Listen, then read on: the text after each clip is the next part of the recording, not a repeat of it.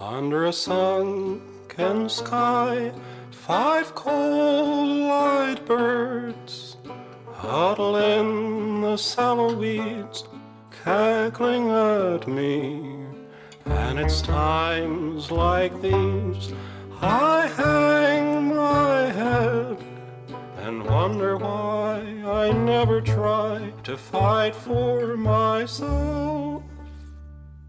What a grim and gloomy scene, just you, the wind, the dying wheat, friendless, dreaming. You wonder if you're incomplete, a husk without a grain of seed, and that's what they see.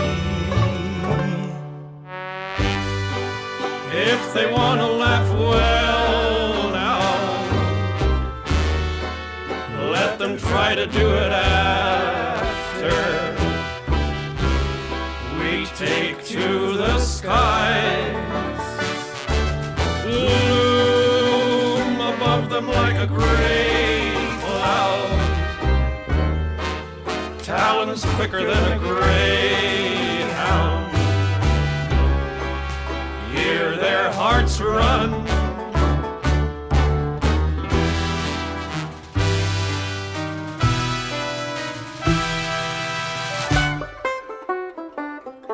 Out of all the things I've seen and done, in the back of my worried mind, I've never tried one.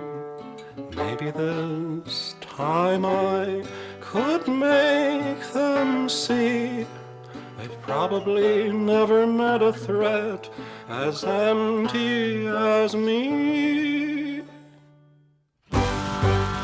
If they want to laugh, well now,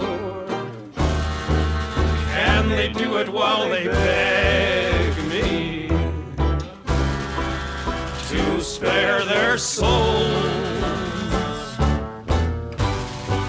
Funny how they keep singing, little empty bodies leaping to the snap of their bones.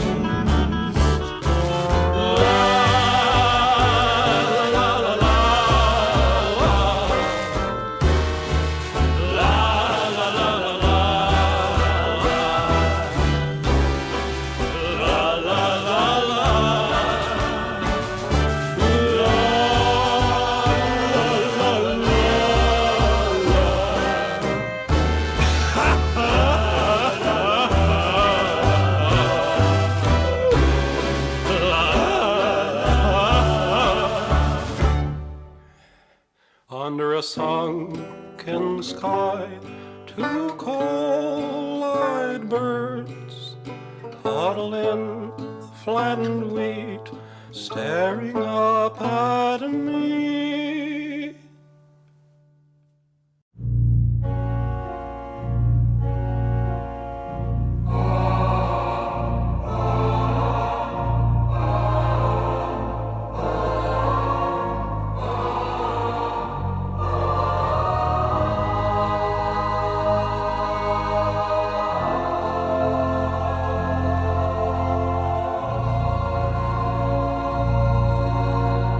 Bear me under your shadow, sweet as night. No light can pierce me through. Nobody sees me as you do. Stand now, bloodless, unburdened, trained of fear. No more must we be shamed for the dread behind our tears.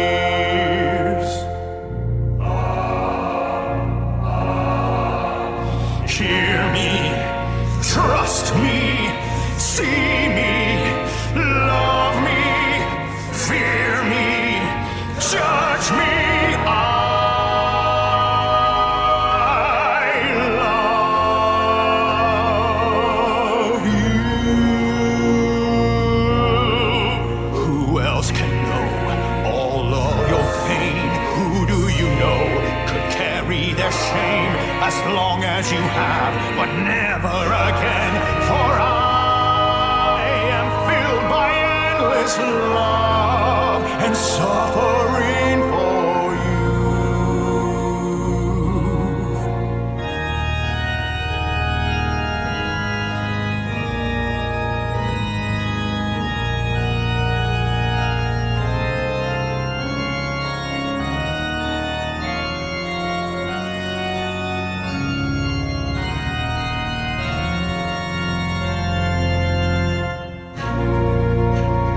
Hear me, see me, but I know is God's true gift. What thin black crape her love portends, with hearts agape. Come, souls afflicted, I shall fill your house with all her cold and hollow truth. Bear me under your shadow, sweet as night. No more light shall pierce us through. No one can love you as I do.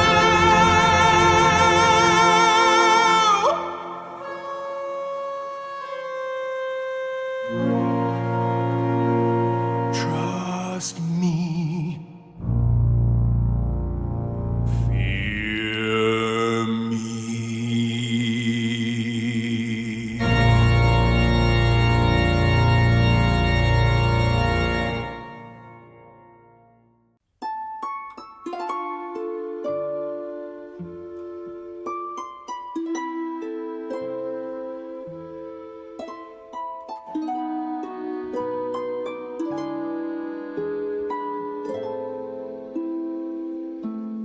Light of my life, wrapping me gently, leaves gliding up where spill into night. I've loved the world, shaped by these shadows, held in a long sweet song of time, time spent with you under a sky framed by the trees, bursting with light. Time could have stopped there, but then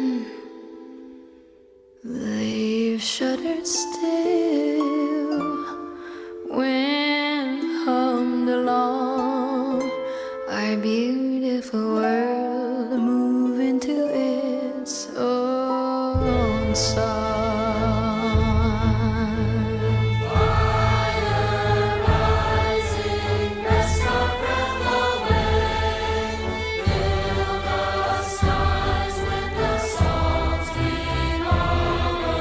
Fresh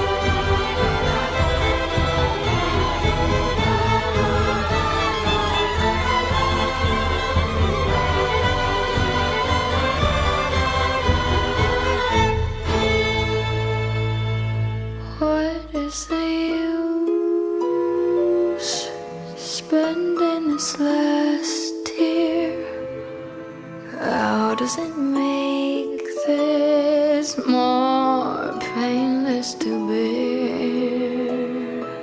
In a blink of an eye, I will be bone dry, drunk by the smoke-veiled flickering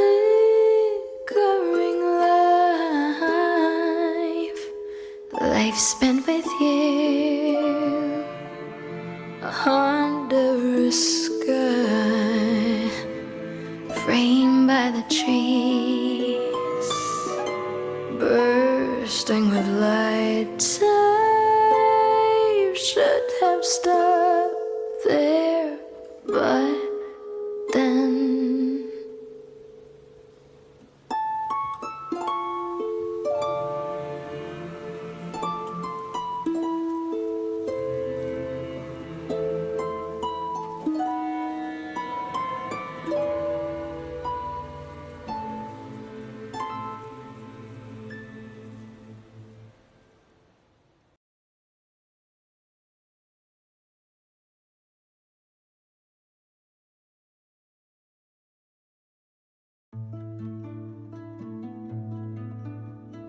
dead trees open up for me,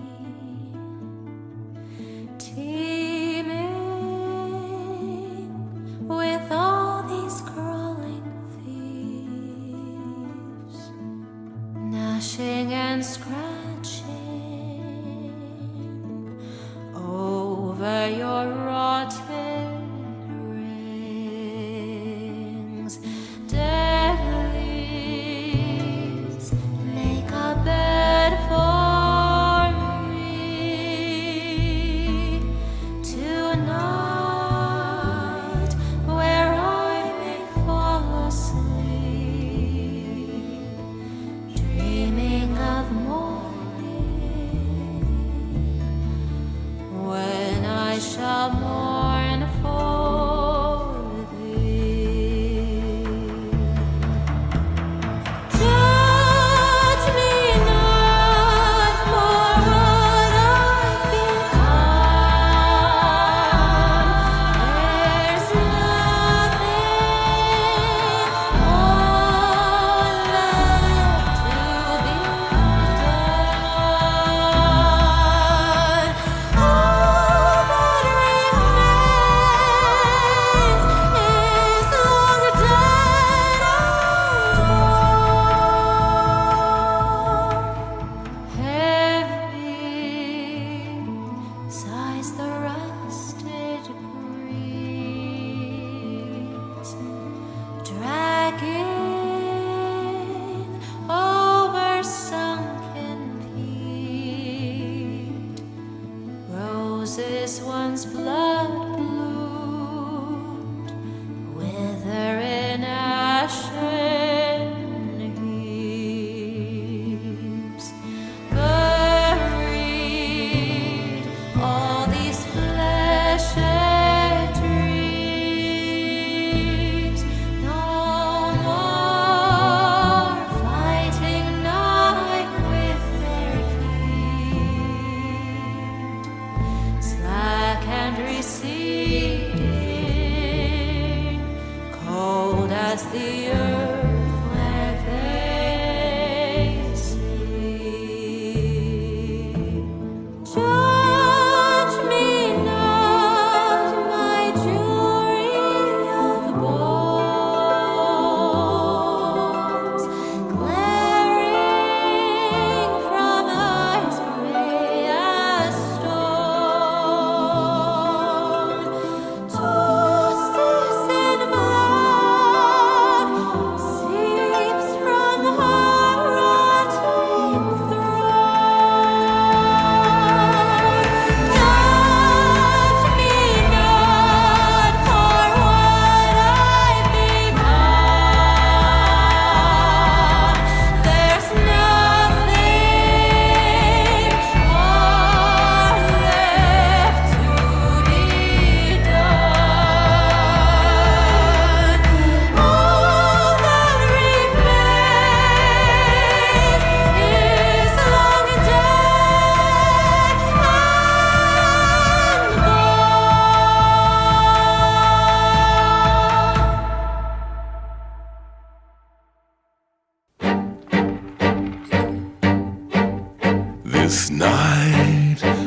just like the last one, falls heavy as a stone,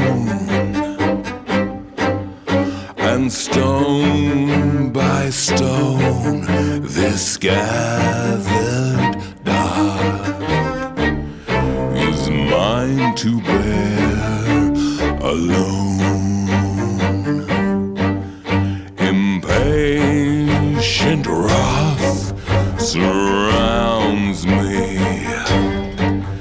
It claws and scrapes these chains, the same cold irons that bind me to my own fate, now grown and strained as restless death awaits.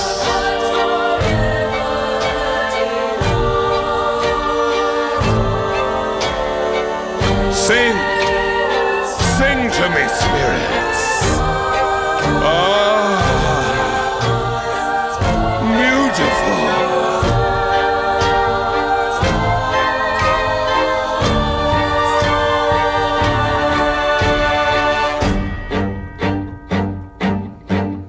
For whom have I long suffered? What good this toilsome charge? What fool so bound by duty would pay a wage so large? The weight of endless twilights, the chafing of these chains, the spade that scrapes out lime-packed graves shall turn against my cold restraints, and we shall feast again. Stop! No! All right, continue.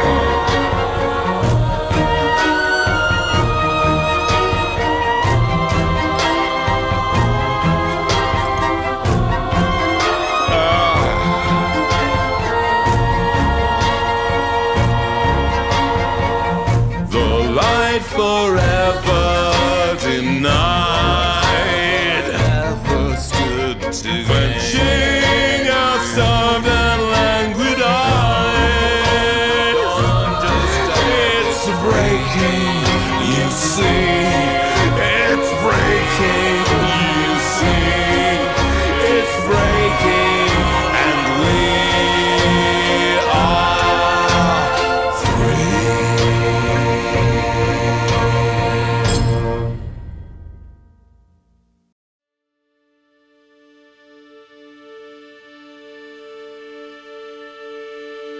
What frozen fortune we meet again, where luster once glinted, so solemn and grim.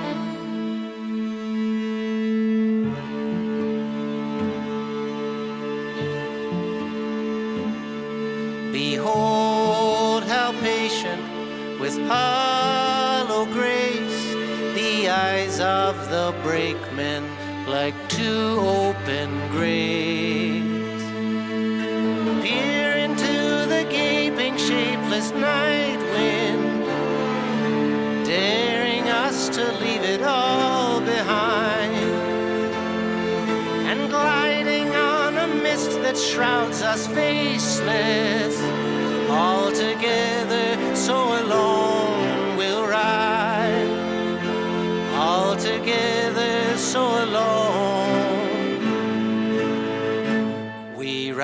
ride. With pain and courage, your fare's been paid. What use is honor on a passenger train? Beyond the glass, unyielding haze contorts your reflection and empties your gaze. Peer into the gaping, shapeless night wind, blacking out the windows as we fly. 1,000 pains encase our blurring faces, all together so alone we ride. All together so alone we ride.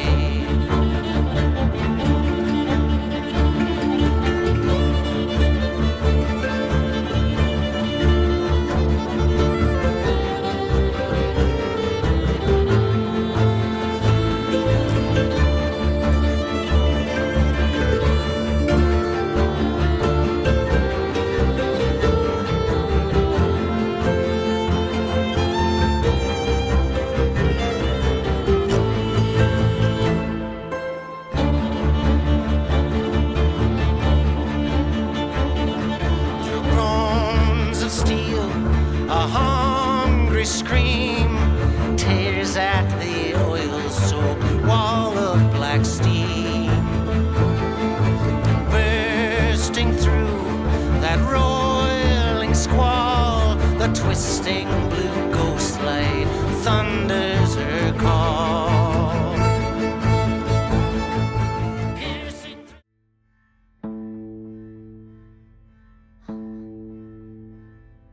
Hungry woods, reaching high,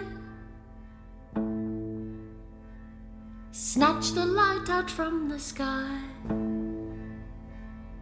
Leafy sighs, creaking bones, pray you don't get found alone.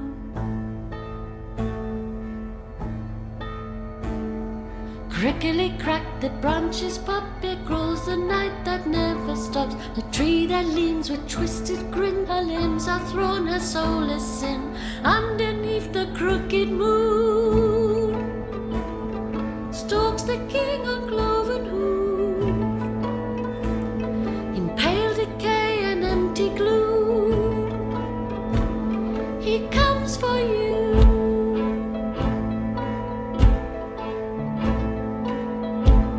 Six horns his crown, his kingdom all, for life delicious heed his call. He carries six of sword and seal, once wayward souls the fallen kneel.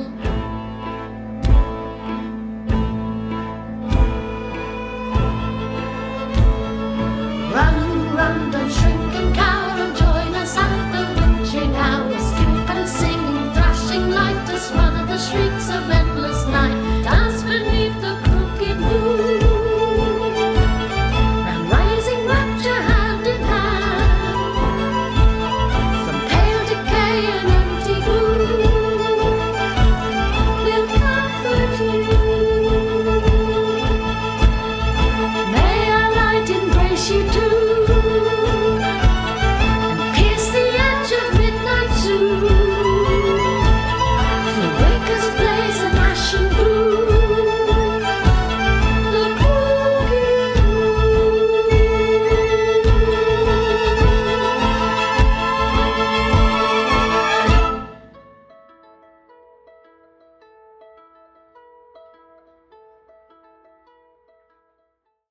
Into it. All right. Welcome, guys, to session 32 of the Crooked Moon. How we all feeling? How we all doing?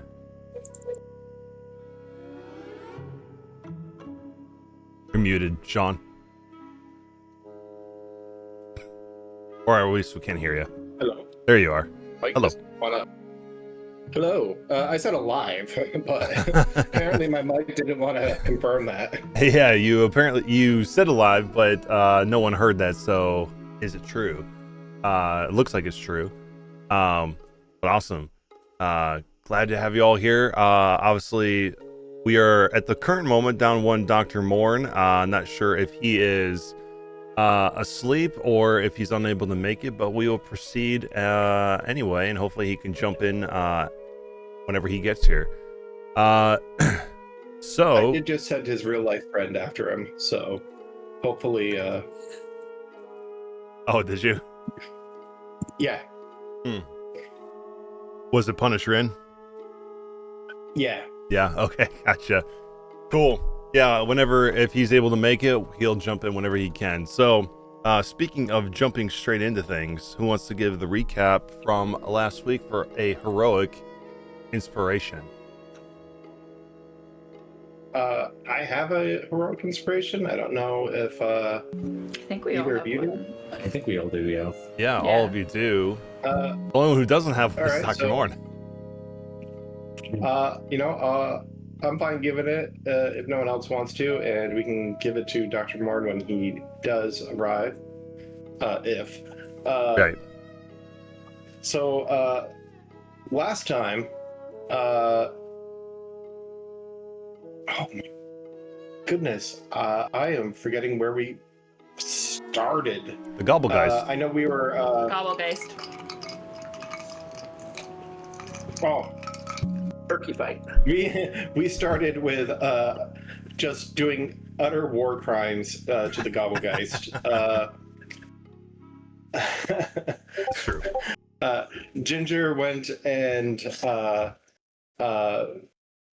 made it so that he couldn't pass saving throws. I stun locked him, and then the best line from from Clarence yet. You know what happens to Gobblegeist when they get hit by lightning? Same thing as everything else. Well, bam! Huge lightning bolt because there's a storm. It was a completely original line that I came up with by myself. Yeah, Yep, exactly. had nothing to do with frogs. No, toads actually. After the Gobblegeist, we went and found some boats.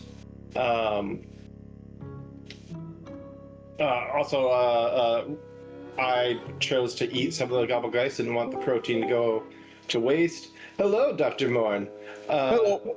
Sorry. No worries. Let's- Glad to have you here. I'm giving you inspiration, by the way. Oh, thank you. The Gobblegeist meat, however, gave Revan fangs.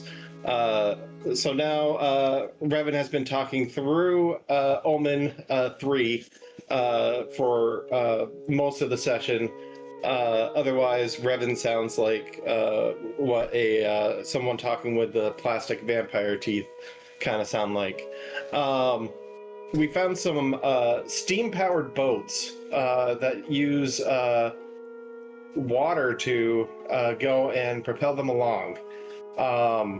We had 2 people on each boat, and we went sailing. They were relatively easy to control, and eventually we saw smoke. And when there's smoke, there's fire. Sent Omen to go and check out what the fire was about, and a church was on fire, and a bunch of people in armor bearing the red rose had the acolytes from the church surrounded on their knees. There was one lady that was dressed like Van Helsing with a scar on her face. She noticed Omen, so she came over to the water's edge, and I had changed directions. I wanted to go and save the people. However, she did not like that. She glared at us. Ginger tried to establish communication. However, she dropped these little pellets into the water, which summoned some of the I forgot the type of demon's name. Sturges. The little like fly, the mosquito demons.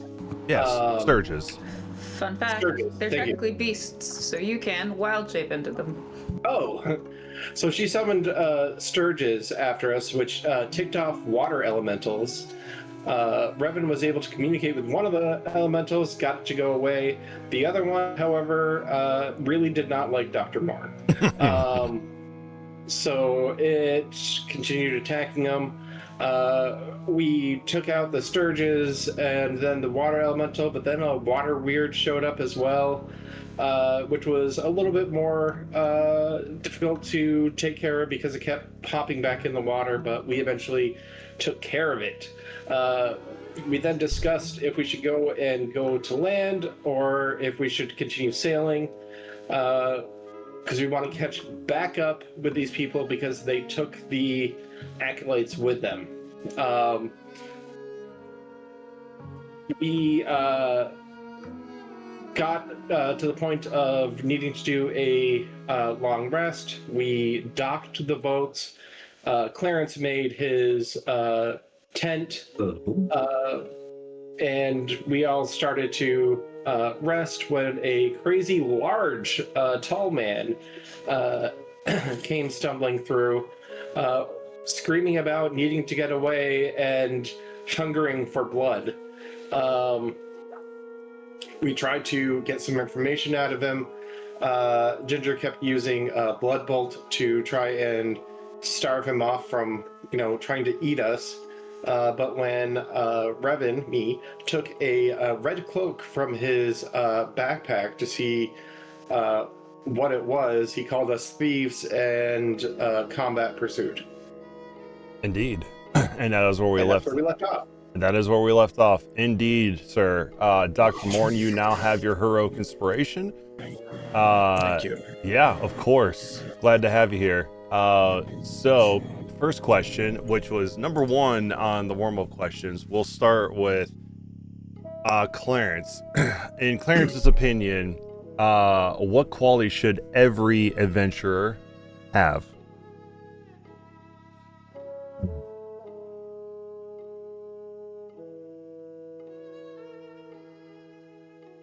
Empathy.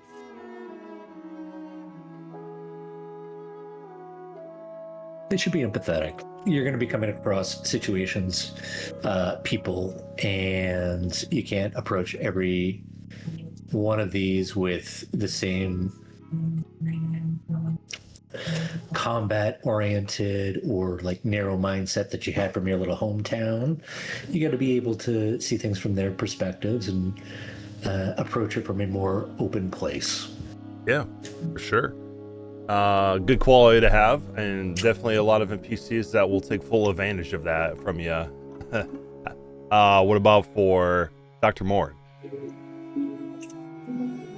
I would say adventurers have to be practical.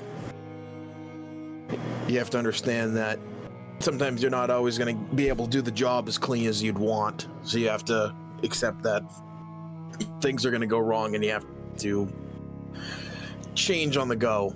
Be practical, pragmatic. Yeah. So we got that kind of aspect. So we got empathy and we got practicality, pragmatism. Love it. Revan, what about you? So at one point in Revan's life, he would have agreed with Clarence. However, at this point, Revan believes that you need to be courageous. You have to have the courage to do what is right. You have to have the courage to fight not only real demons, but your own. Yeah, absolutely. Empathy, pragmatism, courage, and Ginger. What would Ginger say? I think fervent, passionate. I think that Ginger recognizes that in any good flock, if you're going to run a well organized farm, you gotta have a good level of diversity in terms of the help being done and the jobs that people want to do, but moreover, whatever job that may be, whether it be being practical or emotional or empathetic, you should do it with fervor and passion and a drive. Mm-hmm. Can't be an apathetic adventurer. That's an oxymoron. Very true. Also, I think I heard a tabaxi in the background. Say hi to that tabaxi for me. Me? Yeah, I heard a meow. Oh, they need to get fed. That's why. They're yelling. 1 second. Yeah, no worries. Do what you like gotta on do. like a really long chain. Like, It came did. in with like a huge chain like rattling. Yes, yeah, that's what I heard too. I'm like, she's got a whole harem of tabaxis in there. Awesome. Yes. Before we start, I don't know if it was mentioned in the recap, but the Van Helsing lady and this weird big huge guy were like not human. They were like weird, not undead, not human, multiple like flesh layered people. Yeah. Too, if I remember correctly. Yeah. So the that's the quality you're getting from, especially from that Van Helsing lady that you guys mentioned. This guy obviously has more of bloodlust for that. So I don't know. Did you When did you read into shot him? Mm-hmm. You said that specifically he didn't start bleeding, or Right. like he started bleeding, but it wasn't like there was no bone or anything like that. You said his skin was like multiple layers. It was like stacked up paper. You said it looked like. Yeah, yeah. Essentially, his skin cracked where you shot him, and you saw like a gray underlayer underneath his skin. Yeah. Yeah, exactly. Yeah. So that is the roleplay question. We will now move to the campsite where we left off, and we already rolled initiative. So we will go ahead and begin this encounter, which happens to be Ginger first, which she just arrived. So Ginger, to remind you, in this moment, you guys, 3 of them are in the tiny hut. You are outside of it. This delirious man freaked out over his need for blood. Revan's fake teeth that were very vampiric in nature. Also him stealing his red cloak from him, and Dr. Morn shooting him in the leg, revealing that gray skin underneath. And you see this guy grabbing his weapons and getting ready to attack you. So since you're at the start of the round, what do you do first? Ginger is going to... You know what? We haven't done a long rest, but we're about to do one, right? You We need have. to finish it? You have. Oh, we have? We finished the long rest? Yeah, this is the towards the end of the long rest. And you're still like an hour within the witching hour. In another hour, it will be the twilight hour. So yes, you did your long rest already. Okay, so anything that I use now will not be replenished. Good Right. to know. Mm-hmm. God. I'll just blast it. Okay. And I believe, unless you have a feature otherwise, this should be with disadvantage because he is right next to you. Yeah. I do not have spell sniper, or I think it might just be sharpshooter. I believe it's sharpshooter, yeah. Or smell sniper in this case, yeah. Yeah, sharpshooter is for bows. Right. One of the best feats, in my opinion. It is. The backseat. Okay, disadvantage. 20 will definitely hit. That's the first beam. They'll do 10 points of force damage to it. 15 points of force damage. Oh, right. And that's another 20. It's another 20. Ooh, I'm gonna roll real bad the rest of the game for 11 points of damage. All right, and then an extra 5 on top of that. The 11 would be with the 5, yeah. Right, yeah. I just was doing it on his sheet. Okay. Enough. 2 Eldritch Blasts to the face. He's not looking great right now. Any bonus actions or anything else you like to do?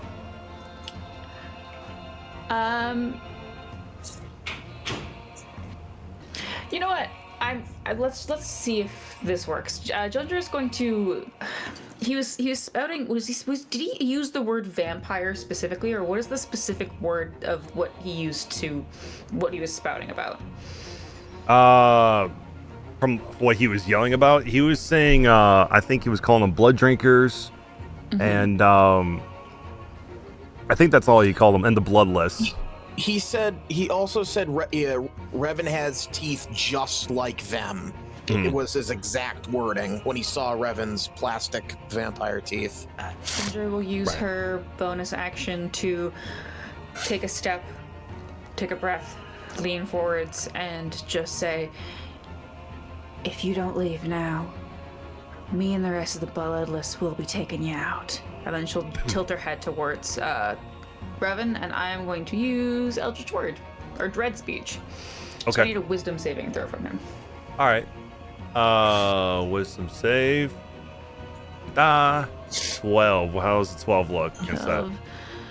It's the same as my spell save, which I should know. Is 16 was the DC, so he is frightened. Okay. He will I can just become. send the description. Yeah. For sure. You can send It that in the won't let chat. me send it. It's being weird. Anyways, as bonus action, you can speak a magical word aloud and force a creature within 60 feet of yourself to make a wisdom saving throw. On a failed save, the target has a frightened condition until the start of my next turn. And yeah, if I wanted to use it again, I just would need to take damage. So he's just frightened, and that's me. All right, that ends your turn then. Dr. Morn inside the tiny hut. You see Ginger hitting this delirious man with 2 Eldritch Blasts and speaking a word that has some power to it, and you see him become frightened. As you're seeing these blasts hit him, you're seeing little bits of his shirt and skin kind of flaying off, revealing more of this grayish skin underneath. Okay. Would I have heard what Ginger said to him? Because obviously he is visibly frightened. Okay. I'm gonna pull out a set of manacles from my inventory, and he can't see me, right? At the moment he cannot, because you're inside the hut. Can I just try to reach my hand out and just try to slam them onto his wrists? Sure. What kind of save would he need? Well, I would need to make a sleight of hand check against him. Okay. Go ahead and roll sleight of hand then. Do I have advantage because he can't see me? You would have advantage, I believe, because he is frightened, yes. Okay. 21. 21, all right. And then do I have a opposing roll for this? I believe you would need to make a dex save or something? Oh, I would just need to beat a 13 sleight of hand check against him. Gotcha. Okay, so and then if he wants to Incredible Hulk get out of the restraints, he would need to beat a DC 25 athletics. Yeah. Okay. Or he would need to beat a DC 20 sleight of hand, or he would need to pick the lock with thieves' tools. But... Yeah. Okay. So yeah, you'll slip these manacles onto him, and he'll kind of, as he's like trying to move his hands to get ready to when his turn comes up to do anything, you'll notice that he's shocked that he is now in handcuffs. Anything else on your turn? That's it, though. I will stick my head out. Basically, my arm comes out. I slap the cuffs on his wrists. I see that he's afraid, and then I will kind of back up what Ginger said and say, "We don't want to have to kill you. We would just like to talk. If you're willing to just sit down and stop resisting. Okay. And I will slink my head back into the bubble. Okay. And that will be And your turn then? that's it. Okay. We'll go to Revan. I would like to. I would like to try to grapple him. Which do I need to make an attack first? Is that how it works? Yeah, you And would then- roll your unarmed strike and just use grapple instead when it gives you the prompt. Martial arts. Oh, there's a button for grapple. Yep, exactly. All right, he is going to use this. He failed with a 9. I am going to, since I now have control of his movement, I am going to force him to the ground. Okay, are you staying in the tiny hut or are you coming out of it? No, I will come out of the tiny hut to do this. All right, I'll put you right here so you can do that. So I will force him to the ground, and then since the teeth were supposedly supposed to last until the long rest,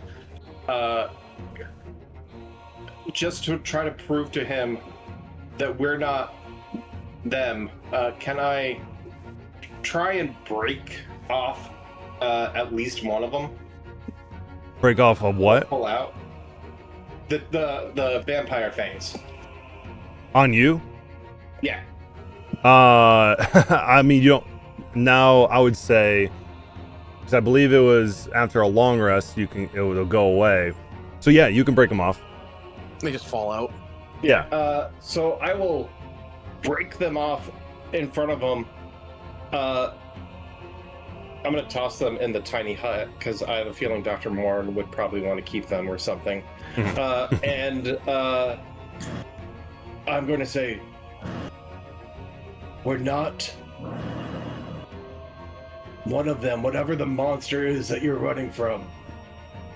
We're not. Just calm down and you won't have to die. Okay. And that will be my turn. So I am putting him in the prone position. I will go down with him if I have to, like a tackle to do that, and then break off the teeth in front of him, like face to face. Sure. But that is my turn. Yeah. You force him to the ground. He's restrained, tied up, grappled, all that good stuff. We go to Clarence. What do you do, Clarence? What are your thoughts about if I were to hang half, like my top half outside of the dome, as far as casting a spell? Yeah, as long as you don't completely leave the dome remains. Okay. Do I do something funny or something practical?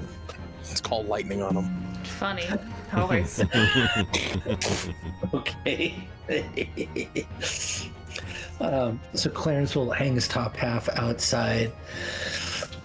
Hey guys, what's going on out there? It sounds like there's quite a scuffle. And then he casts daylight in order to be able to see a little bit better outside. Yeah, you cast daylight. Perfect. Okay. So, anything else you do on your turn? That is it. Okay. Now we go to the delirious man. Massive floodlight. Yeah, as you cast this light and you put some light on this, you obviously see this light has been subdued a decent amount due to the darkness around. So your 60-foot emanation is technically 30 feet. But it's still plenty of room in this spot as you're putting this area in pure daylight. As this daylight comes up and Revan is holding this man down, and Ginger, you're standing next to it, and Dr. Morn and Clarence, you're all looking upon this scene. You see the man look up at the light, and kind of squint his eyes. And the first time you see as he blinks his eyes at the light, what you see were like these very almost he has normal light, but they look glossy over his eyes, almost like he's been awake for days. And you see him blink, and these eyes in the middle, they are white, but on the actual the white of the eyes, they are a deep crimson red as he does that. And Revan, as you're holding him, you'll feel him start to like shake as he looks up at this light. And then you'll hear this almost like this rumbling, gurgly noise coming from inside of him, like something is boiling inside of his body. And you can feel something under his skin shifting, and you hear the sound of like a low hiss coming from deep within. And then you'll hear the man start to make this like gurgle noise, like he's choking on something. But then you see his throat start to enlarge and like swell out as you start seeing these two gray hands come out of his mouth and grab the edges. And then with a loud tear, you see these hands rip his head clean in half as it pulls itself out, killing the version of what he was. And in its place, which will move to the next one, which will reveal it, you see this gray creature appear in front of you, which all of you can see. And I'll show you an image real quick. As this creature comes out. For a second, Airmag, I legitimately thought it was the alien that just ripped itself out of his body. No, you see this creature come out. It's got like a Nosferatu look. You see these jagged, sharp teeth in his mouth, these pointed ears, and a body devoid of skin that looks pale. And you can see these black lines underneath the skin as if that's where veins used to be, but are now barren and absent of blood, as he looks up towards the sun and hisses at it. And then we'll turn towards you, Revan, as you're holding the ripped in half body of this man. Turn towards you. And you will see it go to bite you as you see these jagged teeth come to bite you right on the neck as it tries to hit you with its consume attack. And it will miss you with an 11, which would have done 3 points of necrotic damage to you, which would not only do damage but increase your hit point max. And then you will see it scurry off as far as it can go, which will provoke opportunity attacks from all four of you. So go ahead and do so as it tries to get out of the light.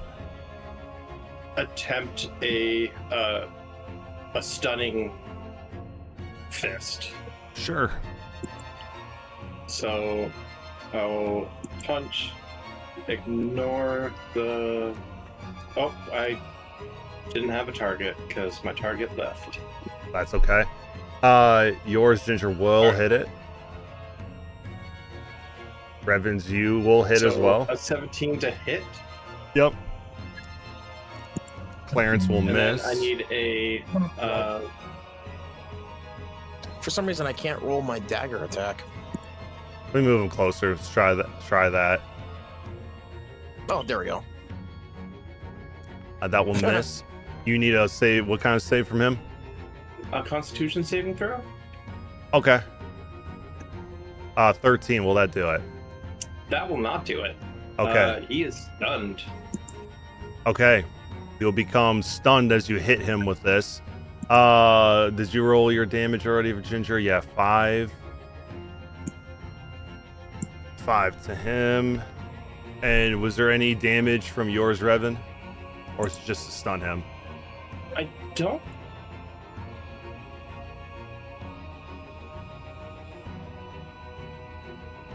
Do you do damage when you do a stunning?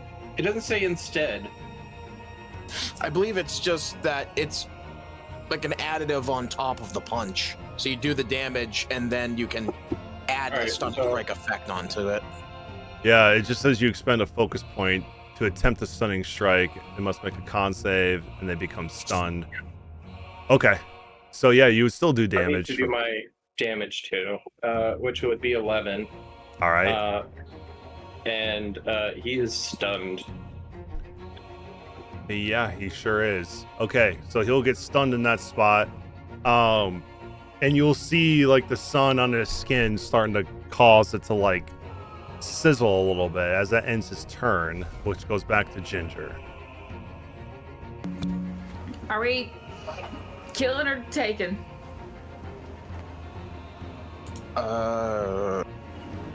Kill. Yeah, I don't think we can even keep this thing. It's gonna try and get out of the sunlight like as quick as possible. So I think even if we try to hold it hostage, it'll just get burnt to crisp. All right, well, we'll just go the fast way. Ginger will cast Eldritch Blast out of it again. All right. And this would technically be normal because he is stunned. Flat roll. That will miss. That will hit. 13? Yep, that will hit. Oh, okay. Okay, so these things must. This thing is what, completely like without armor, or is it wearing clothes? It's wearing clothes. Okay. Not really any armor. 12. Okay. Yeah. Yeah, what level of naked are we talking here? It's like using meat exosuits to walk around the middle of the day. Was he wearing the clothes like under the meat suit? Was that just sort of like an undersuit or? He is wearing the clothes under the meat suit. Oh, that's gotta be uncomfortable. Makes sense why the guy's delirious. All right, well he's not It's dead. the sharp cotton underneath my gorgons. Oh, no, I can't stop thinking about cotton under your skin. That's it for Ginger. Okay. That'll be you, Dr. Morn. Okay. Can I? This is gonna be the best time because I can see him very clearly due to the daylight. Can I do some kind of investigation check on what I'm assuming is a vampire because of his aversion to light, but he was also wearing a meat suit, so I kind of want to know what his old deal is. Yeah, this will be religion or history. Religion or history? Let's give a history check. All right, 15. I will also use knowledge of past life just to see if I can squeeze any more extra information out. Yeah. All right, we got an 18. Yeah. Okay. What you are able to discern based on the clothes that he had with him and how he looks, and sort of his whole demeanor and his whole shtick, if you will, he is a vampire for sure. He is known as a Crimson Clergy. Based on the clothes he was wearing, he seems like he was a clergy member of some sort. He is considered undead, like a clerical type vampire. What I can tell you about them is obviously their AC is 13. You guys figured that out. They generally have about 80 hit points. They have a movement speed of 30, a climb speed of 30, because they have spider climb, of course. They have the typical vampire weaknesses, so maybe not the typical, but in this they have self-loathing, which means that they have disadvantage on D20 tests if they can see its own reflection, and they have sunlight hypersensitivity, so this clergy will take 20 radiant damage if it starts its turn in sunlight. While in sunlight, it has disadvantage on attack rolls and ability checks. They have spell casting, so they have the ability to cast Bless, Disguise Self, and Thaumaturgy. On top of that, they only have one natural attack, which is their consume, which is what they attempted to bite Revan with, which does necrotic damage, so it decreases your hit points and your hit point max until you take a long rest. And then the clergy would regain the hit points equal to that same amount. They also have this bonus section called Crimson Blessing, which they can cast Bless using their spellcasting ability on any of their the people that are allies to them. Other than that, the weaknesses you would know because they're vampires. But other than that, that is everything you know about these guys. You know they're of some sort of vampiric clergy member. And this guy seems to have been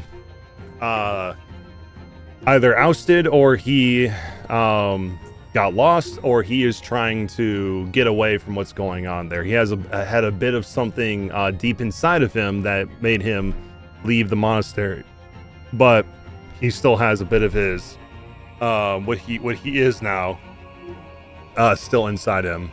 So they do, and they can disguise themselves as people, and then when the time comes, they can shed their skin and become what they truly are. So I guess my question is was that guy sentient before he was like ripped apart from the inside, or was the entire thing a ruse from the vampire? So yeah, technically in that form he was a humanoid, but he's basically like a meat puppet. They can take on that form, and then when they reveal themselves, they shed it, like a snake, kind of, maybe more grotesque than that, and then show their true forms. So, and their human forms are humanoids. I guess my question is this like a turncoat vampire that we could actually get information of, or was that do I get the feeling that was a complete ruse on our part? So he is potentially somebody you can get information from, yes. But you do know that he has his bloodlust with him, so while he's in this delirious state, he's probably not going to be very helpful until he gets what he wants. I guess,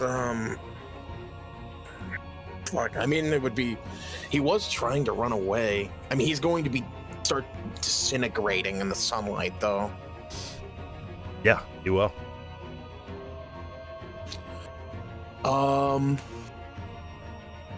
One of the abilities, it didn't say he could teleport, right?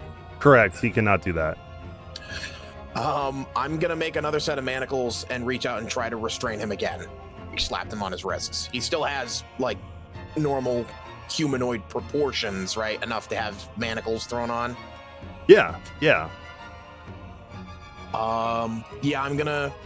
He's stunned, so can I just slap them on him, or do I still need to make the roll?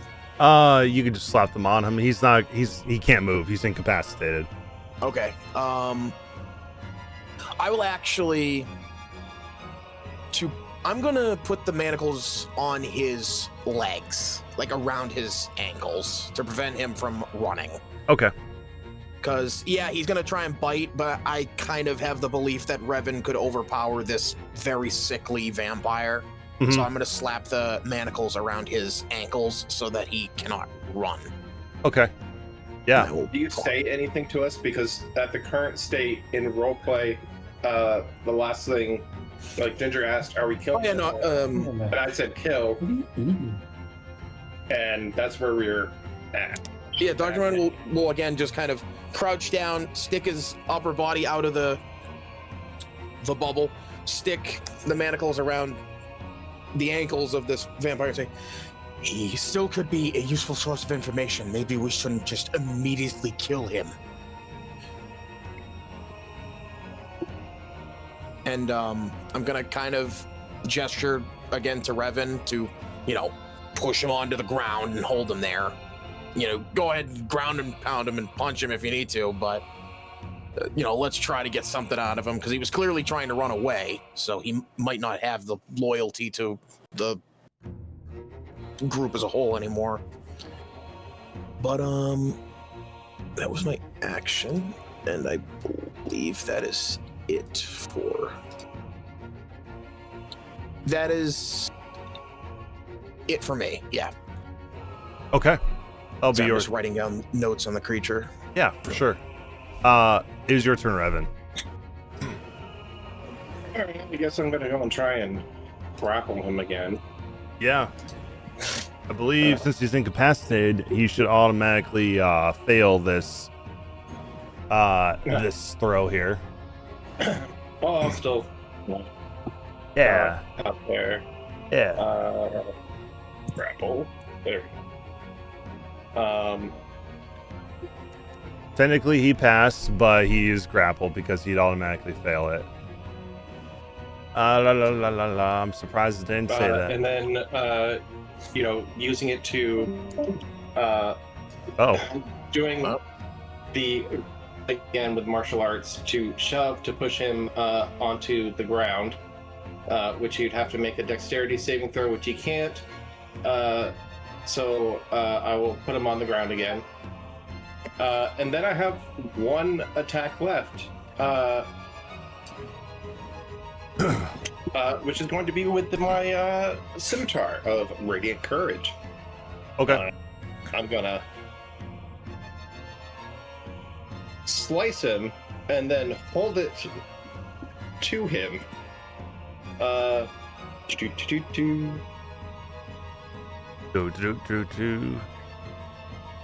It looks like his Discord froze.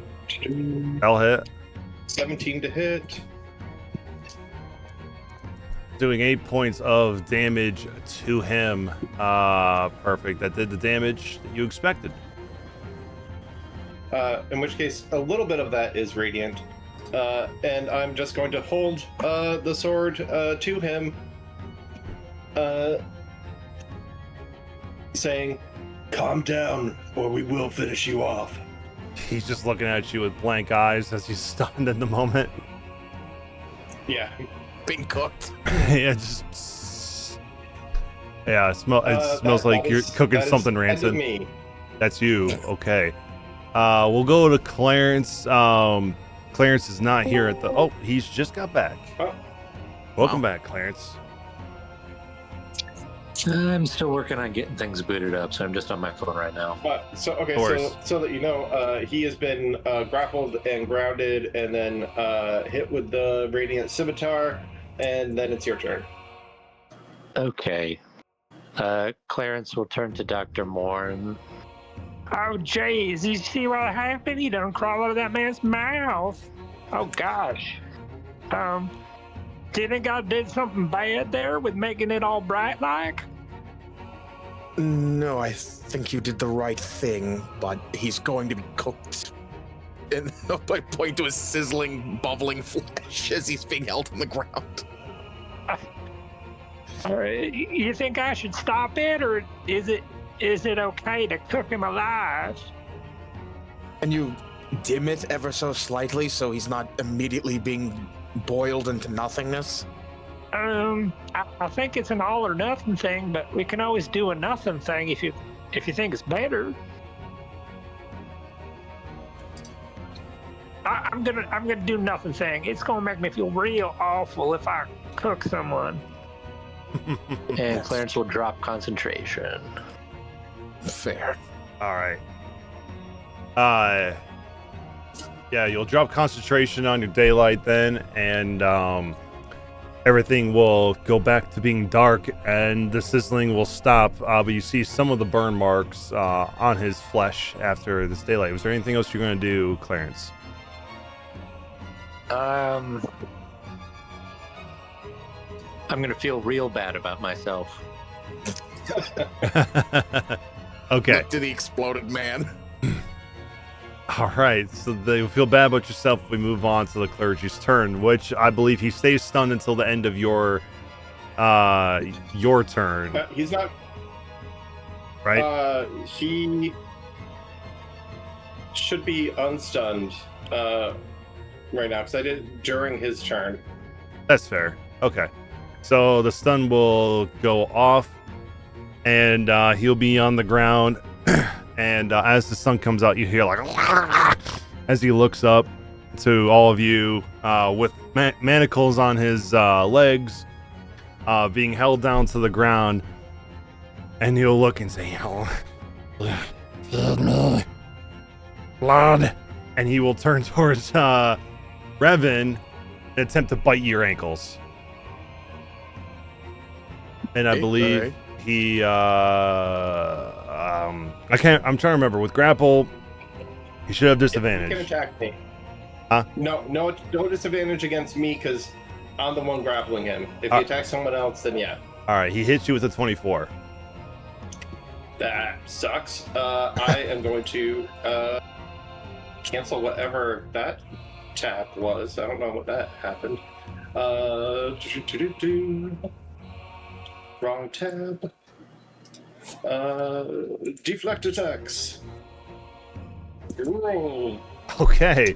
16. Yeah, 16. He only did 3 to you, so he's got to roll a dex save, and I believe the DC is 13, right? Because of the extra damage that you deflected. It is 8 plus my proficiency bonus plus my dex, which is so it's 18 plus 7, 15. Also, Okay. he's prone, right? Yes. So he would just have disadvantage on the attacks against Revan regardless because he's knocked prone and Revan is on top of him. That's I believe. fair. Well, the other one was a natural 20, so it's probably good that we kept the last one because the other one was one below it. So, all right, dex save. He's got to beat a 15. I believe it's with disadvantage because he is restrained. Yes. Okay. You got an 8. So he's gonna So take. he's trying to bite my ankles. I hit him. I curb stomp him. Yeah. No. And I believe he takes the remaining damage above the 3, which is 13. So you just like go right in the head, and he's like, ah! As you kick him in the head. And It is 2 rows of my martial arts die for damage, plus my dexterity modifier. yeah, which did roll the deflect attacks right here, which was at 16. That is just the deflect attacks. Is the 1d10 plus my dex modifier and monk level. So this is actually the damage. Okay. Holy. So we'll add I an want to extra state that it's non-lethal. an extra 2 on top of that. And here's another as you hit him with a little bit more oomph than we originally thought. And then yeah, that's all he can do. So we go back to Ginger.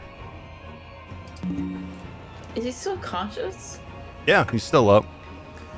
Ooh, Ginger can't do non-lethal damage. So she will give a bardic inspiration to Dr. Morn, and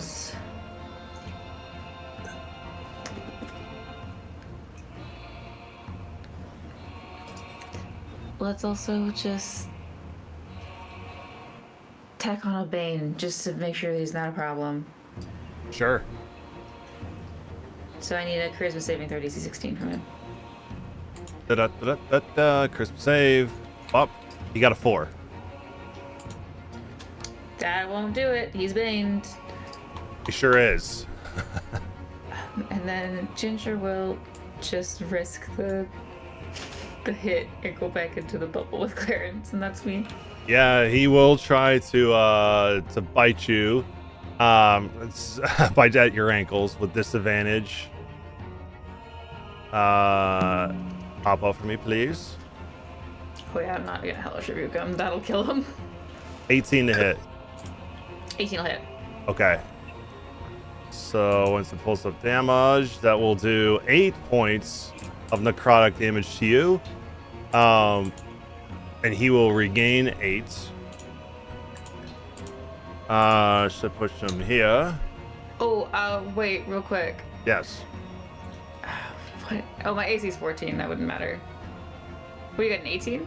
He rolled an 18, yeah, with disadvantage. His first was a 19, Yeah, his so- second was 15, and he rolled Yeah. a 2 on the D4. Then I won't proc Bane, because even if he gets the maximum Bane, it still hit. Okay. Yeah, that's me. I'm hiding. Okay, that will also lower your hit point maximum to 230. So boom, that is his reaction. Okay, you go into the bubble. Anything else?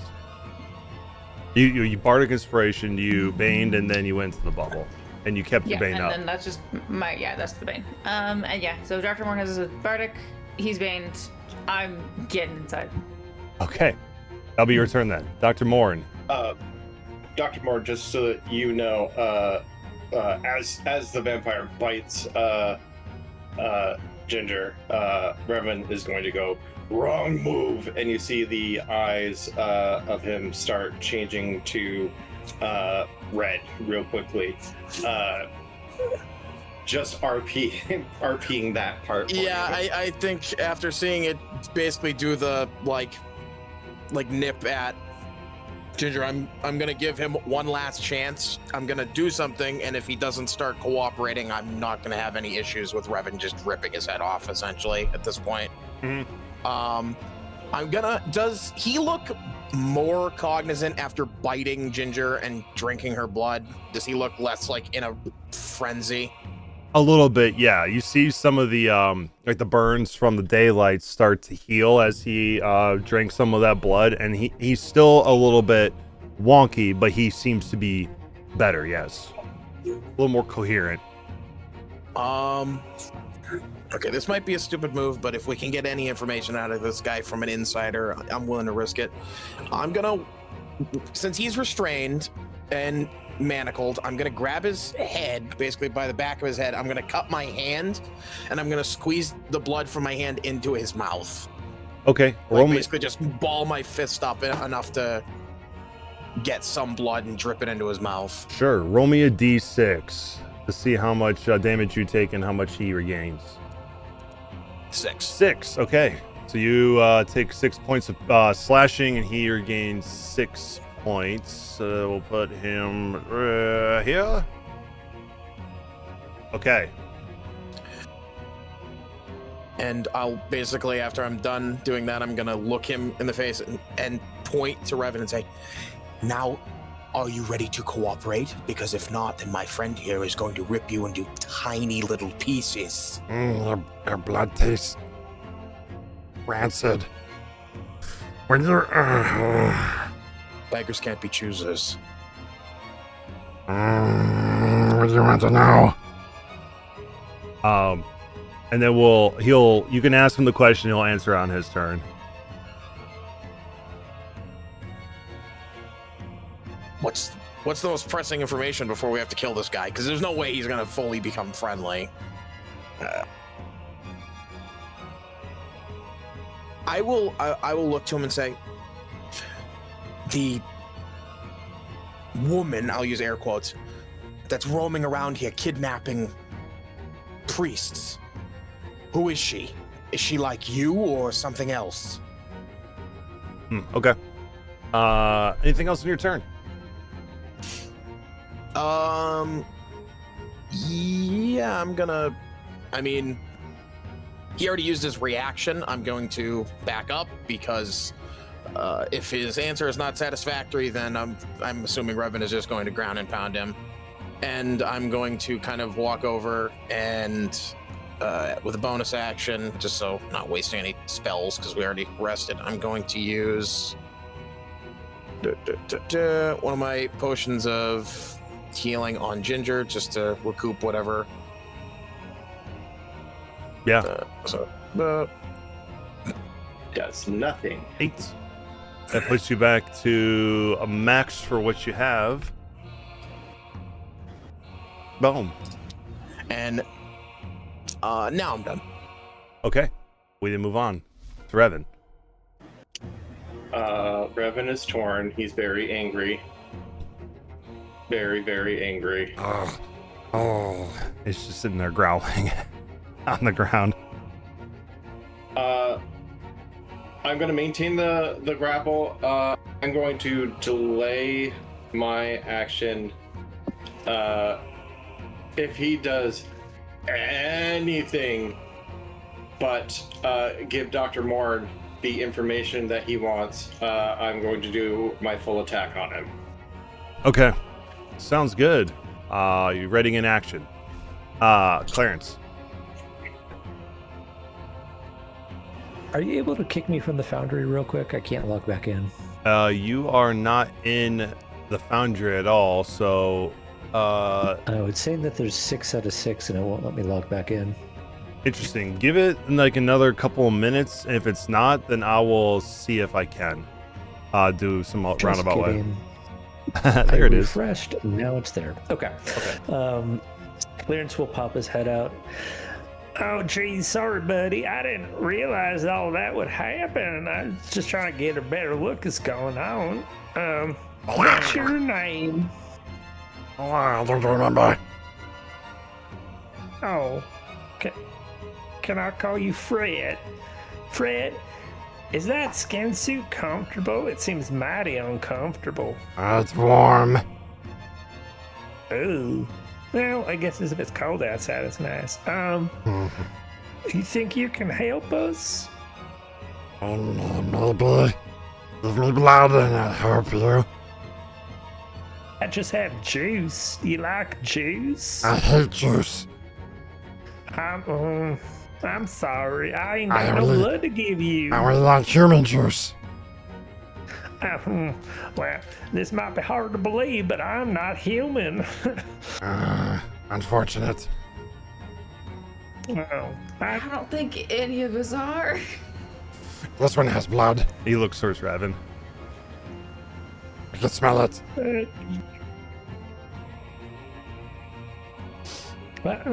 Maybe he'd be letting you drink a little bit. I don't know. I can't speak for him, but I can't give you any of my own. I'm sorry. Will you let me drink Bird Capri Sun? Bird Capri Sun.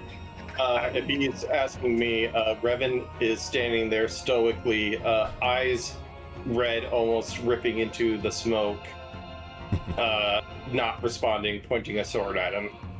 Okay. Anything you're gonna do, Clarence? Ready in action or anything?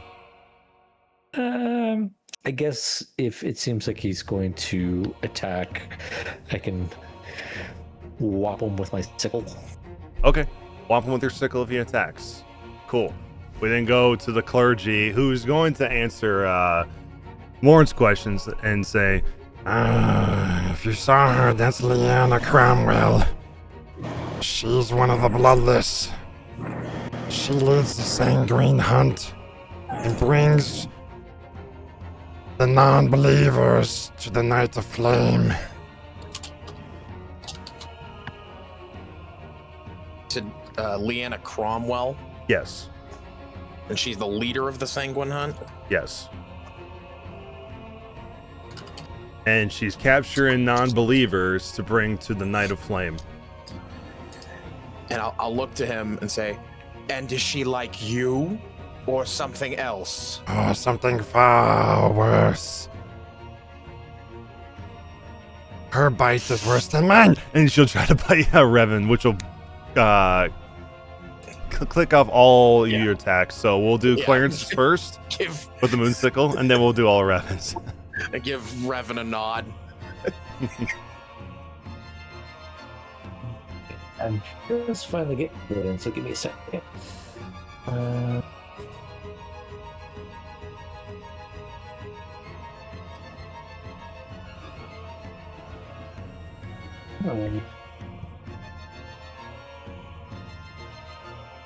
Back in the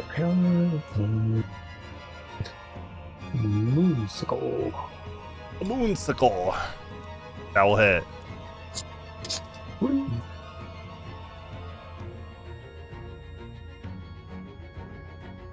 Doing 5 points of slashing damage to the clergy. Acha. and I believe so that's +2, and it allows you. It's a spellcasting focus. All right, I want to make sure I didn't do anything extra. No, just normal slashing. Okay, and then Revan, go ahead and do yours. Now, correct me if I'm wrong. Because this is a readied action, I can't use my bonus action, martial arts as well. Correct? Yeah, you can ready an action. Your Okay, bonus action so- wouldn't be a part of this. Yeah. So I'll do my 2 attacks. Mhm. I'm going to use the scimitar on it. Yeah, that will hit. Oh, phew. Damn, 20 points of damage to this guy. Holy shit! Ah! That was max damage, though. It was. To be fair. Yeah. It says I've already used my reaction this round. That's fine. Let me actually, I'll go boop back to, if I can. I'll go back to you so that way you can do it.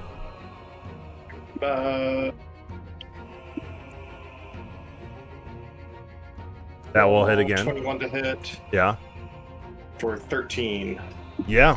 That'll do 13 to him. He's not looking good, but he is still alive. Okay, so you... And that's all I can do as a readied action. Yeah. So he will then use half of his movement to stand up.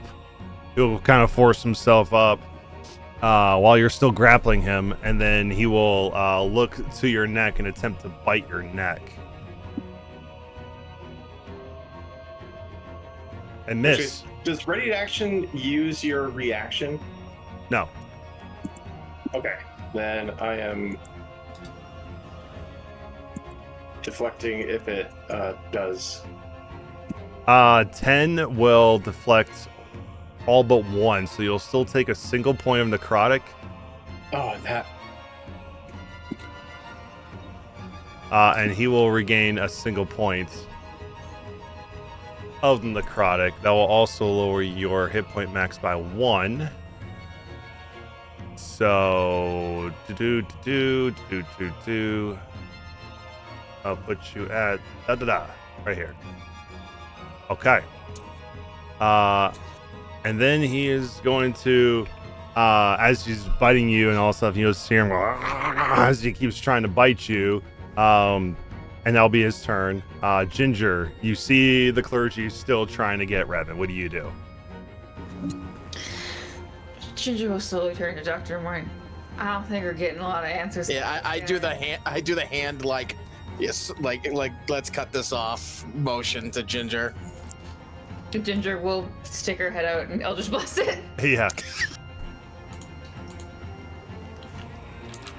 Make sure he's targeted. Is it a flat roll now? Oh, yeah. Sweet. Is the That will first one hit.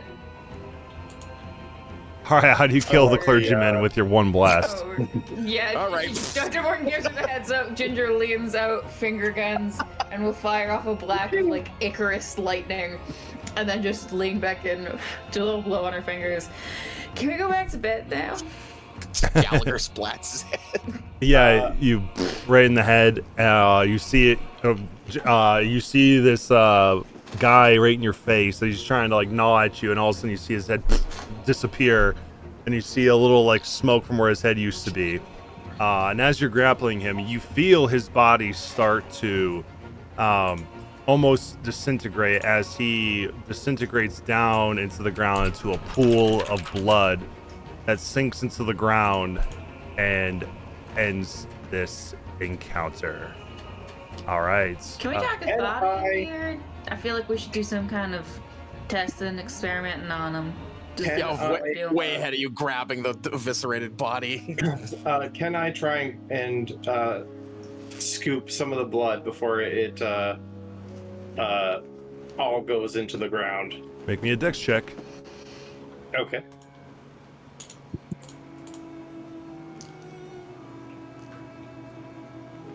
'27. Yeah, you grab a handful of like wet dirt that's sopping with his blood before the rest of it seeps into the ground. Born, jar. I quickly will grab a vial. Mm-hmm. And I will grab the dirt or the mud essentially with the blood and put it into a vial. Okay. Perfect. You'll stick some of this dirt, bloody dirt, into a vial, and the clergyman is gone. What do you guys do now for the last little bit of time before you guys set out for the day? I'm gonna bring all of his stuff, so his backpack, the skin suit, and the clothes the vampire was wearing, all into the bubble. Okay. Perfect. You'll bring all of that into the bubble, with the skin suit and all. I hold up the hand that has a handcuff on it. You want this back? I'm like holding it like this. No, I can make more. We can leave the body handcuffed. Can I take a look at this skin suit and see how like they're utilizing it? Like, was he you said it like crawled up from his stomach out from his throat and like ripped him apart from the inside. So was the vampire just wearing it as a skin suit, or was it like shrunken down, like hiding inside him like a parasite, and then once it was exposed to sunlight, it like caused him to rapidly grow? So roll me a medicine check. Okay. I'll have the glove help as I'm moving around his organs and stuff. I'll use my other knowledge of the past life. Sure. Just to see if I can get anything else. 21. 21. When you look upon this body, you notice that this body is completely devoid of blood. And based on your medical expertise and your ability to discern what this guy was, you think that essentially this man, it was some sort of blood magic that was done to this human, that it was once human, and they used whatever magic they're doing here with the blood to basically allow for these clergymen to essentially become their blood and animate their bodies as so. And when it's time for them to leave because their vessel is no longer being used or is too badly damaged, they can essentially form out of them from their blood and become the clergy member they are now.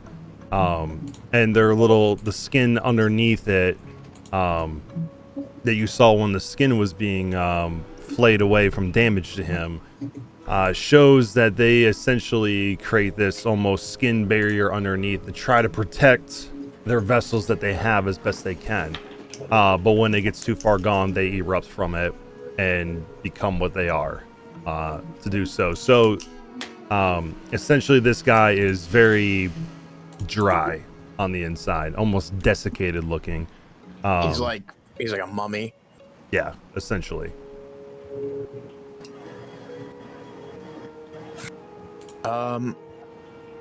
After basically just looking him over and just realizing he was just a skin suit, essentially, I'll kind of gesture for Revan to, you can just chuck him out of the dome. He was nothing more than just a disguise, essentially. The vampire was feeding off of him, and once he was done with the skin suit, he was going to dispose of it. I had an idea. Y'all were worried about sneaking into town. We just got a perfectly good human disguise, right? Oh, You're so smart, Clarence. Dr. Moore, wouldn't your head fit in here? I'm not wearing a mummy. I'm pretty sure it's a guy. I don't think it's a girl. Oh my god. Also, Clarence, when he bit me, it made me feel really weird inside, and he got Ginger a lot worse than he got me. Can you check on her? Oh, I'm fine. I'm sorry. Quite here at all garbled like a Clarence, you're breaking in and out. Yeah, a little bit. Yeah. Try audio. Oh.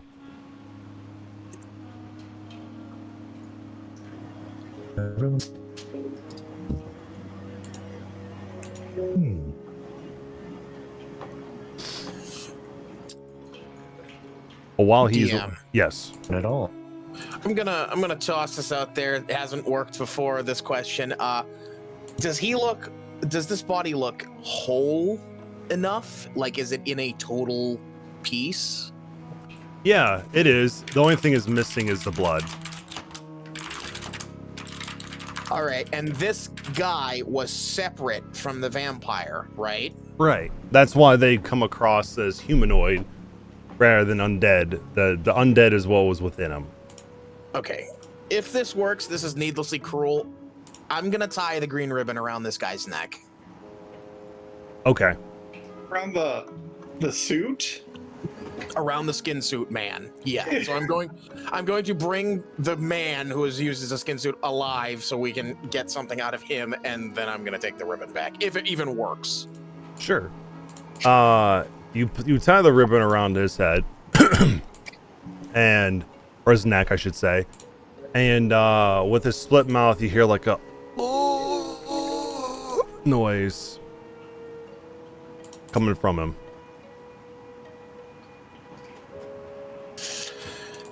Can you speak? As you see, his mouth has been splayed open. So with the raised, it applies the raised dead spell on him. So I just want to make sure. I think it does some level of regeneration on him. It closes all mortal wounds, but it doesn't restore missing body parts. If the creature is lacking body parts or organs. Insides. Well, no, he just said it has no blood, so it has its organs and all Right. that. It is a total body. He's technically Assimilated, though. yeah. Yeah, but it has its organs. Right. I mean, technically it doesn't have blood, which is required for survival, but yeah. So I guess that would mean that all the spell closes all mortal wounds. So yeah, that you would see his mouth come and kind of reattach itself back together. And you'll go, "What am I?" Good question. We're heading to Dawn's Gate, but we're camped outside of the river. We're still about a day's or 2 days travel from it. You kind of reach a weak hand up and try to like grab at something on you, and as you see, it's like, "Don't go there. Death." We have to.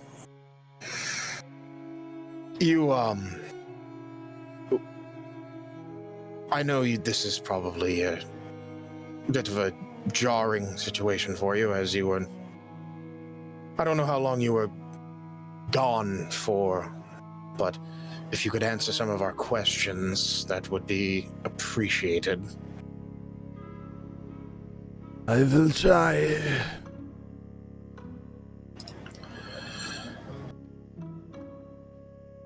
You were. I also want to look to the rest of the party if they have questions for him before I start rattling off like a laundry list of things to ask a guy that was clearly just used as a skin suit, or, you know, they were probably feeding on him before they used him too.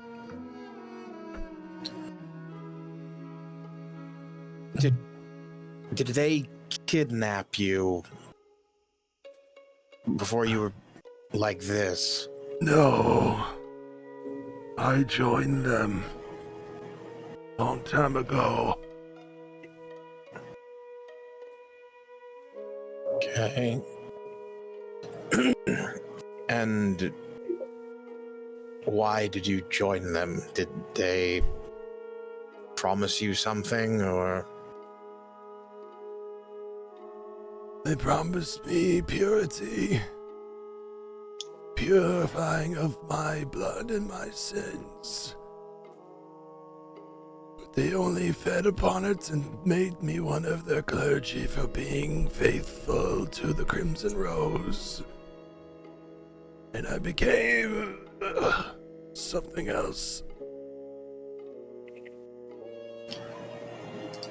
And you, how do I put this? Did you have any direct interaction with Marius Renethir? I don't know the name Marius, but I know Renethir, the Crimson Abbot. The father, yes. A deity.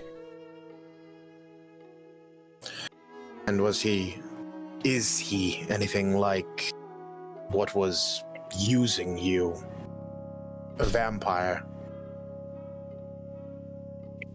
I wouldn't say he was using me. At least that's what his words seemed and what they were doing. I believed in their cause, their process of purification. I just didn't know it would make me change. They use people to create things. They're bloodless. Like what I was. How many bloodless are there? There are many like me, but the originals, the ones who came first, there are 3.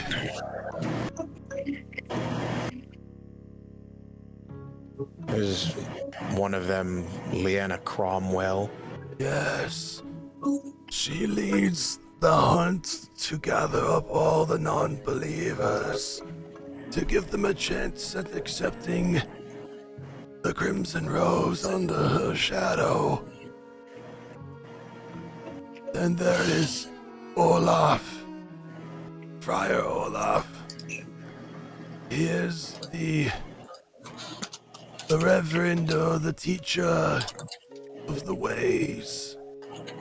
In fact, I probably have a copy of his testament in my affairs. I'll kind of, Revan was the last one with his bag. I'll kind of point to Revan and gesture to look for it. Yeah, I'll start shuffling through what he had. Yeah, he doesn't have much in there. All you find inside of his bag is about 10 copper pieces and a well-adorned book that on the cover it says the Rosen Testament. Hand it to Morin. I will skim through it and kind of look to him and ask him if there's any relevant information that might benefit us before we go to Dawn's Gate that could be in this book.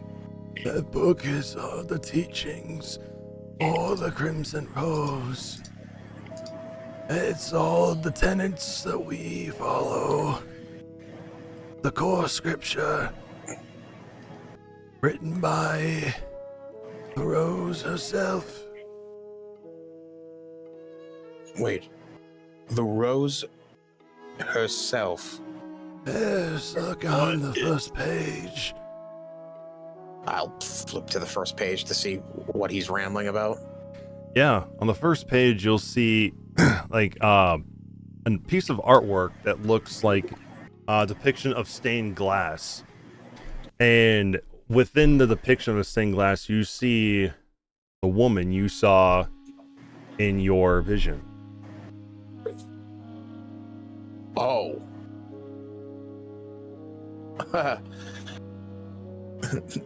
I would assume he'd also see the rose sticking out of my lapel at that point then. Is it sticking out of your lapel? It's sticking out of the front jacket pocket, yeah, at this point. Since you said it literally has taken no damage from everything, I haven't moved it. It's just essentially pinned to the front of his jacket, like kind of put through his pocket. Yeah, okay. Then he will notice it and look at it and say, "Are you one of the believers? Come to fetch me." No. I merely made a deal with this rose you speak of. Oh, then you'll gain the attention of Renethir very easily. If he believes you are one of them. There's more I didn't mention yet. I mentioned Olaf. And then there's Jaeger. He's the houndsman. He's the one who trains and creates those creatures that guard the place and go on the hunts, the bat hounds. They took the dogs from the village and did experiments on them with blood and turned them into those creatures.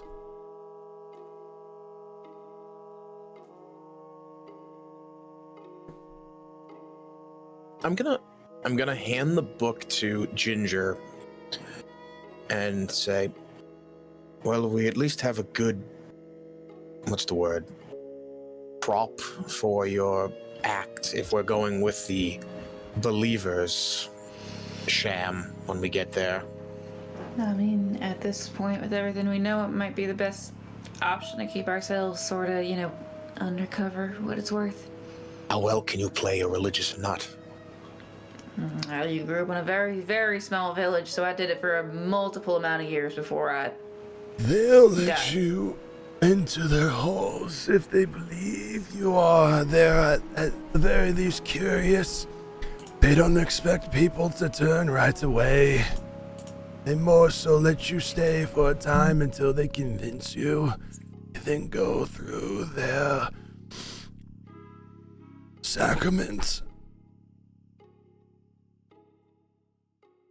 So, there's the three higher ups underneath Renethir, which is Leanna, Friar Olaf, and Jaeger.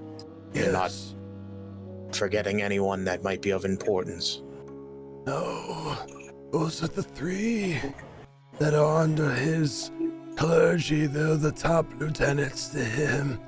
And then there's more like me on this clergy, the ones who've ascended and taken the sacrament and became what I was.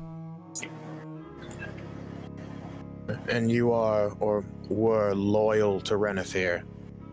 Yes, I was. Until they started expanding beyond Dawn's Gates. He's going to try to take everyone in the Hollow and convert them, or burn them if they refuse. Right.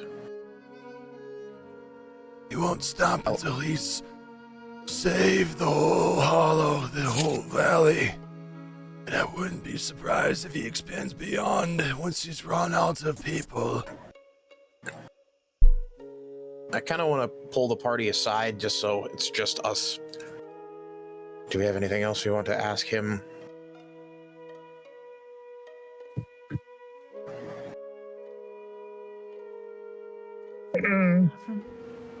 I think we've got all the relevant information we're going to from somebody who's not a higher up or directly underneath one of those leaders.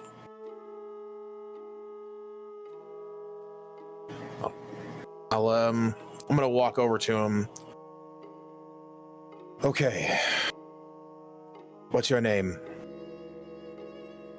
Dimitri. Well, I'm very sorry, Dimitri, and I'm gonna pull the ribbon off of his neck. And as you do, you'll feel, or it won't feel, you'll see him slump back and go back to his dead state. I will stick the ribbon back into my pocket. He did know his name. Dimitri's way better than Fred anyway. Damn. Well, the vampire still could have been called Fred. Okay. We have more information now than we did before, which I'm feeling a bit better, being a bit more understanding that they have a structure to their leadership. And we'll be a bit more on guard now with these skin suits.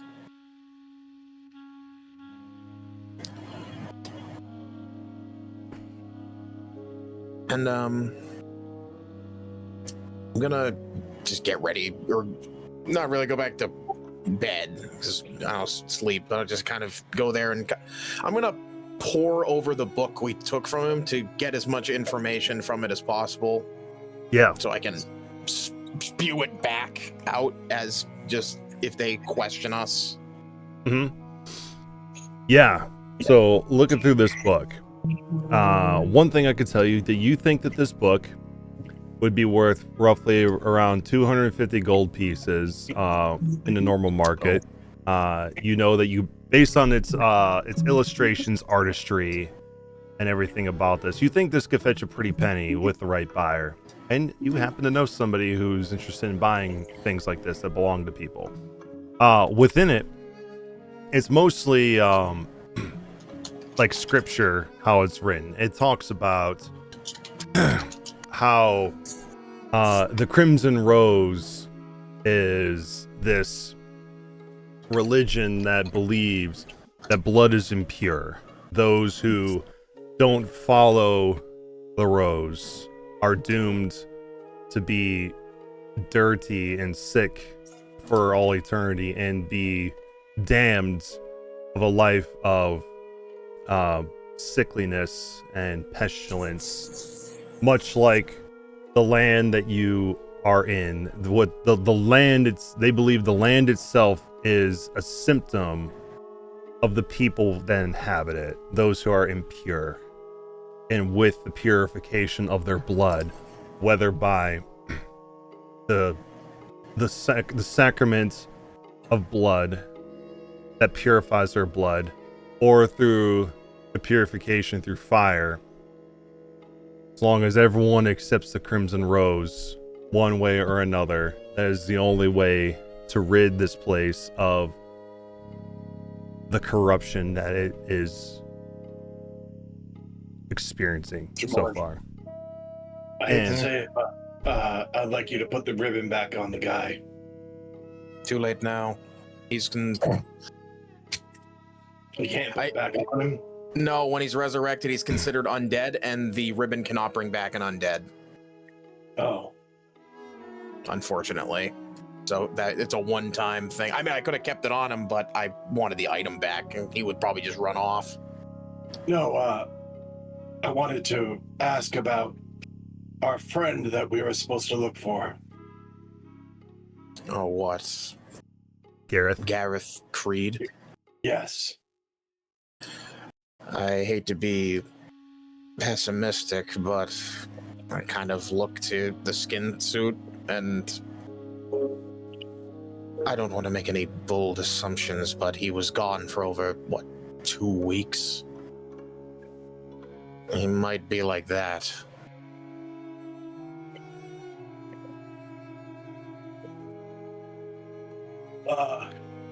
Another thing, Dr. Morn. Go on. I don't want you to ever use that green ribbon on me unless it means the difference between the rest of your life and death. And then it's coming off right after that. Is there any particular reason why? I don't want to be undead.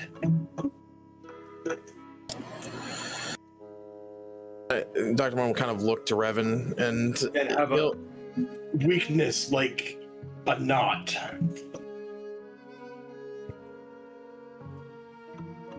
Sure.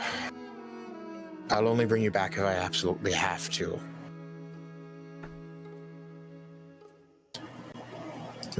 In reality, it's like once you're dead, you can't necessarily stop us from doing it. I mean, you can pull the ribbon. You can pull the ribbon off yourself, but your head would fall off. Yeah.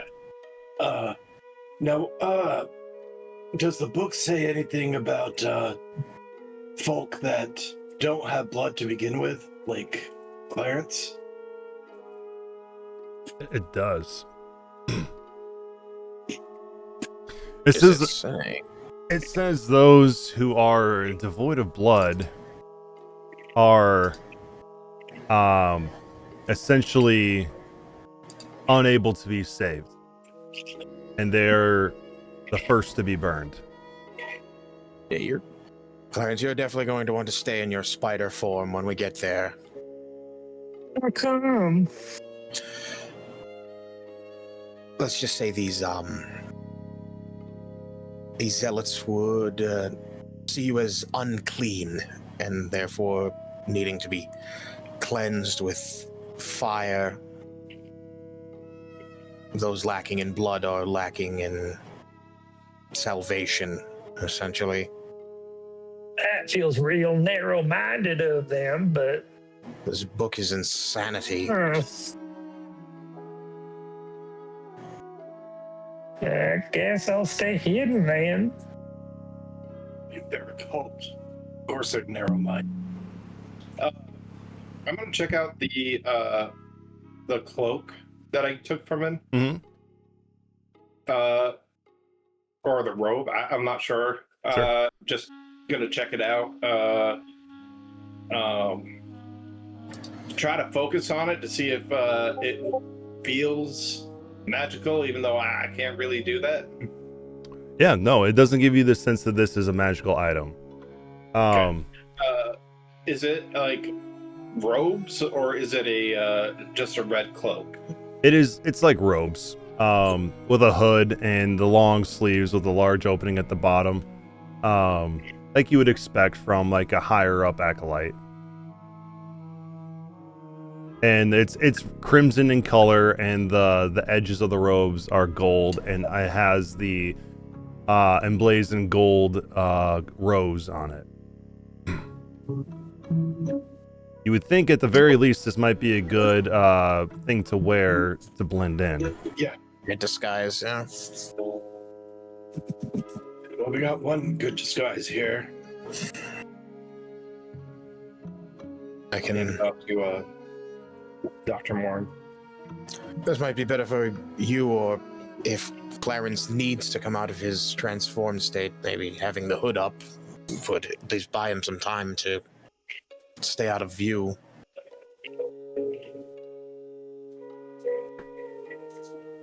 Though he was a giant man, and I'll hold out the robe and see if it would even fit them, if it would be like a circus tent.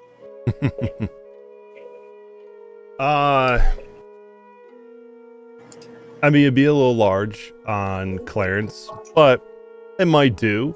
And you'd think that there's probably a good chance that they probably have others in other sizes at the monastery.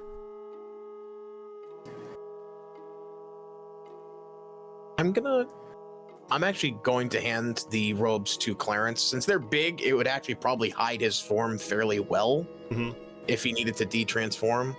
So I will hand them to Clarence. Yeah. Thank you. Don't mention it. I'll close the book and stick it in my bag, and I guess I don't know if this dead body is going to attract any more creatures, so I'm going to drag it out of the dome. Kind of move it away, not so far that I'm out of visual range from the fire, but just take it out of the dome. Yeah, for sure. You could definitely do that. A vampire, right? The creature that came out of the body, yes. Okay, does Ginger or myself have anything to worry about because we were bit? He was.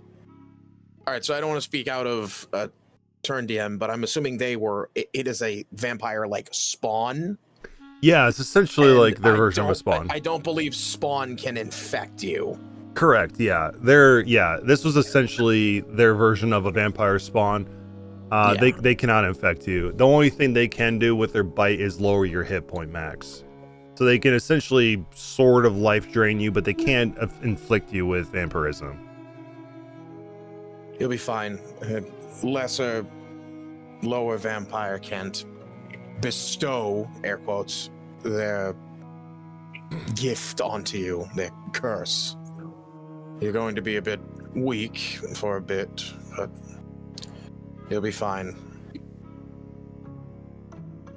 But if we see any higher up of those creatures, then I'd be a bit more cautious.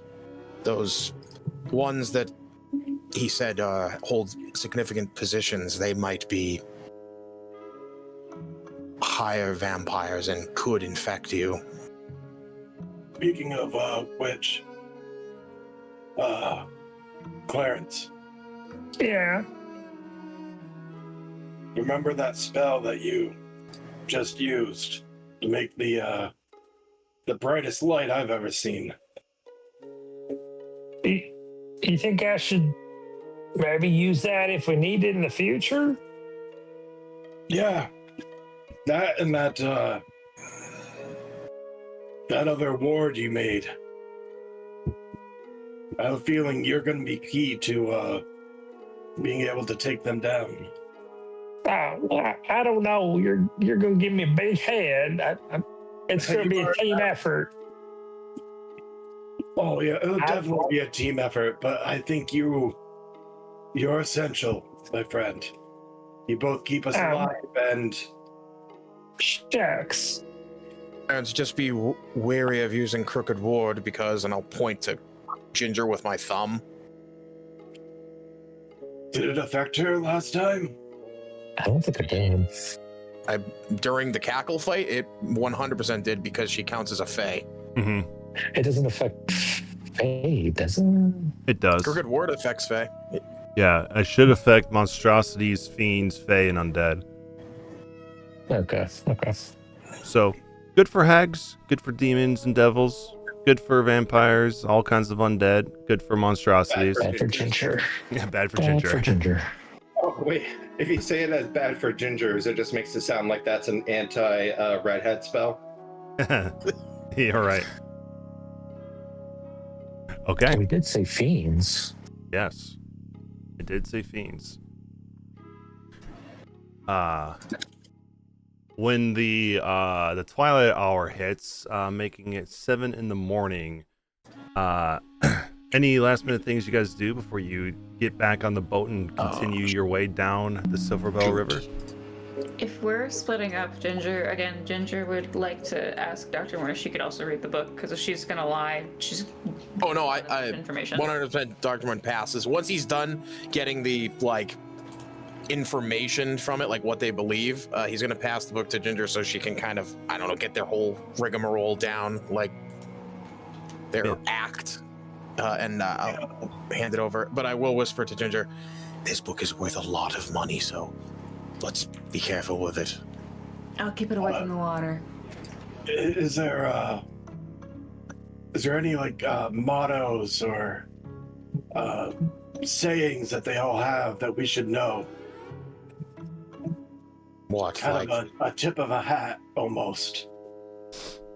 And also with you kind of thing. Yeah.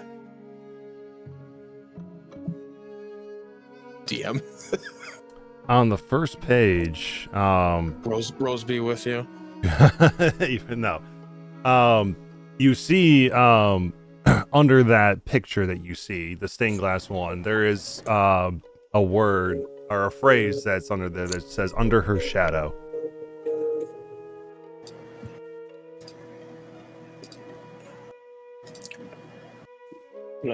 As we're getting on the boats and everything, Right, besides my sword, what's the best way to hurt a vampire besides sunlight? What element should I be using against them, or I guess another demon? I rolled pretty high last session about my information on vampires, so could I actually tell him the weakness of a vampire? Yeah, it's I mean, through D&D lore, it is typically running water, sunlight, Stake to the heart. so yeah, stake to the heart in their place of rest. And then the other one was what was the other one? I think that was it. Well, they have a weakness to mirrors as well. Yeah. We found out. Right. Yeah. These vampires specifically have a significant weakness to mirrors because if they can see their own reflection, they have disadvantage on all D20 tests. Mm-hmm. On regular 5e, I don't know about 2024. I know Divine would keep them from being able to heal. But that is the only random thing I know, and I don't know if it transferred over to that or if it's in this campaign. Also, out of character, I highly doubt this is going to come into play, but they also can't come into your place of residence without being invited, but we're going into their residence, so... That's true. So, I mean, these things are not like any kind of vampire I've ever learned about or seen before. They might be a little bit different, all things considering. What we should have done is tried everything on that one body we had, but now he's, you know, dead. I've never seen a vampire wear a skin suit and escape like a parasite. And maybe these aren't vampires. He burned alive like a vampire in the sun. The teeth. I do pick up and give to Dr. Morn before we leave. Ginger looks at them hungrily. You want them? I don't know why, but yeah, if you're giving them up. I mean, I don't want them, but I mean, worst or best case scenario, we can sell them to the weird teeth guy, but if you have use for them, here you go. Is it obvious that Ginger hungrily wants the teeth? It's obvious that she really needs them and really wants them. It's like stone scraping sound effect to slowly turn head to look at Ginger. What? You want the teeth? Yeah. Okay. I'll slowly hand them to Ginger. I mean, I'll trade you. No, that's fine. You might want to keep those for... I don't think mine work as well, this is like 1920, so there's telephones, right? In this game? I mean, technically, yeah. We've said Van Helsing out loud in character several times. We have referenced things from like the modern days. So. Yeah. Well, it was. I mean, there was the record player and train, the train and everything. So. Yeah, I guess it's more of like a. I guess it'd be between 20s and 40s kind of esque vibe to it. It's got like a Victorian era kind of mix to it. It's not like there's lights, like traditional kind of stuff like that. And you got steam powered boats. I'll hand over Revan's vampire teeth and kind of place them in Ginger's hand, and there's no I don't get any similarities with a certain other hag that really liked teeth from this action, right? You can roll insight. Oh, I'm really good at that. Let me see. No, not as bad as I thought. It gets her out of any kind of trouble. What do you think a 16 would tell him, Ginger? She wants them for hag purposes. Not for like malicious hack purposes, just in like weird hack. No, it's not suspicious, but it's not like Dr. Mort is more afraid like you're being compelled from an exterior force to want them. Oh no, this is a quirk more than it is. Oh, and he just puts them in your palm. She puts them in a small leather pouch that she has, and it jingles like it has a whole bunch of teeth in it. It possibly gets her out of any kind of trouble with her employers. But I'll gladly do it, hand it over, because, well, I got her into big trouble by questioning her. I would have gotten myself into that kind of trouble anyways.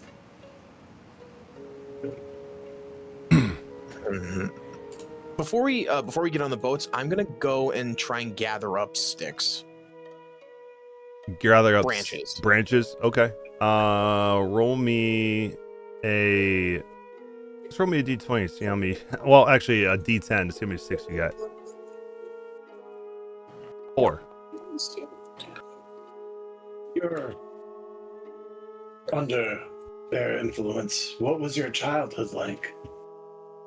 Was it always this, Ginger? No, I remember being like a normal girl. My sister was normal last time I saw her. I think that was a displaced then. I really didn't dabble a lot in the magics business until I picked up this book.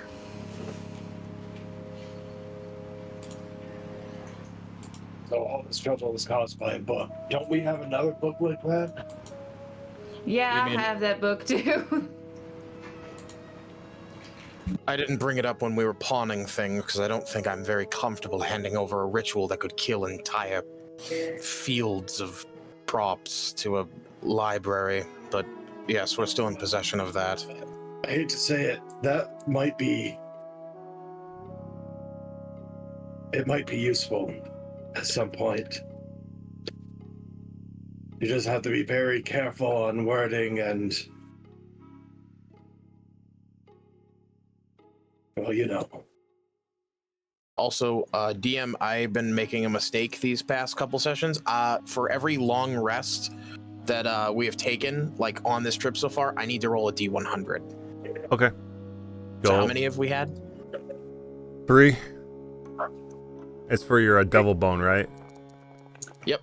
Okay. Yeah, none of them even come close. Yeah. No devil summon this time. Great.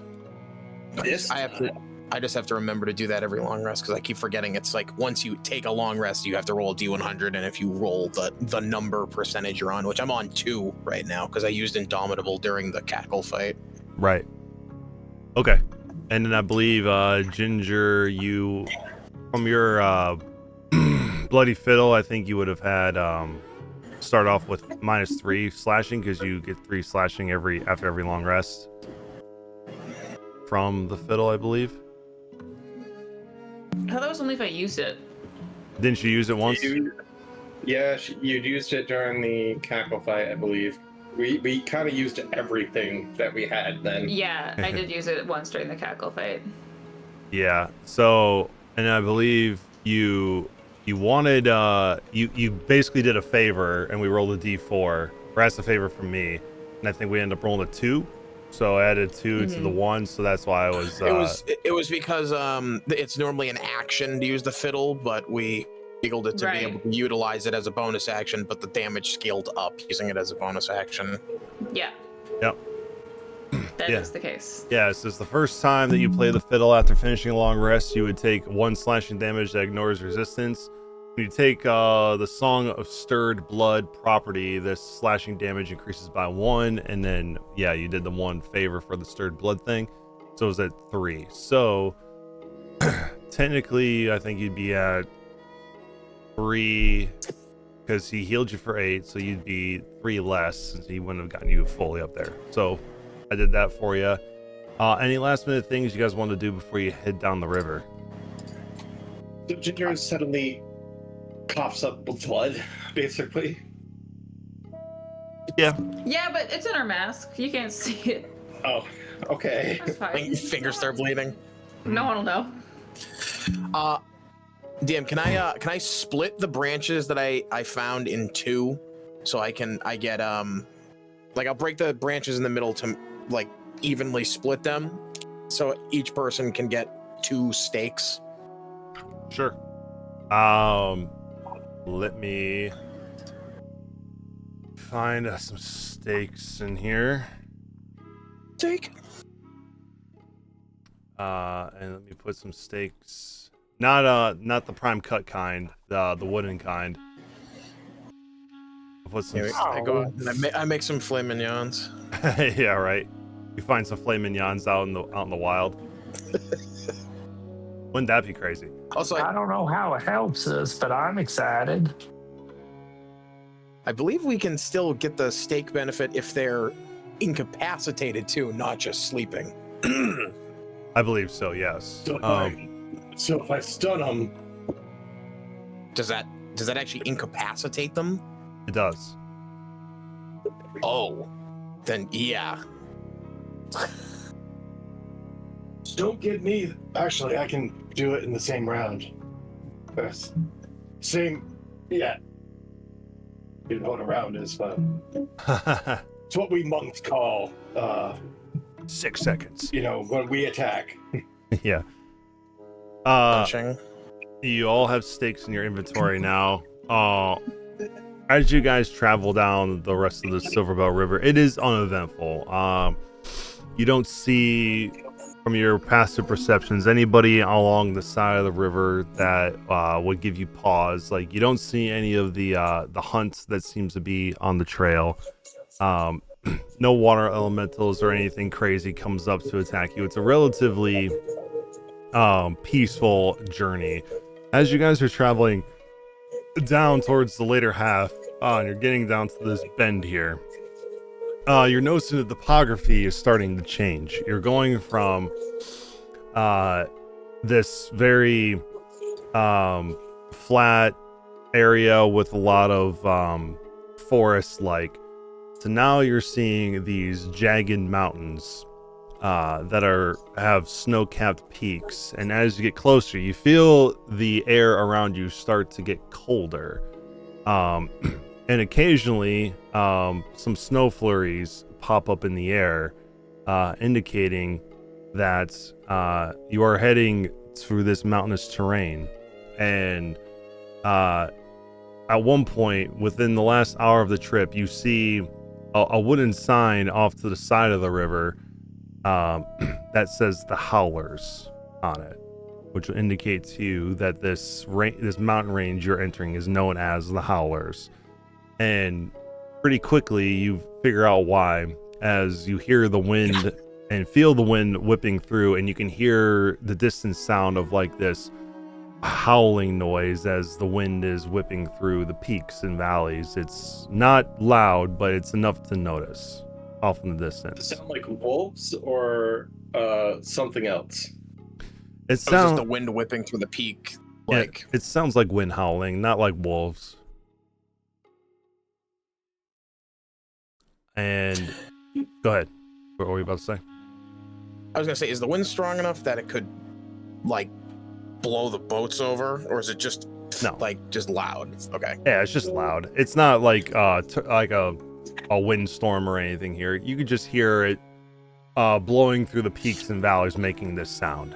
And then once you've turned the corner here where your token is, you can see in the distance the faint glow of this like this amber color coming from this cloister of things way off in the distance, sort of up a little bit into the mountains, and then above that you see the glow of something red coming from a relatively large area above all this amber glow, until you reach the point in the river to where if you went any further down the river, you would miss it.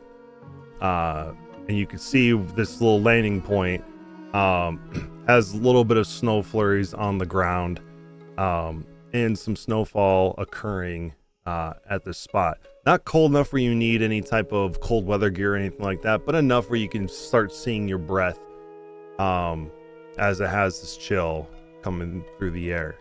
As you guys... We never... Sorry. No, go ahead. I was saying, I hope we never have to go that way, because I ain't no penguin. I think straight ahead I see Skitterdeep Mine up north. Yeah, so you find a safe landing point right here to allow you to disembark and head up through a little bit of an incline that heads into the mountain range about I don't know, a couple 100 feet away from the landing point, where it starts getting a little bit rougher and heading up into the mountains. So, do we have to go through the mountain range before we get to Dawn's Gate, or is it just kind of walking up the mountain and then you'll enter the town? Yeah, you have to travel about half a day through the mountains till you get to Dawn's Gate. You do see a sign here as well that does have a sign pointing up this path that says Dawn's Gate. Wait, we do have to travel up... But I get walking. DM, what would you consider this region? Mountainous. Okay. I'm gonna look for the ingredients real quick. Okay. But before you guys head up into the Howlers to head towards Dawn's Gate, is there anything you guys want to do before you head up there? I'm assuming Dr. Moore's about to do one thing. Anybody gonna do anything else? Not important. Just talk amongst ourselves unless told to be quiet. But Sure. What were you gonna say? So, you said mountainous Arctic, right? Yes. Okay. I will make 3 wicker tokens and give 1 to each party member. Okay. Perfect. So now you can cast touch spells through that.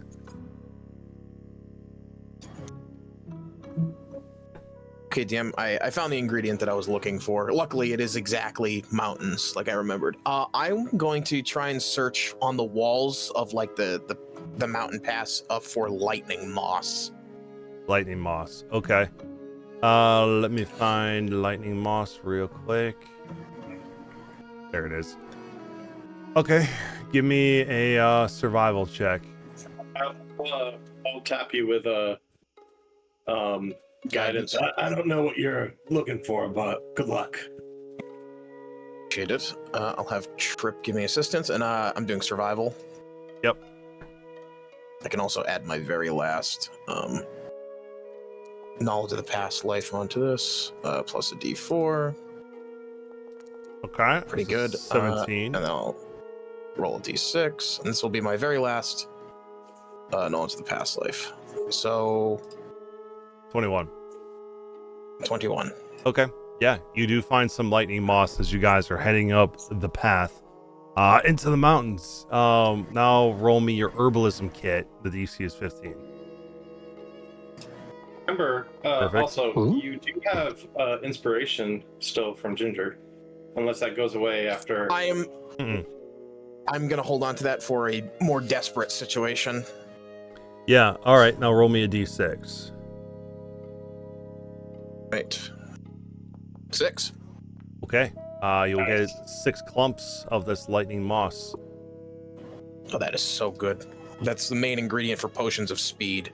Yeah, for sure. There it is. Lightning Also, moss. just eating the moss gives you 5 feet extra movement, which is cool. Yeah, that is pretty cool. All right. Oh no, you don't even need to eat it. You just rub it on the bottom of your feet. All right, you now have 6 lightning mosses in your inventory. They are under the consumables. All right. Okay. Thank you. Yep. After doing that, I'm just gonna gather it up in little containers and just keep walking. Yeah. I will say too, as you're gathering them all up and putting them in containers, and you're going through all of your different vials, the different things you have, you notice now the vial you have with the dirt and the blood has now separated, where the dirt is on top and the blood is on the bottom, and this blood has not dried. Interesting. Okay. Yeah, because normally I have to like throw out stuff because it'll eventually go, be no good anymore. Yeah. Does it look like it's moving? No, it doesn't look like it's moving. It just looks wet still. Give it to your pet. Give it to your. I'll make a were vampire weasel. Yes. The chosen one. A werevamp? A werevamp weasel. This poor guy. He's gonna be starving for blood now. I'm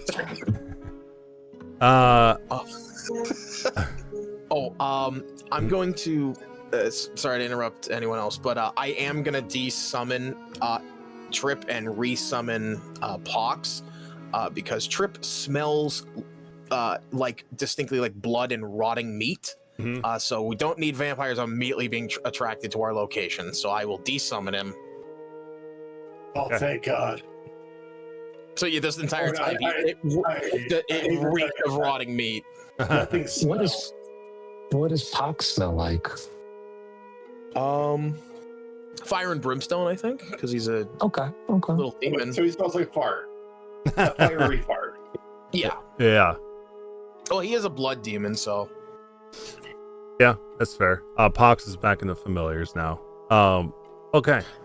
So, you guys will be traveling through this path in the Howlers. While you're doing so, can everyone give me a quick active perception check?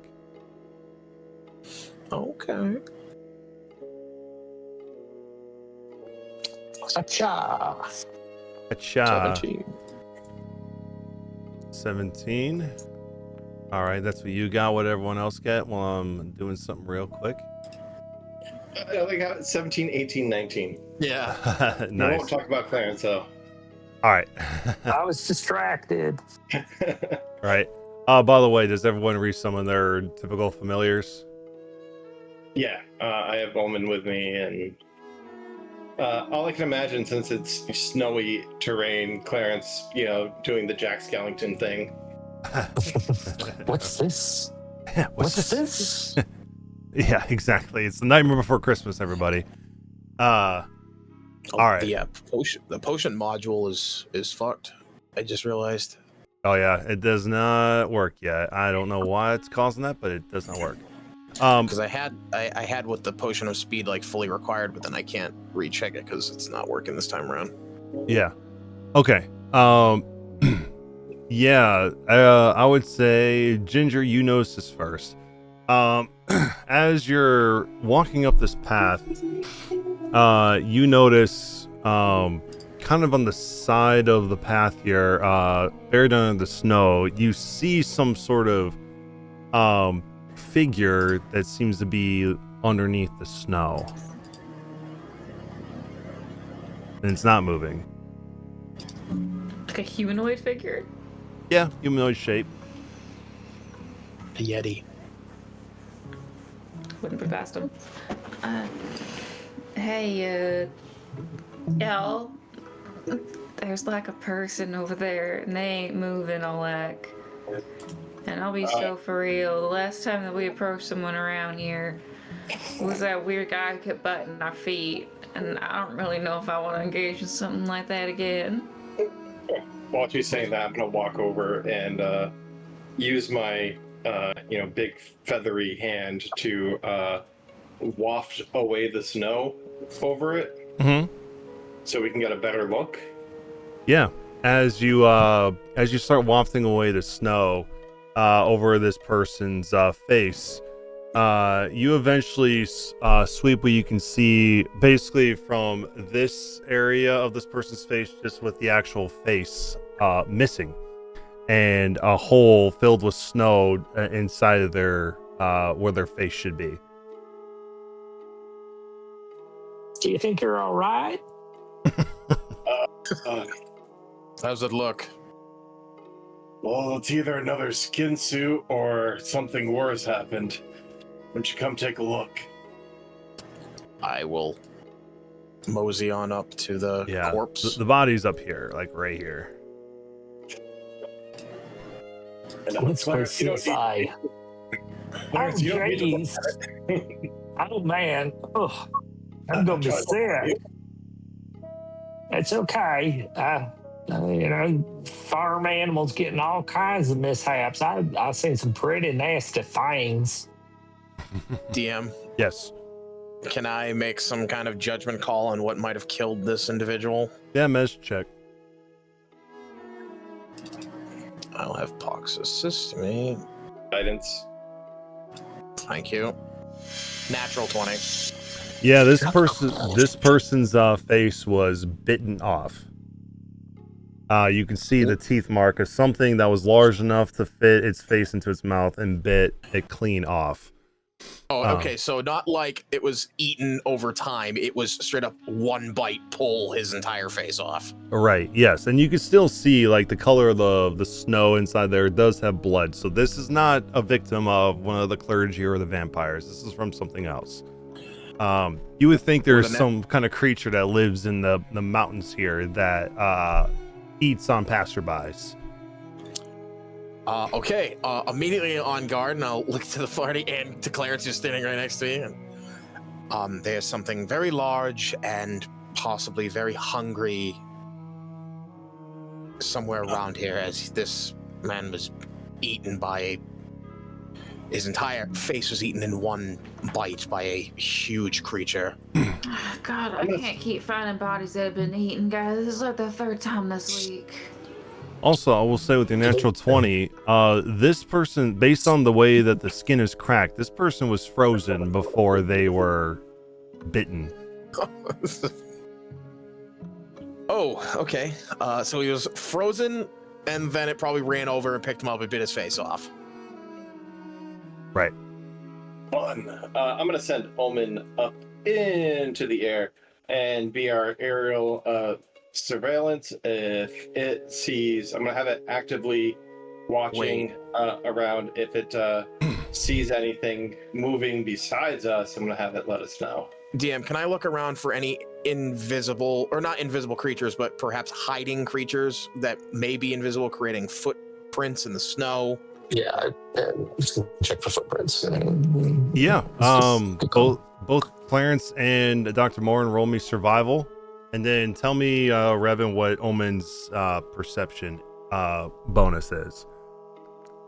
I believe it's just 4. Let me double check that. Clarence has got the tracking on. Perception is +3. Okay. Perfect. So, yeah, Dr. Moore, you don't see anything. You're a little bit shaken from the sight that you saw of this person being, frozen to an ice cube and then their face bitten off like they're eating celery or something. But Clarence, you look around this body and you can immediately see heading up into the peaks these large footprints that are about 5 times the size of yours that have a humanoid shape to it. They have, the footprint that looks with the 5 toes, but you can see somewhere around like the periphery of the footprint itself, there is like these little indentations that look like there may be fur around it. I see a set of tracks here heading up to the peak. It looks like it's a very large bipedal creature, perhaps clawed toes with. If you look right here, these indentations, it kind of looks like the fur is like bunched up around his ankles. So I'm guessing it's hairy too. Does it look canine or feline? Neither. Or is it No. It looks more humanoid, like a person, but You said big and scary. 5 times the size of Clarence's foot. Yes. I'm petite. Oh, and you said bipedal. For some reason, I Right. took So that it's- as No, So No, it's walking on 2 feet. Correct. if you look here, it was walking, and then the spacing's a little bit larger, so it seems like it's picking up its pace and maybe jogging or sprinting up towards that pass. So we're And you dealing only with some see- sort of giant. And Clarence, you only see one set of tracks. We're not dealing with a pack of animals. You see It 3 sets of appears to be- tracks. It appears to be 3 sets. Are they all the same size? Yes. Okay. Uh, I don't. they're all similar in size, so I don't think it's a family. They might be friends. Clarence, since you saw this, I'll let you say some, Revan, in a second. But roll me nature or history. If you can decide what this is. Okay. Nature. Perfect. You quickly clock what this might be. These creatures are called Alpengrendels. They are a version of a giant, or they're considered giants. Alpengrendels are, and since you rolled pretty high, you know the Alpengrendels are essentially they're like Yetis, sort of, but they are a little bit more than a Yeti. This is what they look like. Boom. Oh, Cool. Yeah. Someone lovingly rendered that 8-pack. Yeah, I right. was gonna say he is ripped. Yeah. He's ripped and he has the right fur. so is Clarence just Showing off. is Clarence describing how ripped these creatures are to us? And that Probably. But They got that like V thing on their lower belly. what about their powers, They- though? I read a book like that once. I think it was called like Ice Plain Barbarians or something. Oh, I remember that one. yeah, they got the beach bod, they just don't live at the beach. So Alpengrendels, they live, obviously their habitat is Arctic or mountain. They are hulking creatures covered in bluish white fur with great tusks and horns. They are born of ice and darkness of their mountaintop homes, shaped by the unseen hands of a deity of cold stone and gloam. The bitter cold of the mountain peaks infuses both their touch and their breath. Alpengrendels draw upon timelessness of the mountains, healing from otherwise lethal wounds in the blink of an eye. They fear only the power of lightning, which can slay them, and the power of the gods, whom they bitterly resent. Since you rolled higher than a 20, you know their secret is their disdain for deities runs so deep that Alpengrendels are enraged and unnerved by the trappings of faith. You also know that they are Sierra level 6. They are considered large, and they are of the giant variety. They are chaotic evil.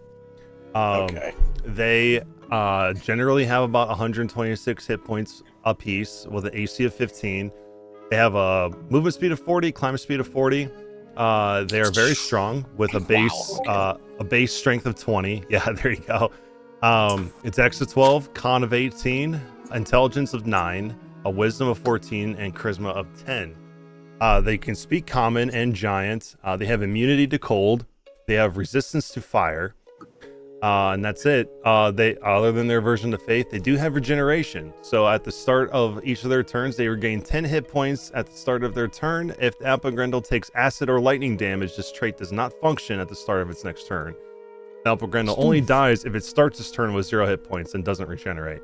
They have multi-attack, which allows them to make 1 claw attack and 1 tusk attack, and they also have Frost Breath, which requires a con save for each creature within a 30-foot cone.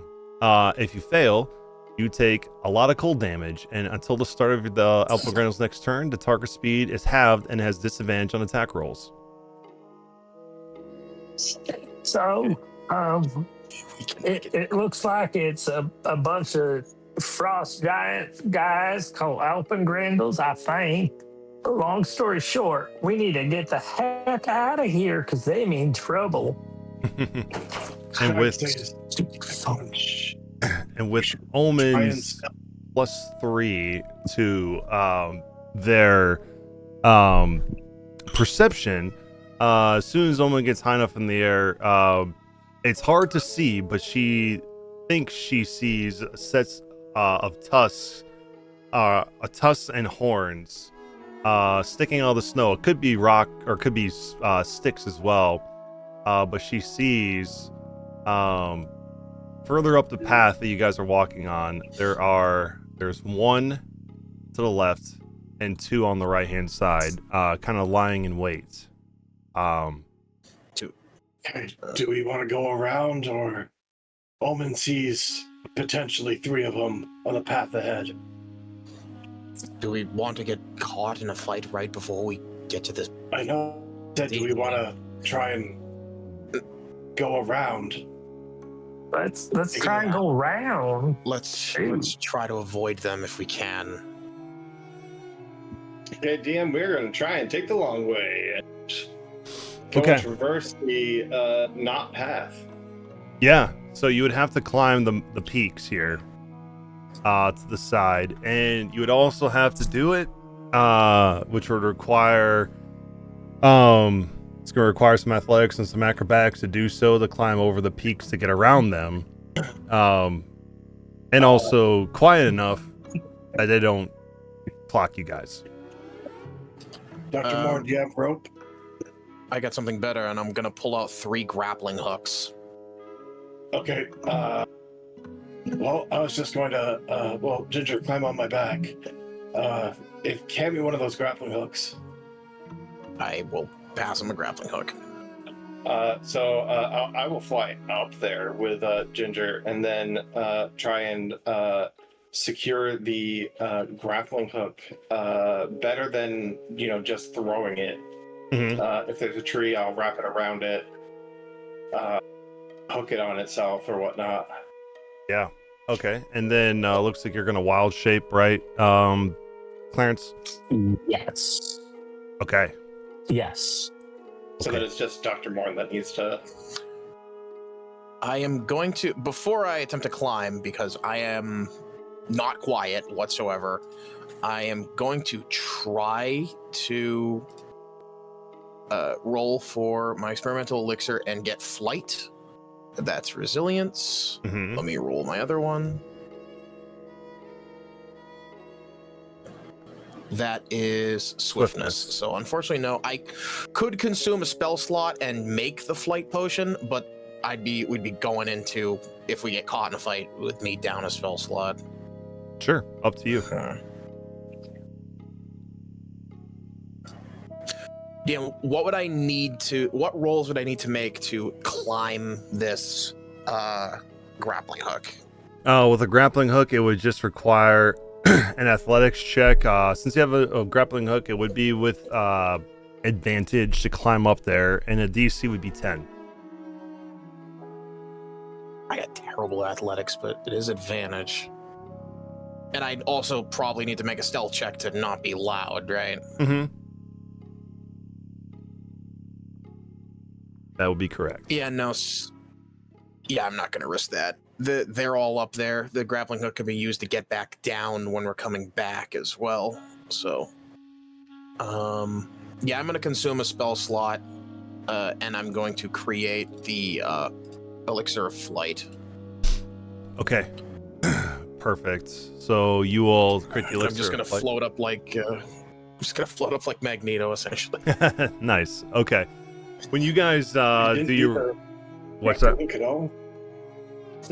I go to pack it back up unless Dr. Morton stops me. You can leave it there. When we are coming back, we might want to avoid them again, so having the rope down could assist. Okay, well, let me, I'm gonna coil it up and leave it, still stuck where it is, though. Yeah, for sure. That way it's not obviously dangling on the cliff side. Yeah. Okay. You guys get up to the top of this peak where you guys are in a safe distance away from these Alpengrundles. When you come up there, you can see them from down below. Their white fur does help them blend in with the snow here, but their tusks and their horns are brown. So you can notice they're like when they're moving their head side to side. It kind of looks like stick or a tree swing in the wind, but there aren't really no trees here that look like this. So you can see them down below. as they're kind of waiting for passerbys to come by to eat. But you guys successfully evade these guys using your respective abilities to fly and get around them in wild shapes. So we'll get back to How do their abs look? they're glistening. They are as good as you expected. They are Pumping iron. yeah, right. Fuck yeah. Yes, they are. They're yoked. That's They're for all sure. gym bros. Yeah, they're gym bros. Yeah, they're in the alpine sports and all that Dude, I stuff. can't wait to eat some travelers. Yeah, exactly. Cool. Bro, gotta hit my protein goals. Right. All right, so you guys will continue down the peak and then fly back down onto the path once you're a safe distance from the Alpengrendels, and then continue traveling along the road for the next 4 hours. Oops, let me change the time so that way it reflects properly to where you guys are now in the evening hour. Keep Omen in the air the whole time, trying to keep a lookout for us. Yeah, for sure. You see nothing else up ahead that would lend to any worries of any Alpengrendels or crag cats or anything like that up ahead. But as you guys continue on the path up ahead, you eventually come across atop of this this path that now leads to this almost like this plateau within on this in these mountains here. Up ahead, you can see this this town where surrounding the periphery of it. Let me actually take you here, where you can see the periphery around the town where walls once stood have been broken down and dismantled. You see an archway that leads inside that is in disrepair, as if those who've lived here before, the town is no longer in the glory that it once was. You can see in the distance, walking amongst the houses and the buildings here, you see people walking around dressed in warmer clothing than what you've seen before. More of, I guess you could call it well-adorned clothing, like some people wearing some overcoats and things like that. Amongst all the buildings here, you see mostly houses that litter the place here, but one building towards the far end of town is the one that you notice first. It's a 2-story building. That seems to be the main building of importance here. And then further beyond that, you see going into the mountain, you see this little pathway that seems to lead through the mountains. And then as you kind of look at this path and look up, you see it a little winding mountain pass that leads up to this this huge monastery church looking building at the very about 100 feet above the town itself, and that building is glowing with red lights as you guys arrive at Dawn's Gate. A lot fucking prettier than the churches in my town.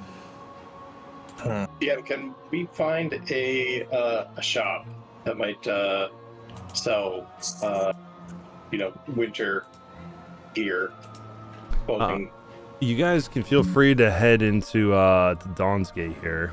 The tokens there, feel free to move throughout the map. For that, I will change from giant wolf spider into tiny little house spider and crawl inside of someone's pocket. Okay. Perfect. You'll crawl in I think your pocket spider at someone. Yeah, right. Just don't smack your pocket. All right, you crawl into someone's pocket and hide yourself that way. The rest of you, as you head into the town and you see the folks that are walking around here, they are all smiling. As you walk by each one of them, they look at you with a wide smile on their face. Every single one of them and they give you a little like courtesy head nod towards you, and continue walking as they kind of give you a little greetings, but don't really say anything to you. As you walk through the town, looking for shops, you don't see any that look like shops. Any building that seems like it would be a shop seems to be abandoned. The only place that seems to be of any public place is this building up here that does have lights going on there. DM. Mm-hmm. While we're walking through the gate into the town, I'm gonna Dr. Martin is gonna like slowly slow his pace so that he's like dragging behind the party, and he's gonna. Is there like a secluded spot where like no one is around? Yeah, there's quite a bit. He's going to basically break line of sight from the party and head over there real quick. Sure, we could say you head to like this place over here. Do you let us know, or nope? Are we all gonna suddenly count and be like, "Wait, wasn't there more of us?" He doesn't say anything. He's gonna break pace with everyone and move off to the side to hide. Mm-hmm. And make sure no one's around. And he's going to, for the first time in a while, take off his mask and his jacket and gear, and he's going to change clothing. He's going to put on his old clothing that he's been carrying with him, and he's going to cast disguise self on himself. Okay. Do you want me to change your token to the one you gave me a while back? Not that one. Funny enough, I had art, or a friend of mine was making art for this. It's not done yet. I don't have anything, but I can give you basically a description of what he looks like. Sure. The art I sent you is for something else later. Got it. But yeah, I will cast disguise self. Ginger will also do that, but won't be as secretive about it. He's gonna come back. He just doesn't want the immediate bad vibes from this place. He didn't want to be like, oh, I'm just gonna wait until we're inside a building. Bad vibes. Everyone's smiling. Yeah, the smiles on people's face. Are they somewhat creepy like smile, like a forced grin, like someone with Joker gas? Roll me insight. Or is it just people being pleasant? Sure. I noticed nothing. Everybody here is delightful. Everyone's so happy. They are a bit unnerving, but it might just be because you don't know any of these folks, but they seem friendly as all can be. Is everybody looking at me? Yes. They're looking at all of you guys. Dr. Moore, while you're changing your disguise and changing your look, you will hear a voice in your head, and the voice will say, I know you're here, Doctor. I look forward to meeting you soon. I'll say in my head, who is this? Where are you? Oh, in time, little acolyte. Come find me in the monastery, where we will talk. I don't respond again. Okay. The monastery is up on the hill, right? Like past the town? Yes. Okay, I'll just kind of glare up at the monastery, and then I'll try to reconvene with the party. Okay. Yeah, you'll reconvene with the party, assuming they're right around this point in the town. You guys can see in this building up ahead, you see a lot of people that are gathered around here. And you can see a sign that hangs off of the front of the door, and it says Briar's Public House. Other than that, with the three of you, your immediate observations of this place is the place seems friendly. Everybody here seems happy, but the amount of people here seems relatively small compared to the amount of buildings that are available.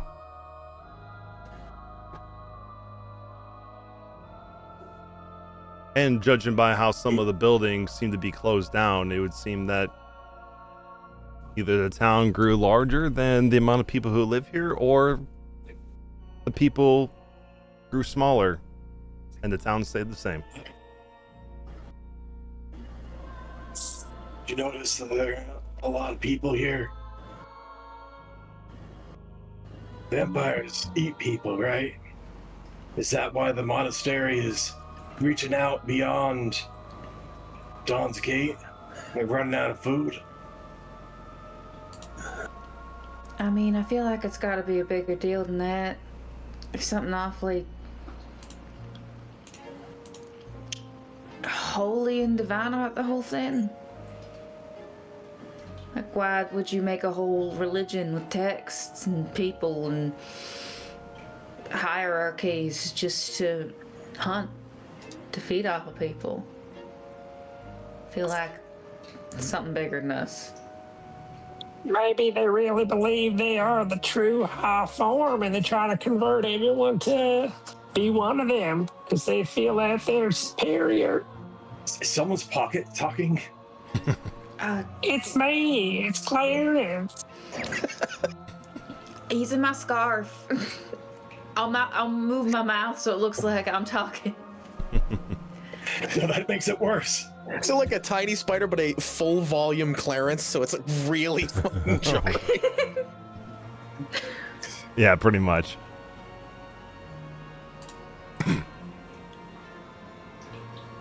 So with this information in your back pockets and Dr. Morn catching up with the party with a new look to him, much like Ginger has done, what do you guys do? It seems the only place that might be of importance here for you guys to check out is this Briar's public house. Would the party even recognize me whatsoever? Because I'm not even wearing the same clothes or carrying any of the same stuff as well. Ginger wouldn't. No, I don't. None of us know what your face looks like. So Yeah, I also forgot to mention he does pull out a picture from his bag to try and recreate what he used to look like to the best of his memory, which was, that was like 50 years ago. So, I don't have the completed art, but I don't know. Has anyone seen Castlevania? Yeah. Yes. He basically looks like Dracula. I'm not kidding. In the facial structure, like the super sunken in, like pointed angular features, but he has, yeah, pretty much. He's got a pretty serious looking. So he doesn't have like magic, so he's kind of like he recreated his face the best he could, but a portion near his mouth, like scarred up, looks like a bad sort of like skin graft, like burn-ish scar, as if it like isn't like a fully healed piece of skin, like near his mouth going up onto his cheek, kind of like Cecil from Invincible, like to that extent, like just kind of scarred on his face, and he looks like that. Or is Don't that? now, but we're being followed by one of them vampires. Followed? We just got here. Just pick up the pace. Where do you see one? Look behind us. Ginger will turn around. Raven, I think that's just a guy. Don't make it obvious. No, he's not happy like everybody else. Hey, He's there was more of us, right? Oh shit! I ain't the best at We lost counting, more but I already. feel like where's the doctor? It's me. Fuck, he got the doctor! No, nobody got me. It's me. Oh. That's what your face looks like? Yeah. Shit, why you been hiding behind that gas mask this whole time? He also seemingly is having a bit of trouble speaking. As if the mask and suit was providing him a more stable way of speaking.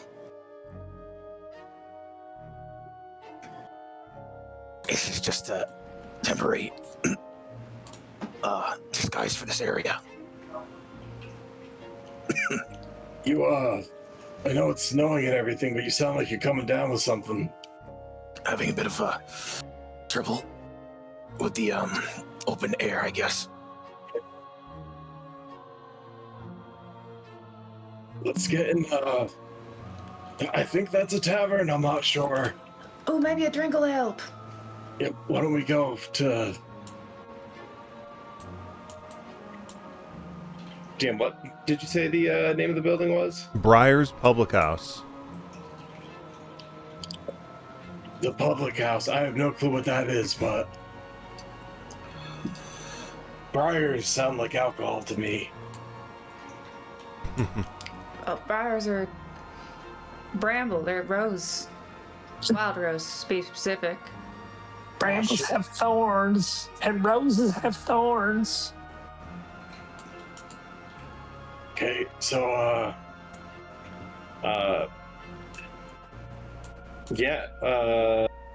that cloak that I had in the other town that I wore when the bad night was happening, I'm gonna put that on and cover my head, try to have the cloak all the way down so it kind of covers my beak and I can only look down, really. Sure. Lead the way. Yeah. Ginger also disguised herself before they entered the town. She just looks like she does without her mask and the horns and the tail and all of the scars. Okay. I do. But she's got a big set of like round glasses on. Those, your horns and tail were optional? Oh, They we come look like off? a lot of magical intervention. Oh. I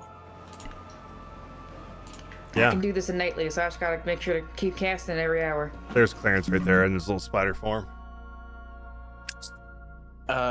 Also, Dr. Moore is going to reach in and pull out his a piece of paper like from his notebook and tear it out and write on it that someone knows we're here, and he's going to just hold the piece of paper up to them.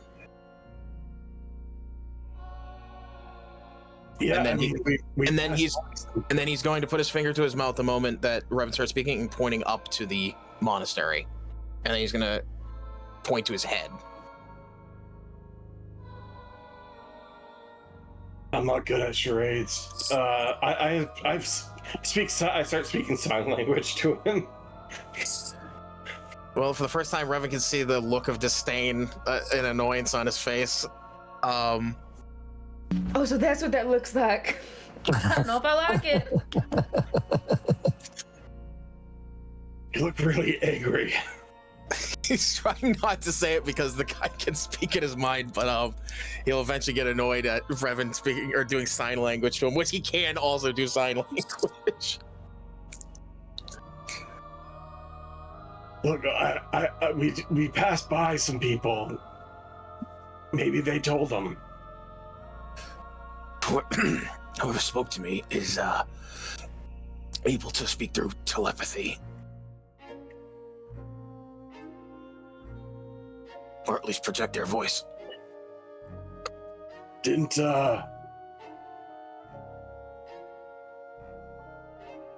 that acolyte, before you rip the ribbon off, say that that guy is gonna be aware of you? He's gonna wanna make you one of them?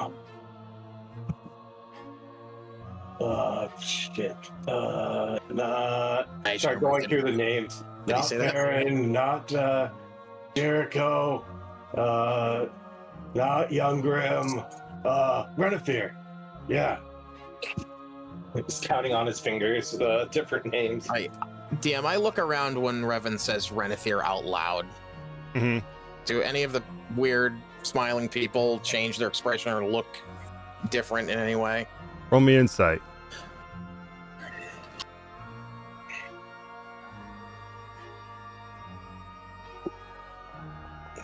Uh, 23. Yeah, you notice that their eyes start to kind of flick to the side a little bit, and kind of look up towards the monastery, as you mention the name, which also gleans more into your insight that these smiles are not sincere.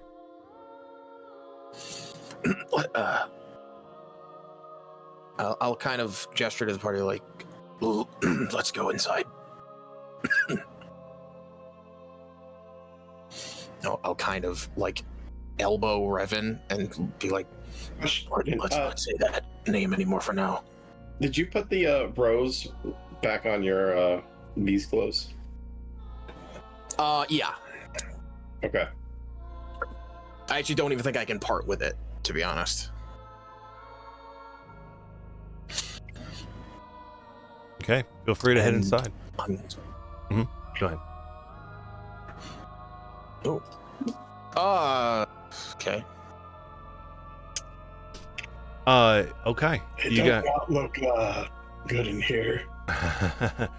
You come inside of this place. It is a bit in disrepair. You can see there's some places inside the building that have some stains on the floor that look very dark and almost crimson in some nature. And you see a couple places inside that seem to be under repair at the current moment. Like this place is going through some remodeling at the moment. Within here, you see sitting at some tables, a couple of the local people sitting at the tables around the bar area. You see a couple sitting up at the bar, and you see one particular guy standing behind the bar who looks like this. A portly, gruff-looking man who seems to be the owner of this place.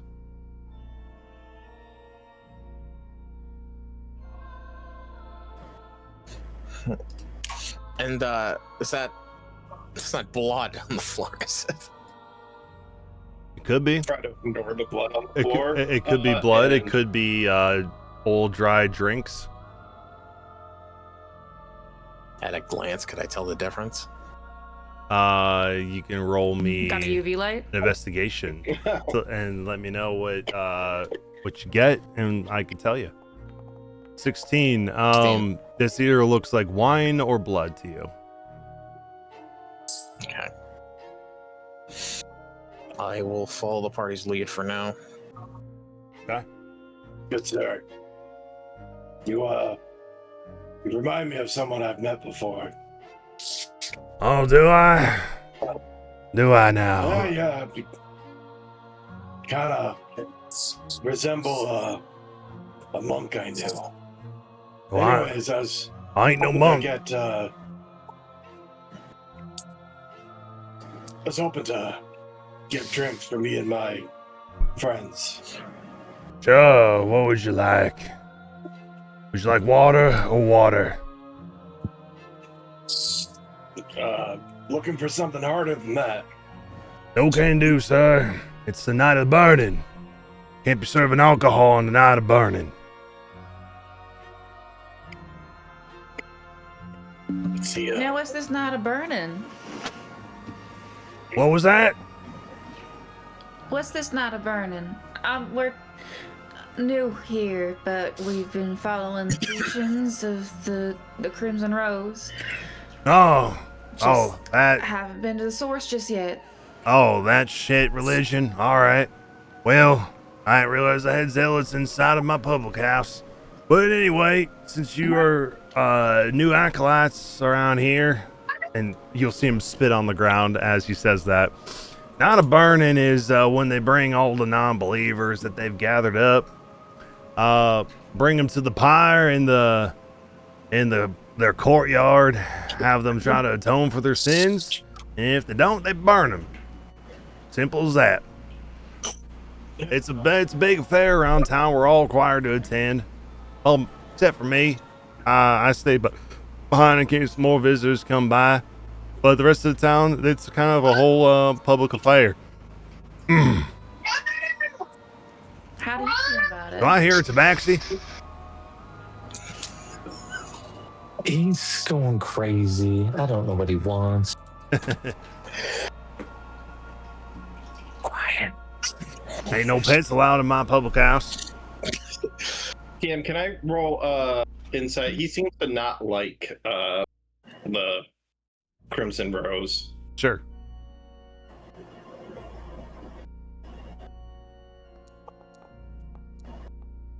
Oh, come on.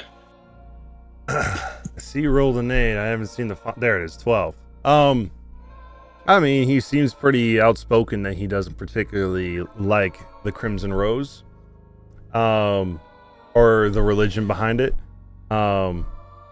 Doesn't seem to have much of a problem saying it either. But other people, Yeah. Go ahead. You got a place that we could talk in private? I got there's a storage shed over, or not a storage shed really. It's more of my storage area over this way, over on the other wall yonder. If you need to talk, but I mean, what do you want to talk to me for?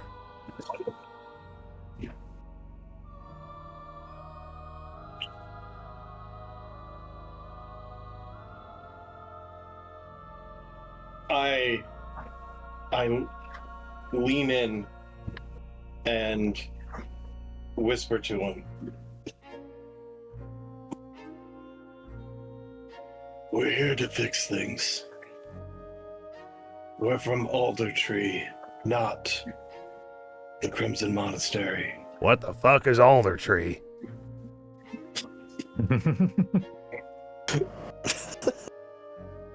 Never heard of it.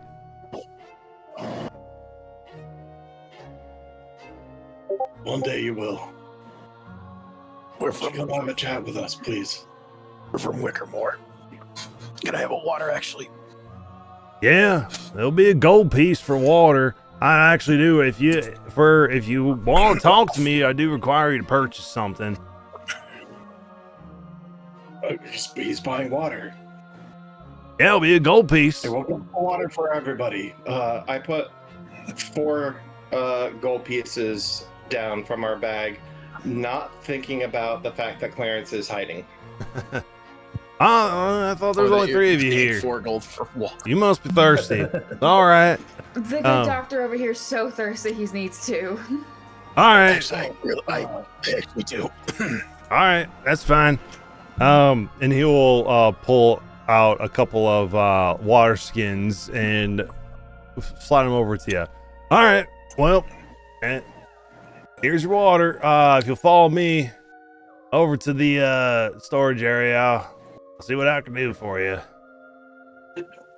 Dr. Moore will actually like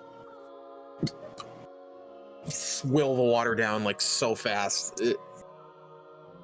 Yeah. All right. I can't I can't believe you just paid 4 gold for water. And you'll see him pull out a ring of keys, and he will open the door and unlock it, opening the area inside, and walk inside and saying, "All right, through here."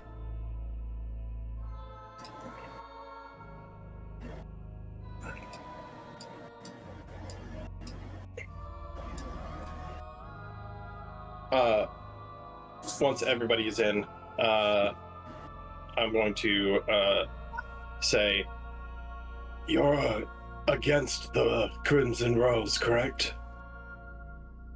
Well, I don't particularly like it, but what the fuck are y'all doing here?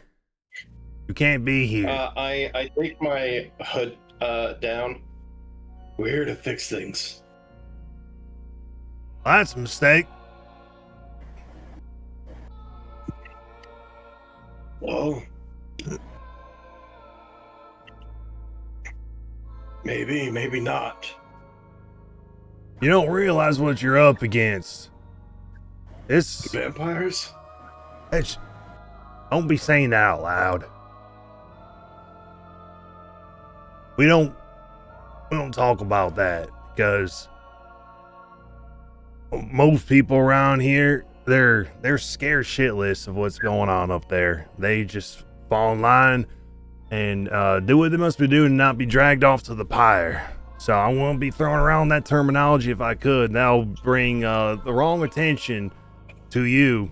If you're planning on trying to do anything here, I wouldn't fail it before you even reach the place. But no, you're up against more than you could chew right now. I would turn back and head back wherever you came from. Alder fucking tree, whatever the hell it's called. Didn't come all this way to turn back now. Do you keep your booze back here? Like, is there some left over? Yes, but you can't have any. What if I paid you like a lot of gold? Then there'll be me on the pyre. It's an explicit rule by the monastery people, the chosen as they call themselves. If anybody partakes in libations during the night of burning, those responsible will be brought to the pyre because it's considered sinful. Okay, what if we You just, know who? if we still, you're not responsible? Hey, who the fuck? I just grabbed the Hire another voice in here. and handed That's my voice. I'm working on some things. She's real good. We're real good at ventriloquism. What the hell is that? Is that your pocket speaking?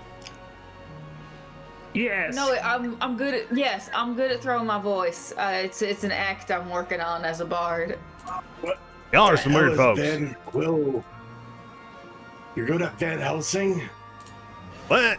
Are the people getting burned tonight good people or are they bad people? I don't know. Never met him. But, I mean, I saw him get dragged off by Leona up to the monastery. You know, not too long ago. I mean, we have not a burn every 3 nights.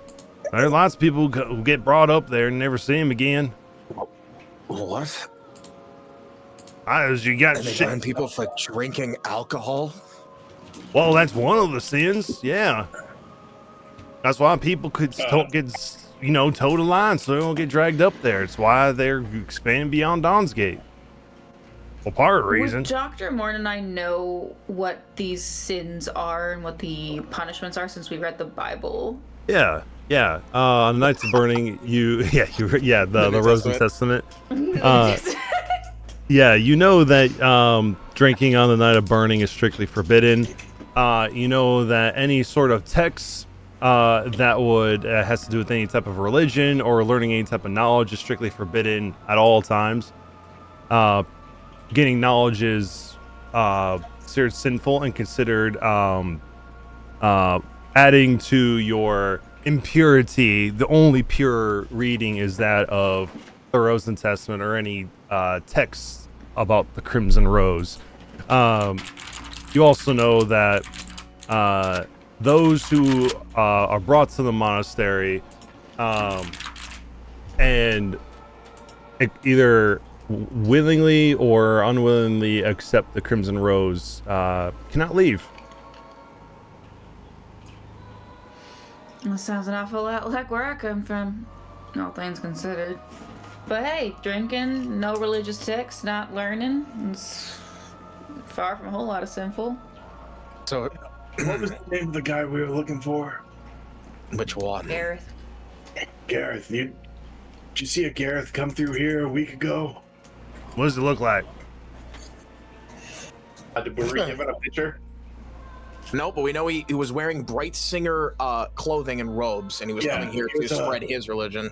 He was a bright singer.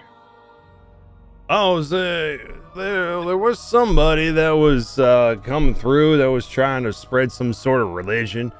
Yeah, he came here through the public house and he was trying to talk to some people. Leona found him a couple weeks back and brought him up there to the monastery. Now, there's a whole lot of them in the monastery, right?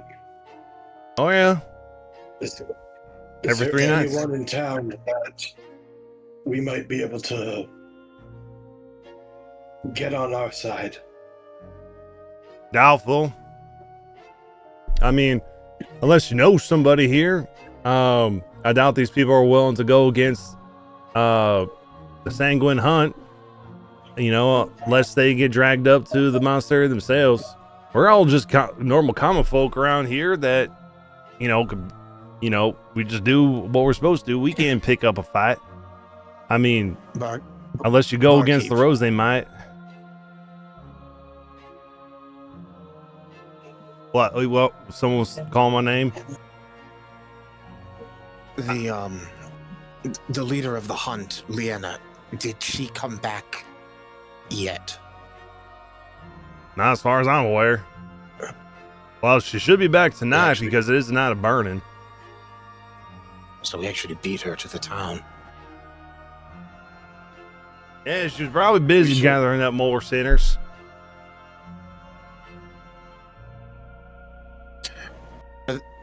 Do the clergy know that you sin?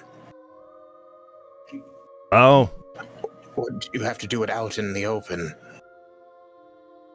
Well, if they did, they haven't grabbed me yet, so I'm assuming they don't.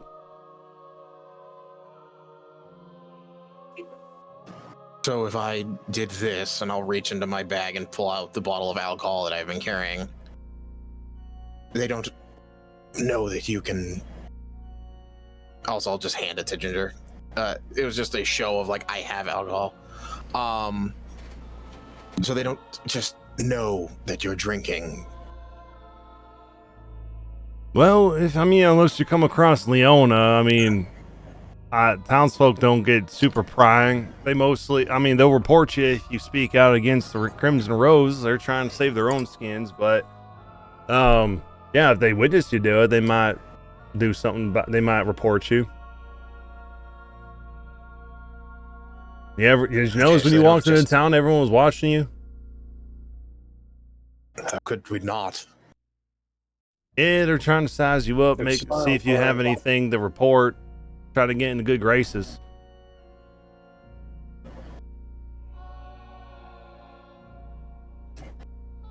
The alcohol is also absinthe, by the way. Ginger drinks it. Listen, you don't drink a lot of that. It's been a long day, man. Yeah, but it's gonna be a longer one. Listen, y'all We can't. gotta go up the monastery to save those monks. Yeah, listen, y'all can't stay here, all I right? need a little bit of liquid courage. Listen, y'all can't stay here at any moment. Sanguine Hunt's gonna come through, and they always make a stop here at Briar's Public House to see if there's anyone here to round up and bring up to the monastery just before they run up there. You can't stay here. If they find you, you're gonna notice that you guys are from around here. Wait. Are the gates to the monastery locked? Oh. Can we head up there just... No, anybody's free to come in there.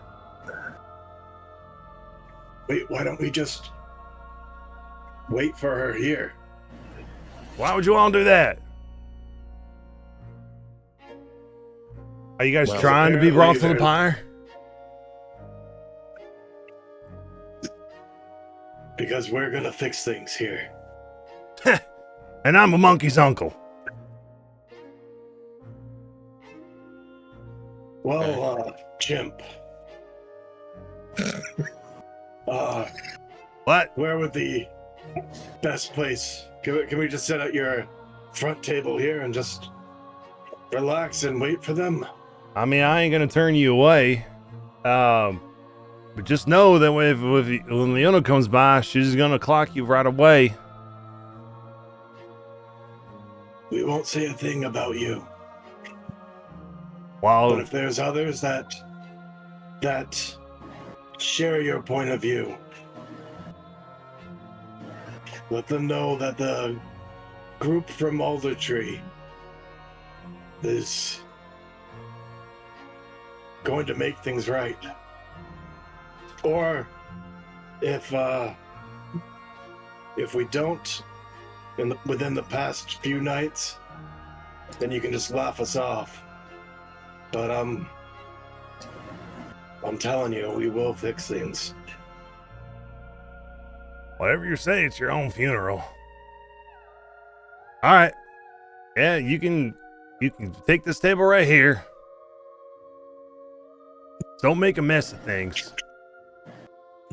Did he leave the back room? Yeah. Oh yeah. Is there any alcohol back here? I try to grab a bottle of alcohol since he's out of view. Sure.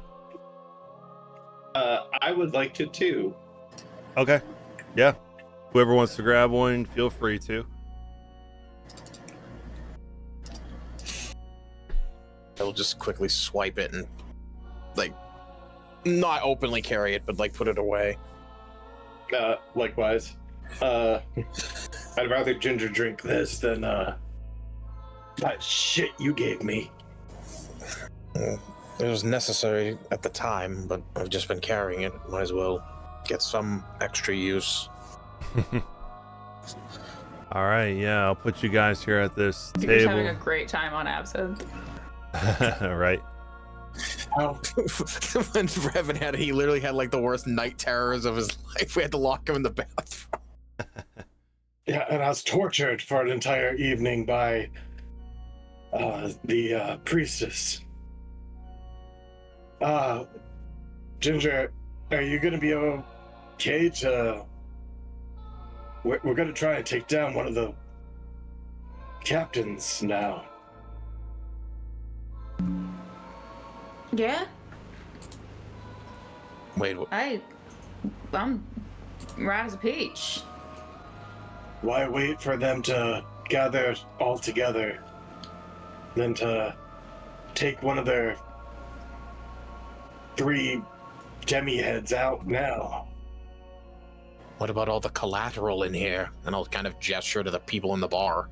We'll walk out peacefully with them. And what if she doesn't care for peace and she immediately... And I'll kind of point to you, because Ginger is far kind of like not instantly recognizable. You still are. I put my cloak back on.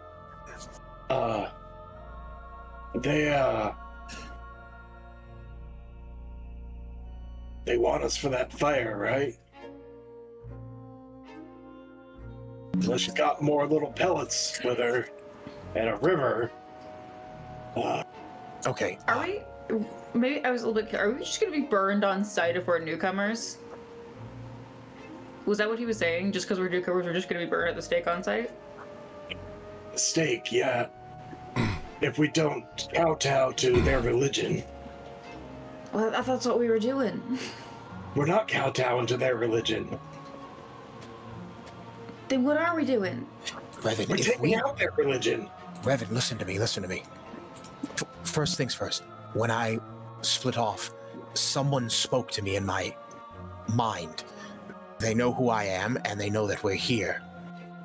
Okay. Secondly, if we jump her right here and now, what's stopping them from putting the entire monastery on high alert? Then we won't be able to get to the prime target. We take out everyone that's with her. The monastery will never know the difference. Raven, I don't think we could take out everyone that's with her. He spoke to me in my mind the moment we entered here. How do we know he's not some omniscient being that knows everything that goes on in his... I'll gesture to the greater area.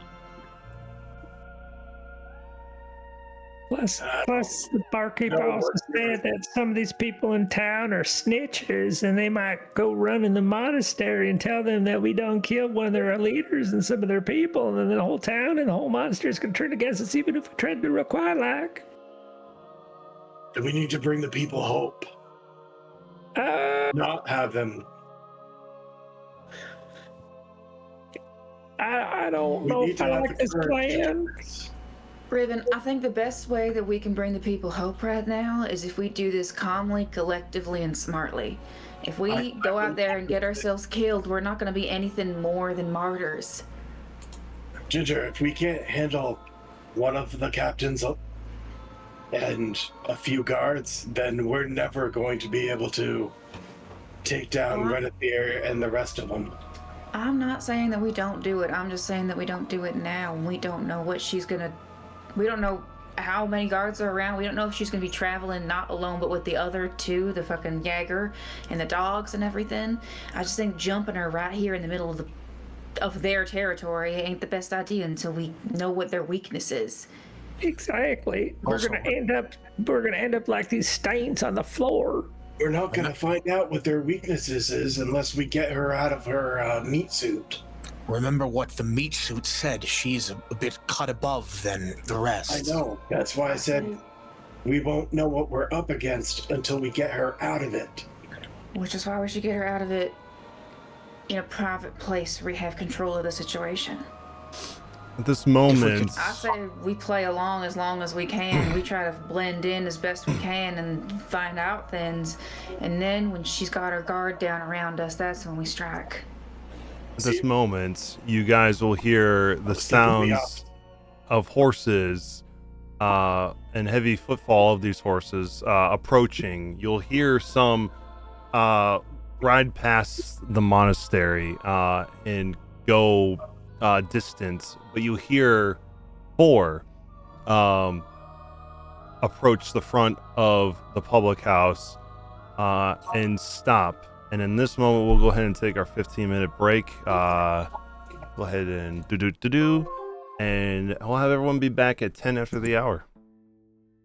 All right. Thank God I had to go pee so bad. All right. All right. Be right back, guys.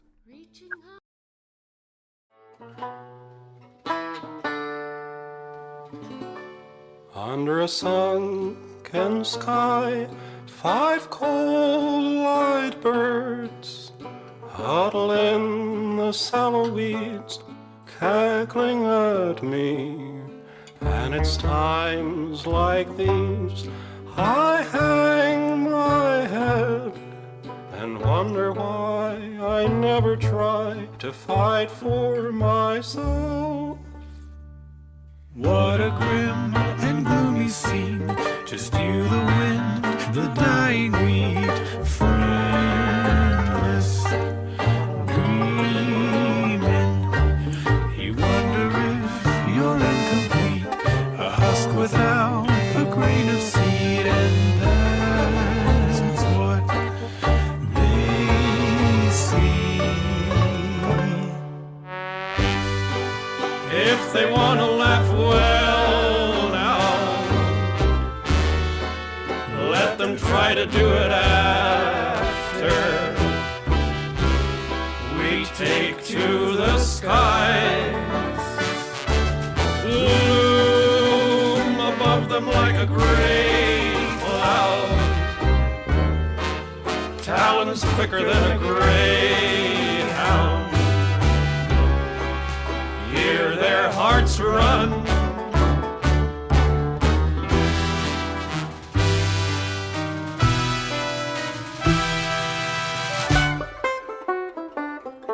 Out of all the things I've seen and done, in the back of my worried mind, I've never tried one.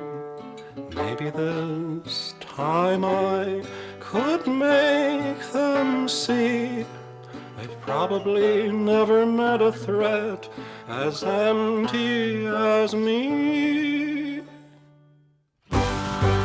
If they want to laugh, well now,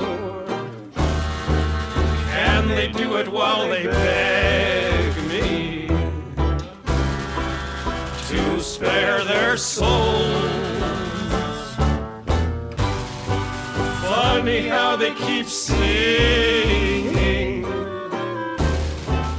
little empty bodies leaping to the snap of their bones.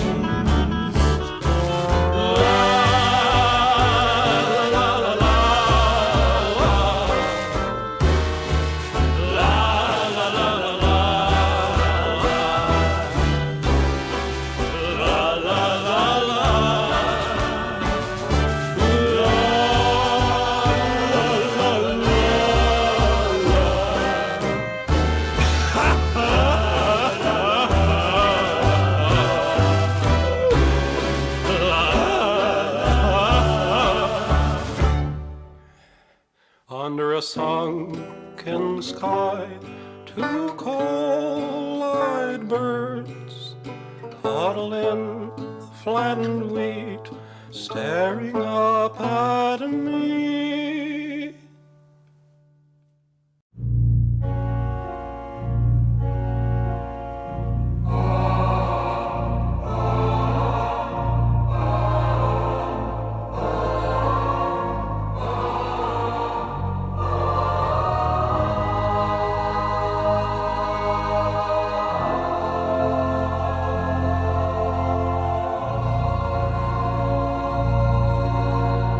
Bear me under your shadow, sweet as night. No light can pierce me through. Nobody sees me as you do. Stand now, bloodless, unburdened, trained of fear. No more must we be shamed for the dread behind our tears.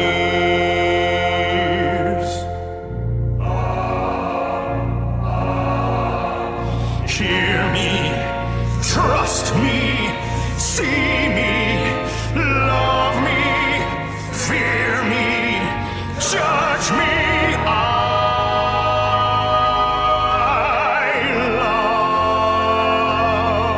love you. Who else can know all of your pain? Who do you know could carry their shame as long as you have, but never again? For I am filled by endless love and suffering for you.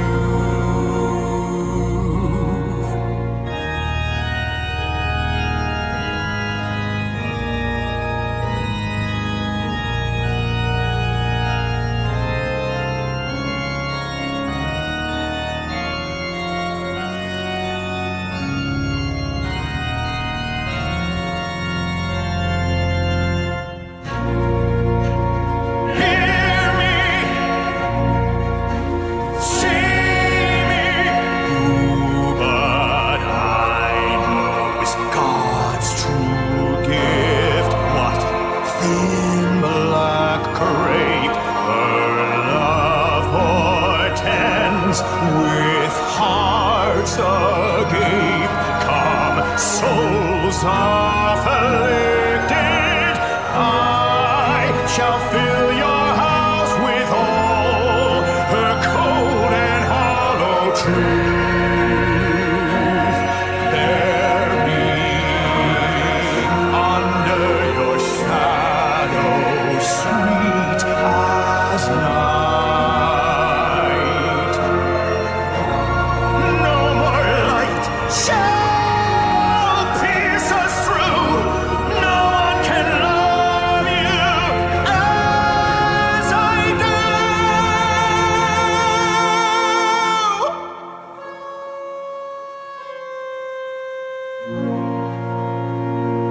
Trust me. Fear me.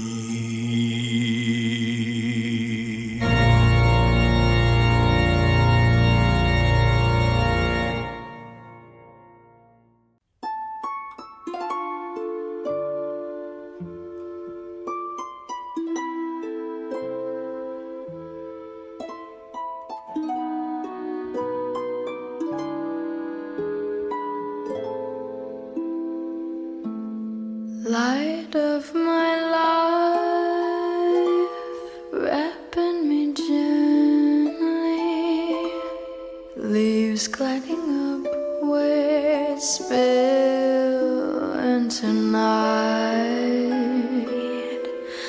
I've loved the world, shaped by these shadows, held in a long sweet silence.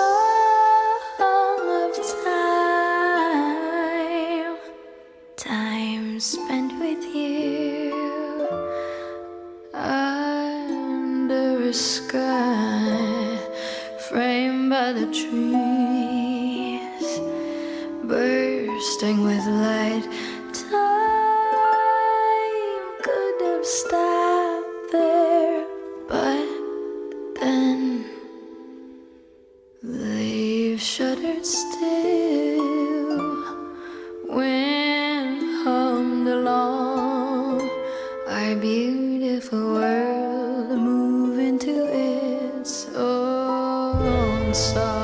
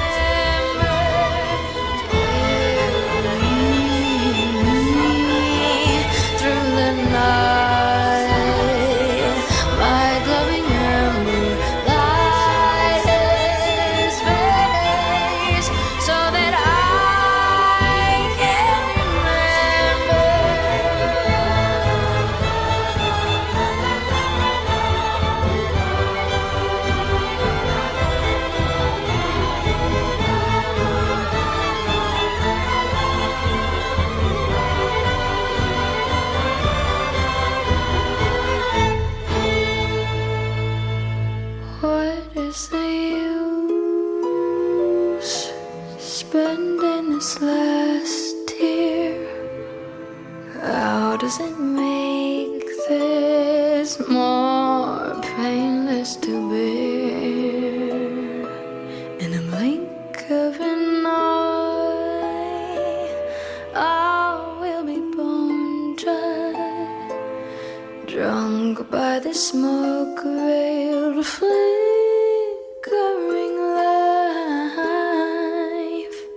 life spent with you under a sky framed by the trees, bursting with light. Time should have stopped there, but then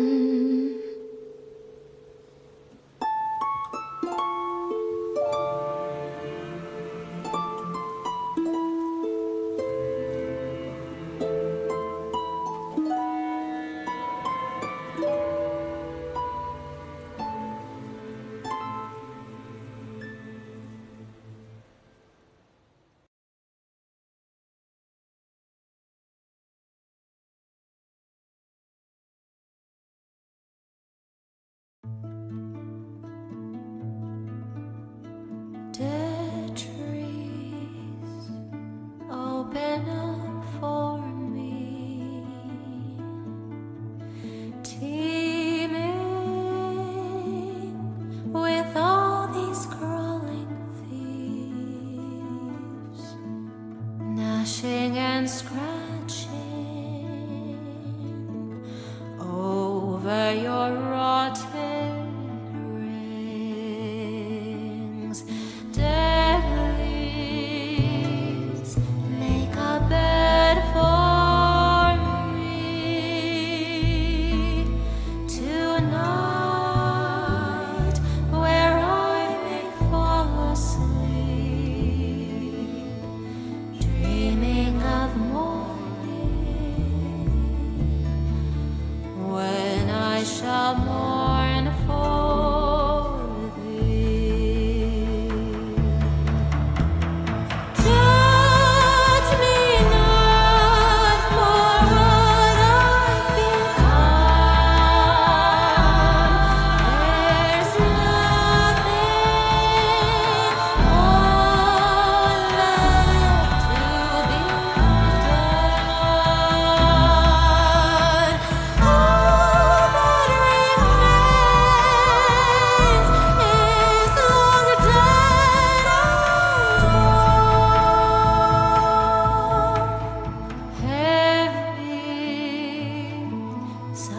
the rusted breeze,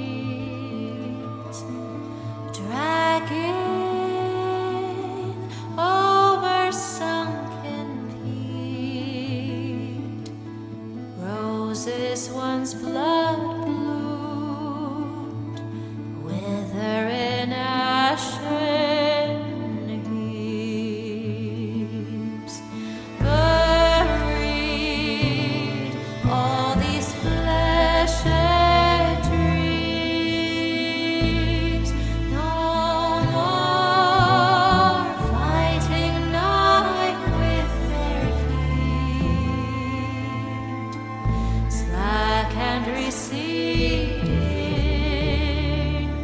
cold as the earth where they sleep. Judge me not, my jury of bones, glaring from eyes gray as stone. Justice in black seeps from her rotting throne. Judge me not for what I've become. There's nothing more left to be done. All that remains is long dead and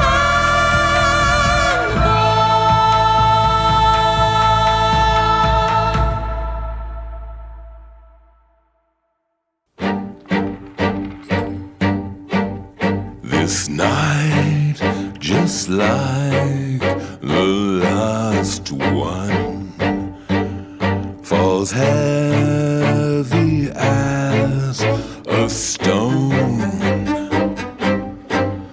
and stone by stone, this gathered dark is mine to bear alone. Impatient wrath surrounds me. It claws and scrapes these chains, the same cold irons that bind me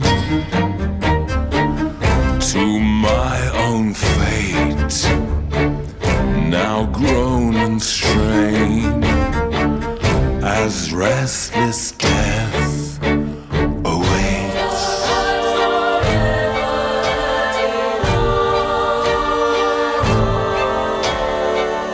Sing, sing to me, spirits. Ah, beautiful.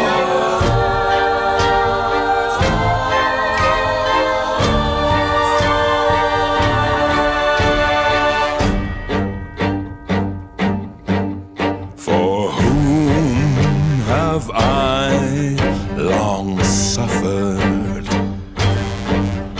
What good this toilsome charge? What fool so bound by duty would pay a wage so large? The weight of endless twilights, the chafing of these chains, the spade that scrapes out lime-packed graves shall turn against my cold restraints, and we shall feast again.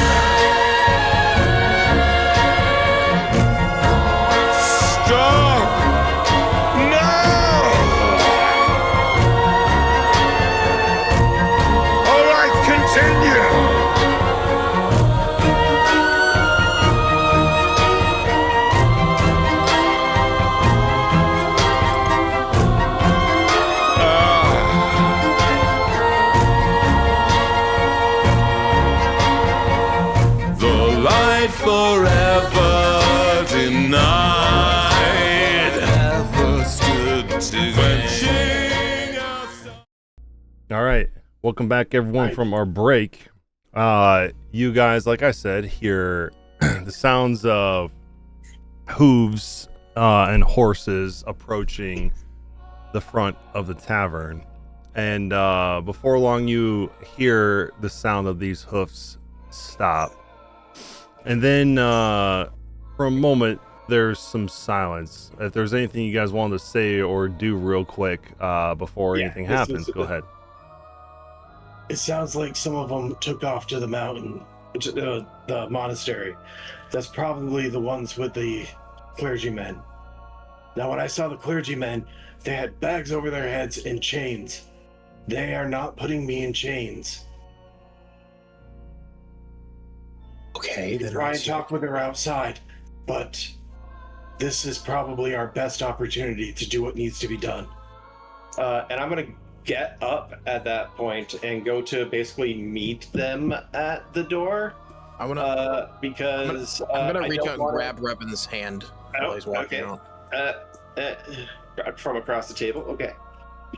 I'm going to, like, obviously I can't physically restrain him, but I just kind of grab him to stop, and I want to, like, pull open my jacket and point to the stakes and make sure he has them, like, you know, ready. If he immediately is going to do something, at least try to take her out or stun her with the stake before, you know, anything breaks out.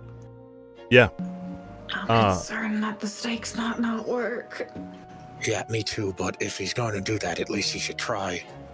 You then hear from outside the door a bit of a gruff womanly voice say, "Oh, you who hide behind laughter and lantern light, you who drink to forget the weight upon your souls, come forth.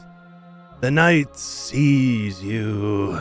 The dark remembers your names. Step beyond the threshold of this humble house and be counted among the honest damned.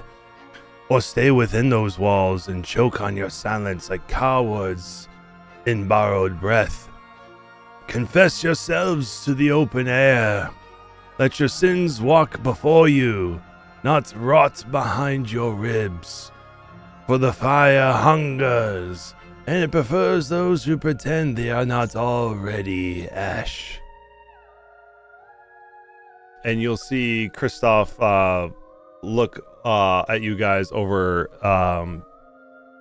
the bar, and he'll be like, "Sounds like she's here."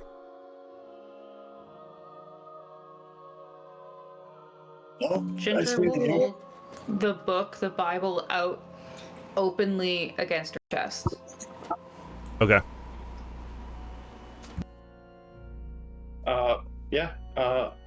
Walk out the door.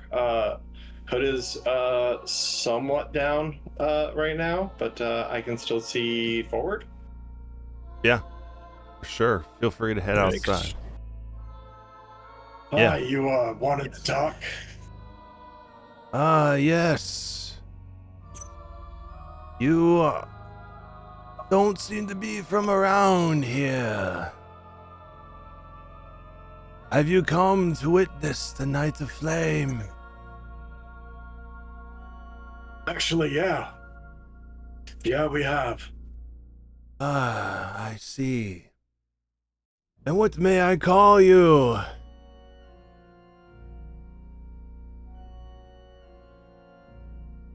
I'll undo my cloak. I am Revan of Elder Tree. Well, I said the name wrong. It's a work in progress. I am Revan of Alder Tree. And you? I'm Leona Cromwell of Dawnsgate. Never heard of Alder Tree. Must be from a distant land.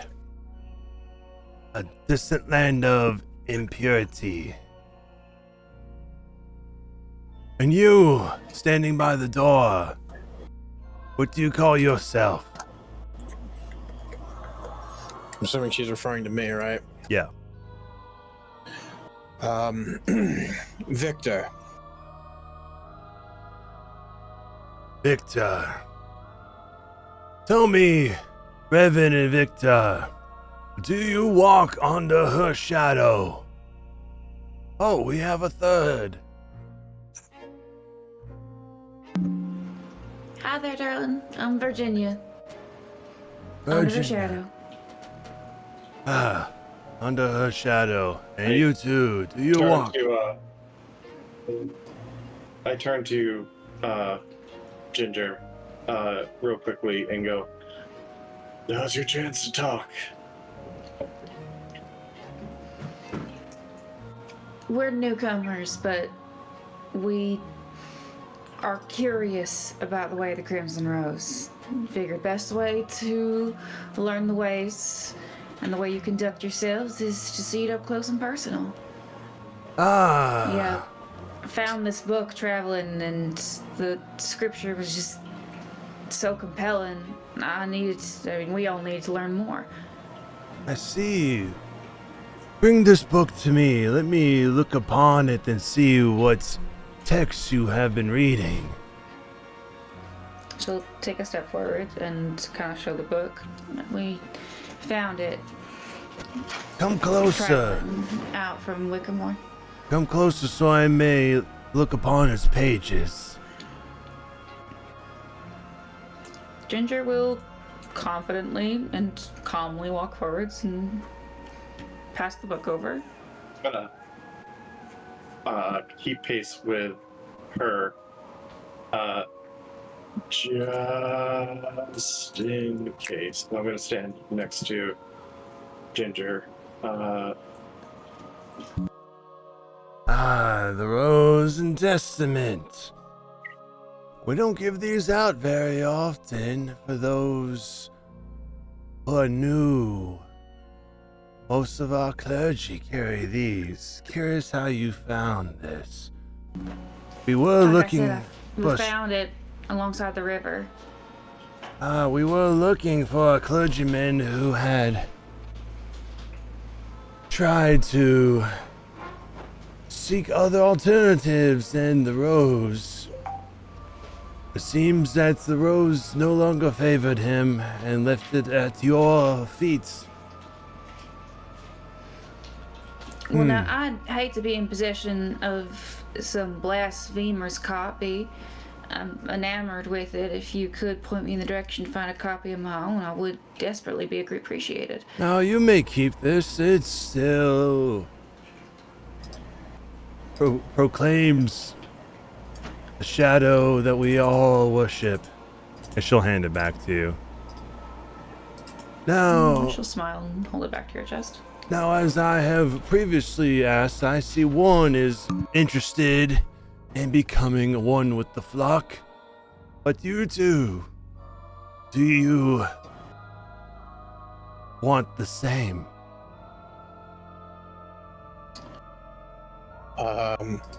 Dr. Moore is going to adjust the rose, but he's going to wait for Revan to do some... If he's going to do a rash action, he's not going to say anything. He's going to look to Revan and see how he acts before either adding on to Ginger's whole act, or if we're going to be throwing down with these guys. With clenched fists at the moment, trying his best to go and lie. So I am going to roll a deception check. I'm not good at it. Yep. I am going to say, I would say with gritted teeth, but I guess it would be with gritted beak, under her shadow. So let's see. That'd be a 10. Okay. And 1 second. All right. So she will look down at you and say, under her shadow, Where'd you get your bird? Oh no.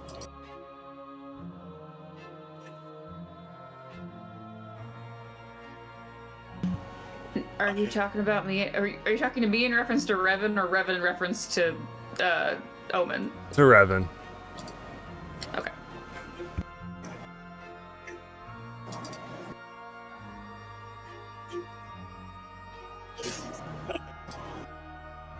Had it for a while. A gift from my friend.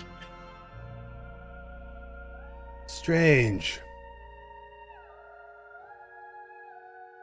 Maybe I'm mistaken, but I could have sworn I saw a bird just like that spying on all of our affairs.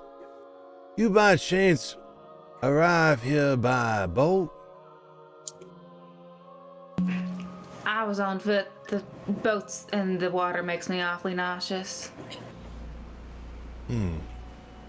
DM, I use Tinker's magic to start pulling a created mirror out of my jacket pocket. Okay.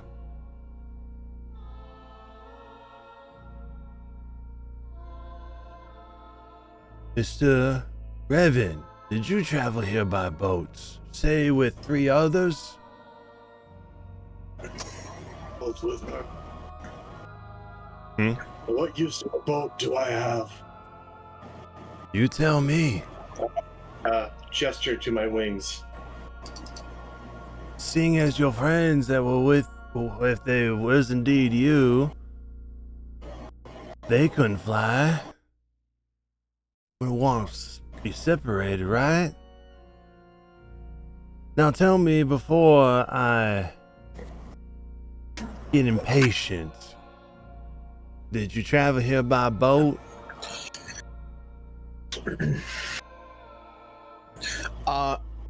I'm gonna speak up. No, excuse me, I don't want to speak out of turn, but I believe everybody has to travel here mostly by boat, as it's the easiest way to arrive at Dawn's Gate, so it's possible he did travel here by boat. What does that have to do with anything? Traveled with my friend. It has to do with a lot. You look... Well, I don't recognize you. I don't recognize any of you except for you. And looks down towards Revan. I could have sworn that I saw you on a boat with 3 others. And this bird flying overhead. Looking at what we did to that poultry, paint the folded lady, patient lady, whatever they call that rabble. Well, what did you do? Who? Well, you said you did something to someone. I'm just curious. Oh, you mean the people at that poultry place that they call a church? Well, we simply brought them here to save them. Give them a chance. Now, No, I'm sure that you had to do whatever you had to do to those blasphemers. well, the time will come in roughly an hour when the midnight hour comes along. But I believe you have the Rose and Testament in your hand, and you bear the Crimson Rose on your lapel. But you seem hesitant. Are you going to traverse the steps to the monastery and take part in the Crimson Rose and be a part of her fold, or are you going to be one with the pyre, Mr. Revan? You say you judge people by fire, right? We purify them by fire.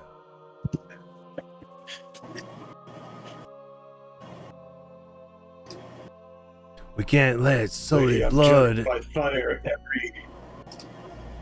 I'm judged by fire every day. And I will let the rage explode. The fire in my eyes and the smoke bellowing out. You have chosen Damn, poorly. Go ahead. I'm gonna walk up to the bar and the barkeep, and I'm gonna close the door and say, "Stay inside." And I'm gonna close the doors. All right. She'll say, "You've chosen fire, then." And we are gonna roll initiative. Boom. Oh. Bonk. Boom. And because she's so fixated on fire, well, I guess I'll have to wait until my turn. Ginger, you're right next to me. You are going to get the lovely initiative bonus.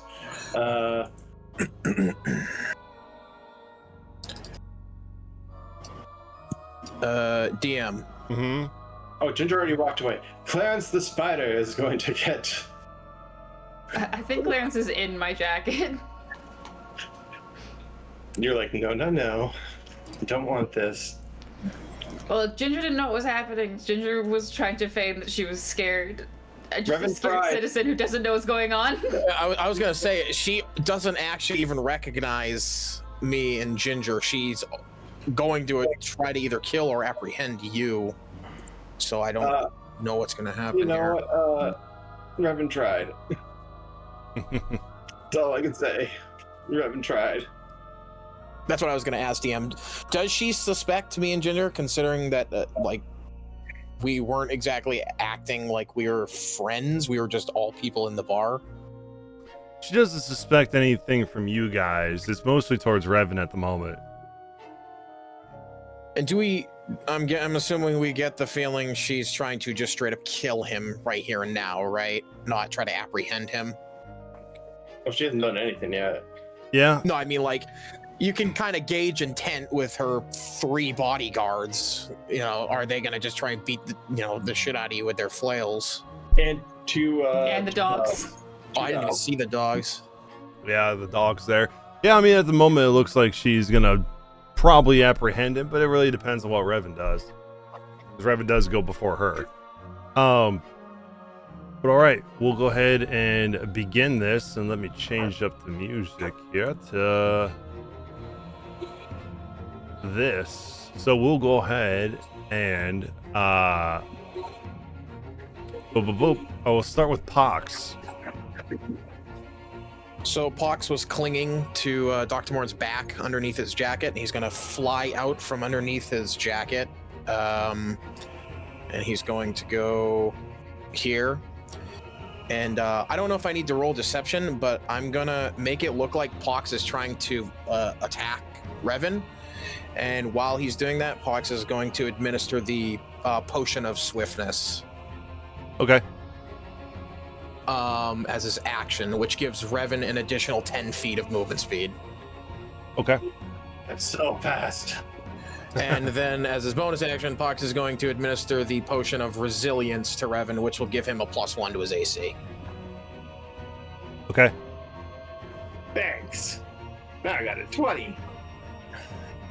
Nice. And then after he's done doing that show of on Revan, he's going to fly over towards Ginger, feigning, looking like it's just a creature. Okay.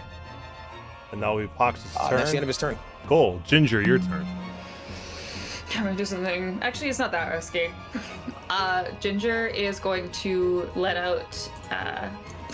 Question: are there any psalms in the Bible that we have? Any hymns?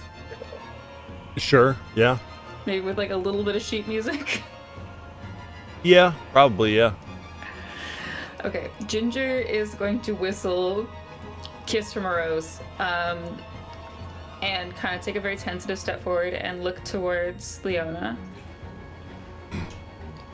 Okay. And Ginger is going to use her whistling bard feature to cast suggestion on her So I need a DC 16 Wisdom saving throw. Mm. The Whistle Bard means that she will never know that this was cast on her, unless she is familiar with Whistle Bards for some reason, Okay. or if she passes another save, if she's curious about it. Okay. Also, Roll a 7. suggestion says that in the event that this breaks, she won't know that something was cast on her. Right. It's not like charm person or friends. Ginger is going to just step forward and in her sweetest Southern belle voice just say, "He's real passionate.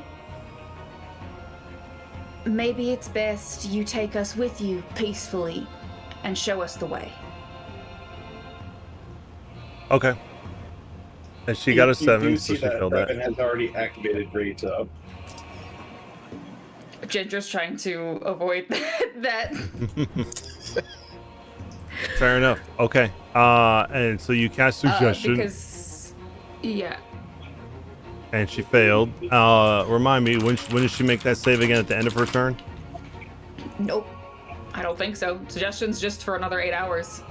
Okay. At least, unless they change Once they initially fail, that's it. They're under the effect of suggestion. Unless someone does damage to them. Okay. Which, All right. We'll see what happens. It's just gotta be 25 words. And this is vocal, so Revan can hear her saying this. Right. Yeah. Okay.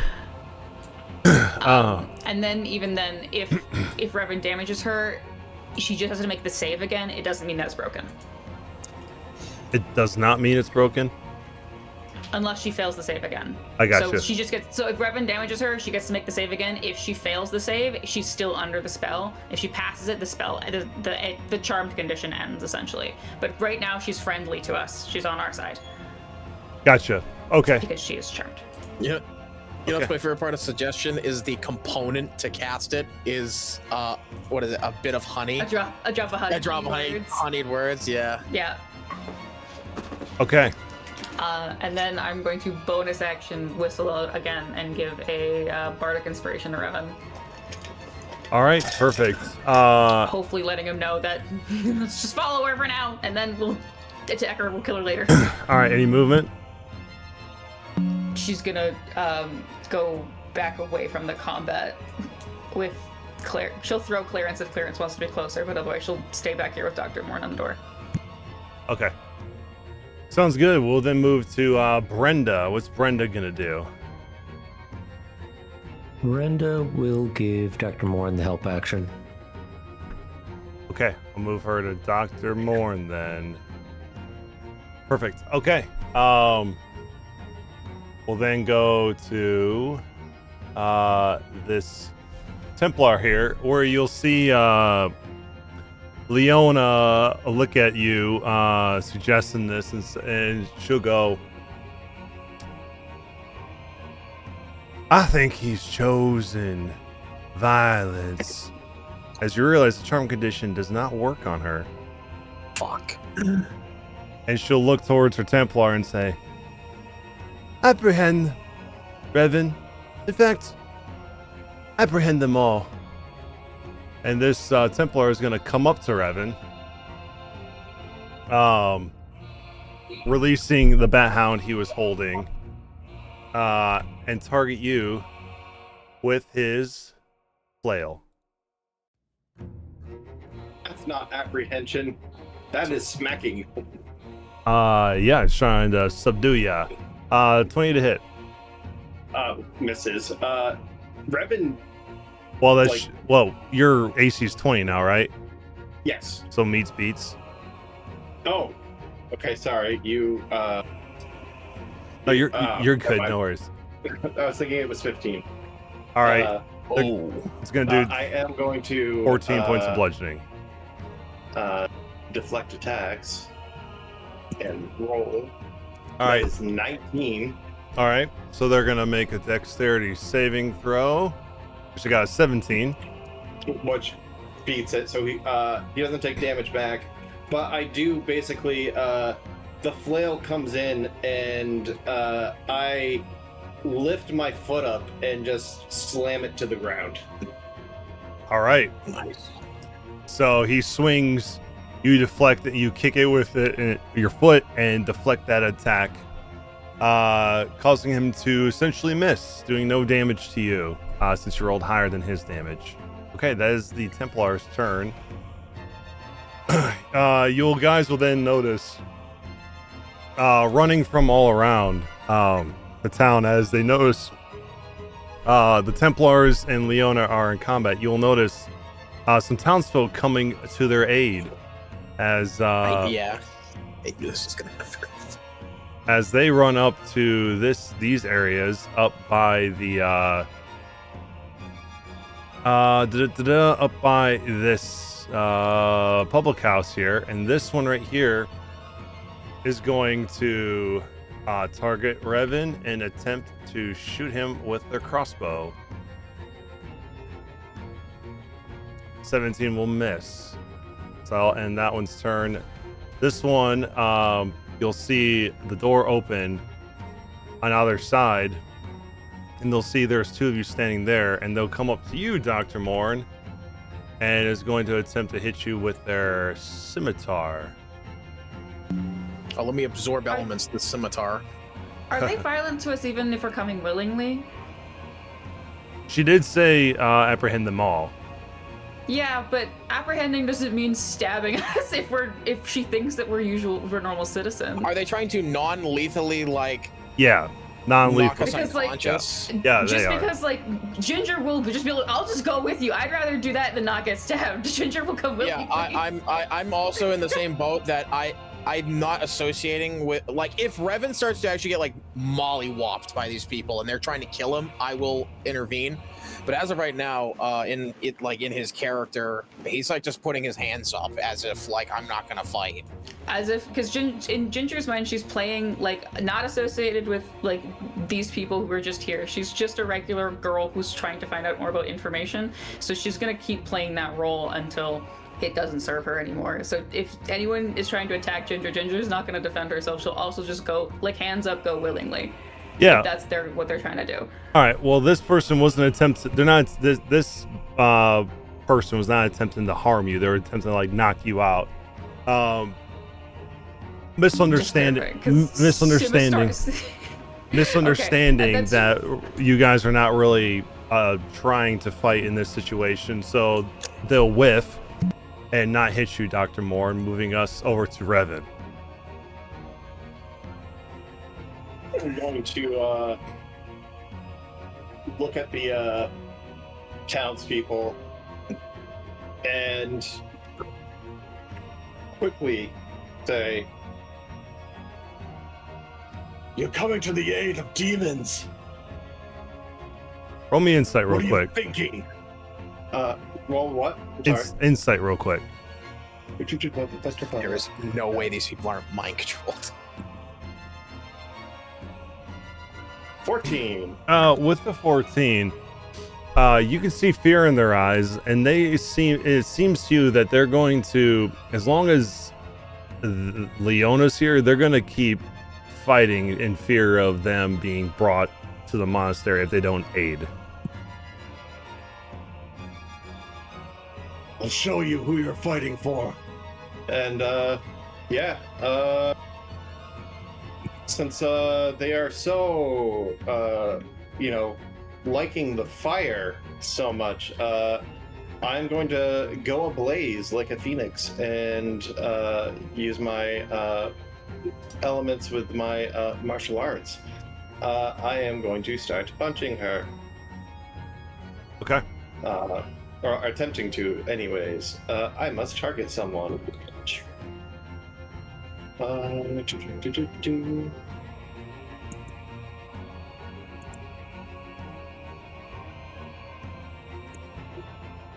They'll hit. Hold on one second.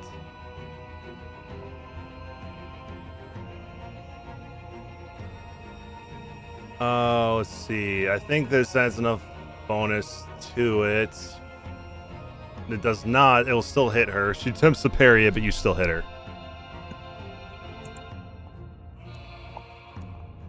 And it is magical, and it is fire.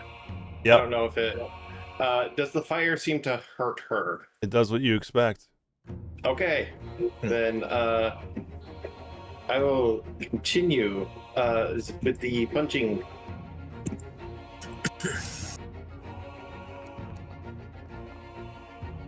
Almost Almost natural great. 20. That'll hit again. Doing another 8. 8.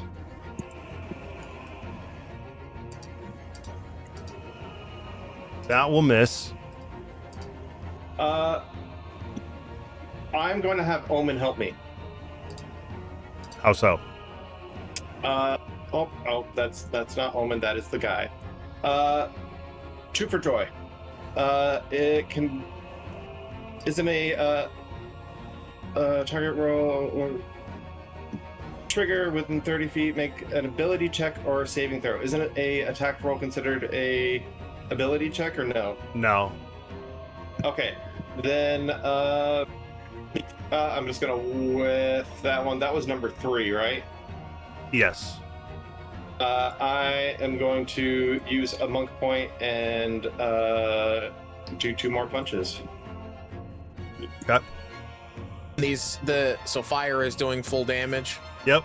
23 will hit again.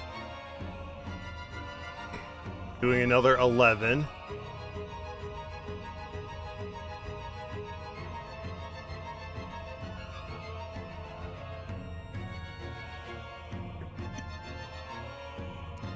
And that will miss again.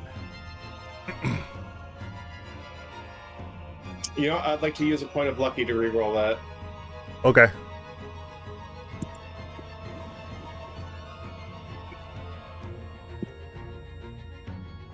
That will hit.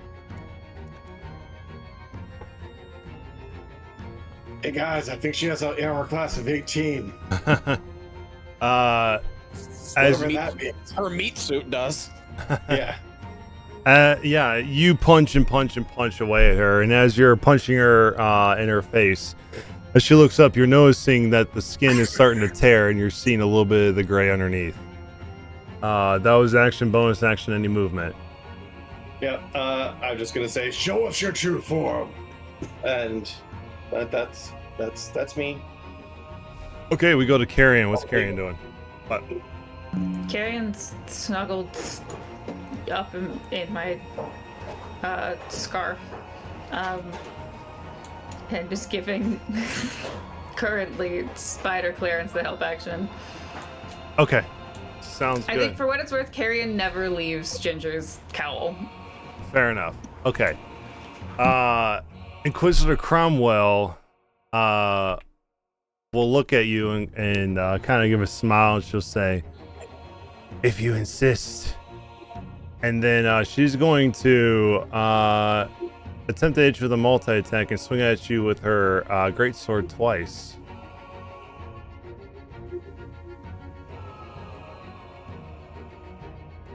I didn't have you targeted. There we go. 20. That's a natural 20. I'm gonna use lucky to make her reroll that. Yeah. Okay. I only have 1 point left. All right, she's gonna re-roll that. That'll be a miss this time. All right, so that was the first attack. Second attack incoming. Sword does radiant. That'll be another miss. And now we'll end her turn. We'll then move on to this Templar, who's going to come around to right here.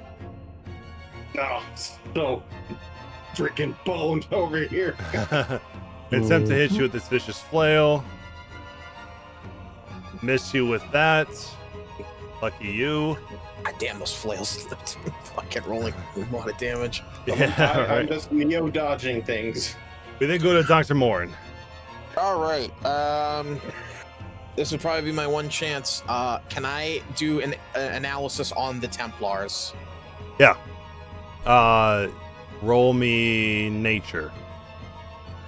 Nature. Yes. Be more of a clearance thing. All right, let's see what I can do here. That one. Don't know nothing. Womp. You do have a. I do have a point of. You know what? I will use my point of inspiration just to see. Still not my forte, but I'll try anyway. 17. All right. They're humanoid. There's nothing undead about them. They have an AC of 18, 80 hit points. They can. Oh, I forgot to say they're multi-attacking, so technically they can attack you twice with that vicious flail. So I'm gonna have to get those in there. You said they have 80 hit points, like each? 80, yes. Okay. Yeah, they're basically knights that are just part of the Crimson Rose, essentially. So. Oh, no bells and whistles. They are just a tanky knight humanoid. Right. Yep. They're not undead. They're not turned or anything. They're basically people who were brought there to be part of the hunt. They're not undead or anything like that. Okay. But I do have to get these other vicious flails in here since I only did it once. I forgot about the multi-attacks. We're going to do these other 2 attacks before you continue your turn. One of them I can... Miss? One of them I can use my... it depends on which one. The first attack would have been this guy down here, right? Yeah, the guy at the bottom. The second one will miss as well. So the top guy, I have my reaction still. So if he does hit... Does not hit you with a 16. Okay. All right. Anyway, we retcon that. Dr. Moore, continue with your turn. Okay.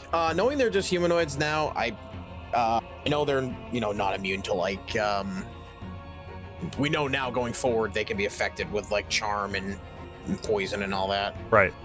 They're going like lethal on Revan right now, right? Yeah, they're attempting to take him out. To kill him? Yeah, now that they attacked Cromwell, yeah. I have like no spells, dude. I didn't think we would be getting into a huge fight. Yeah, this is bad. Because they poked the birdie too many times.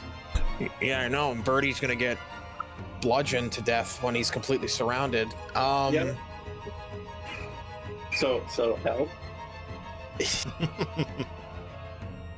Okay. I guess they're afraid of Cromwell, right? The townsfolk that are taking up arms mostly. Yeah. Mm-hmm. I'm going to pull out my rifle and begrudgingly I'm gonna try and take a shot at her. Okay. Fuck, I'd be shooting at disadvantage because I'm technically in threatened range. Take a step out. Brenda's helping you, so you're flat. True. DM, this guy currently that we have our hands up, will he take an attack of opportunity if I take a step away from him? No, not right now.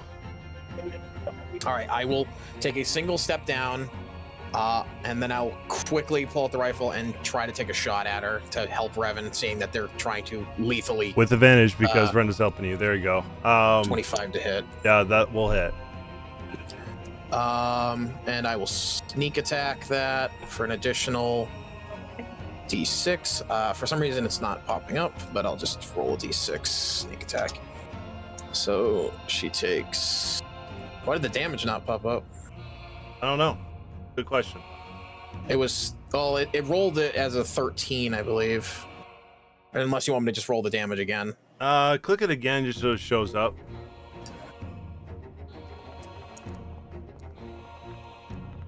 But now I can proc sneak attack normally. So that's the roll damage, 11 now. 11, okay. That apply to her? Doesn't look like it. Don't know if this matters. It's silvered. Nope. Okay. I will apply her. I will mark her with slow. Okay. And then as a bonus action, I will cast Sanctuary on myself. Or no, I don't do that. I will back up the stairs and I'll look to the scared townsfolk who's taking up arms, and I will look to him and say, "Don't do this." Okay, and that's your full turn, right? That's what I can do. Yeah. Okay.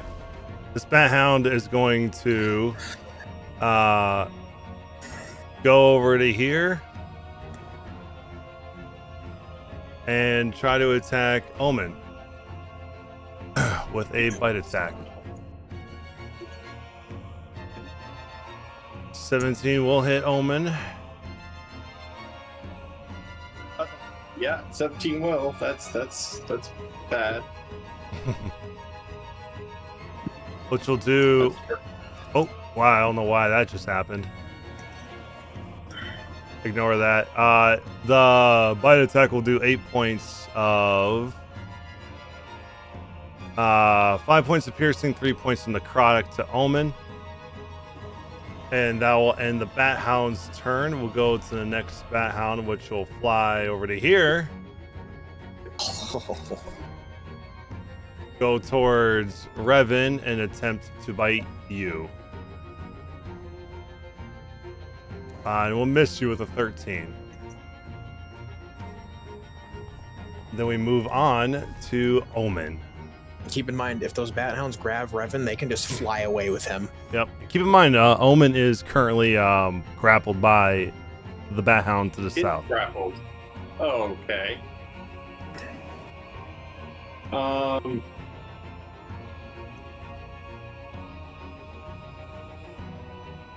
Omen is still going to give me the advantage. Is going to help me, even though it's grappled right now, until I can dismiss it or it goes poof. Okay. Helping you. 'Cause I don't think it can easily get out of the grappled state. Yeah. Fair enough. Okay. Helping you. All right. This townsfolk who saw you take a shot at Cromwell is going to turn around and take a shot at you with his crossbow. Dr. Morn. All right. Yeah, let me use absorb elements. Okay. 23 to hit. That's natural 20. Yeah, that hits. Okay. That will be 10 points of piercing damage, and I'm going to need a DC 16 Constitution saving throw. Okay. I fail. You fail, so you are going to pick up a lingering injury. Go ahead and roll me a D20, and we'll see what kind of lingering injury you get from the piercing table. Natural 20. Not bad, not bad. All right, piercing. I'm sorry, what? Piercing. So That's my ringtone, and that scared the shit out of me. you're going to suffer from a close call. The strike missed anything vital, barely. You have no mechanical effect against you on this, and it will go away after a long rest. So nothing adverse happens to you. Can I say that basically it skims his face, and you can see where the disguise takes a significant tear, like the face mask that he made. So it's just a huge tear in what looks like a really convincing looking silicone mask. Essentially, is and you can see what looks like rotting, sort of taut, gaunt flesh underneath. Yeah, absolutely, we can say that. Obviously, no mechanical effect on you, so you're good to go. But you get this nasty scar on your face from a close call. It does 10 points of piercing damage to you, breaking a little bit of your disguise. But otherwise, you are good. All right, this Templar is going to come right here.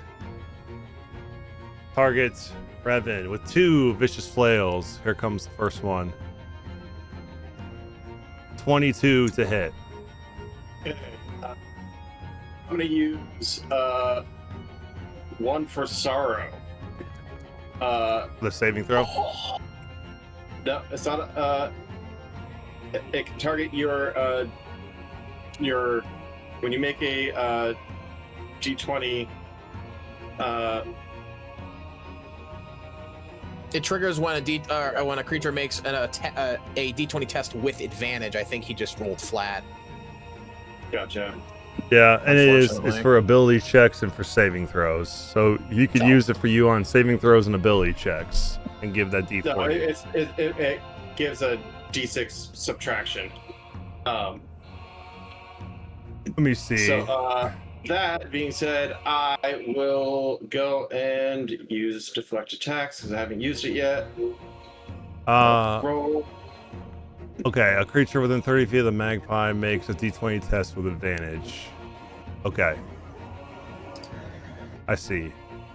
So that would be a d20 test for you. Okay. It's a little confusing, but... Yeah.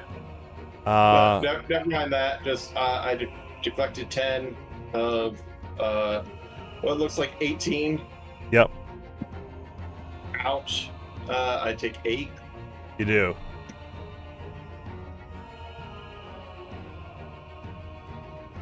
Okay, so you used your reaction. You took 8. Let's see.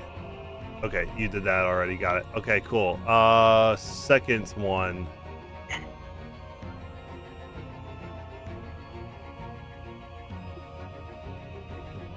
That will be a miss. So that'll end that Templar's turn. We didn't go to Spider Clarence. There's something I really want to do, Revan. They're clustered up so nicely, Revan. Clarence will skitter out of Ginger's scarf and move. I guess right here.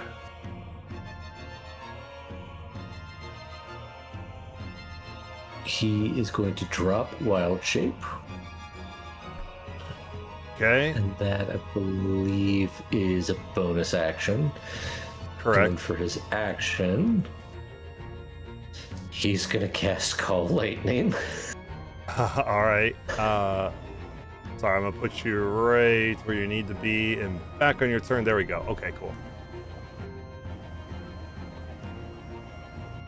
Whoa. And target everyone. Hey, it's snowing. So does that mean it's storming? It does not mean it's storming. So this is just the general template, but you can choose. Yeah, I believe. Yeah. Yeah, you can on target. Yeah, there you go. Oh wait, it's just on the corners. I can't do it in the middle. I guess. Of the boxes. Can you not place it just right here in the middle of this Templar? I want to put it in the middle of Revan. Then I can theoretically hit. I think it's because it's a square, was it a 10-foot square? You hit a point, and then 5 feet from said point, everyone affected will take damage. Yeah, it should be. Or be affected by it. But it's like snapping to grid. Yeah, I think that's what's going on. So painful.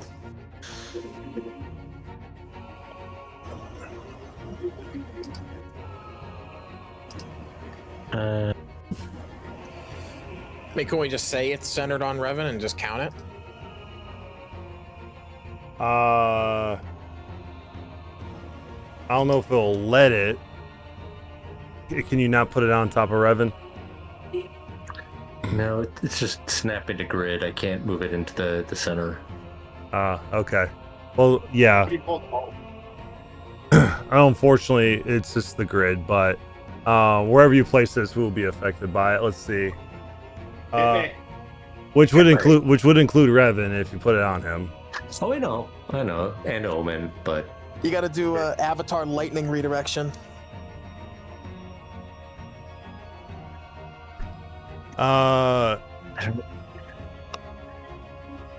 Is it something in the tools? I see the clouds. I hold my sword up to the sky. Just place it somewhere, and I will do the rest of the dex saves for everybody else. Okay. Whichever one makes the most sense. Center it on me so it hits everyone. I mean, I can't. It's the grid problem. I'm intending to center it on you. So it should hit everyone around you. All right. 20 damage. So Revan will pass. The Templar, the Inquisitor, Both Templars fail. The Warhorse also fails. The horse. Omen fails. The horses just reduced the hooves. Yep. So, and then I gotta do the Bat Hounds dex save. What's the dex save I gotta hit? It is. Where's my character sheet? No, not Spider. 18. 18. Okay. Right, so I take 10. I already did it. All right. So Omen and both Bat Hounds are gonna fail. So Omen's gonna take 20, which will. Omen will go poof. Yep. Omen is taken out. Wait, did any of these guys pass? No. Okay, then I was just gonna make it worse for someone. Okay. All right. And then okay, so I applied that to everybody. I didn't do the top one yet. Give me 1 second. All right, the other Templar also fails, so they'll take 20 lightning. Boom. Okay, so everybody takes 20 lightning, and as you see Cromwell take this, you'll see her form sort of as she gets hit by this lightning. All of her skin sloughs off of her, and the creature below her is revealed, which looks like this to all of you. Put it back on.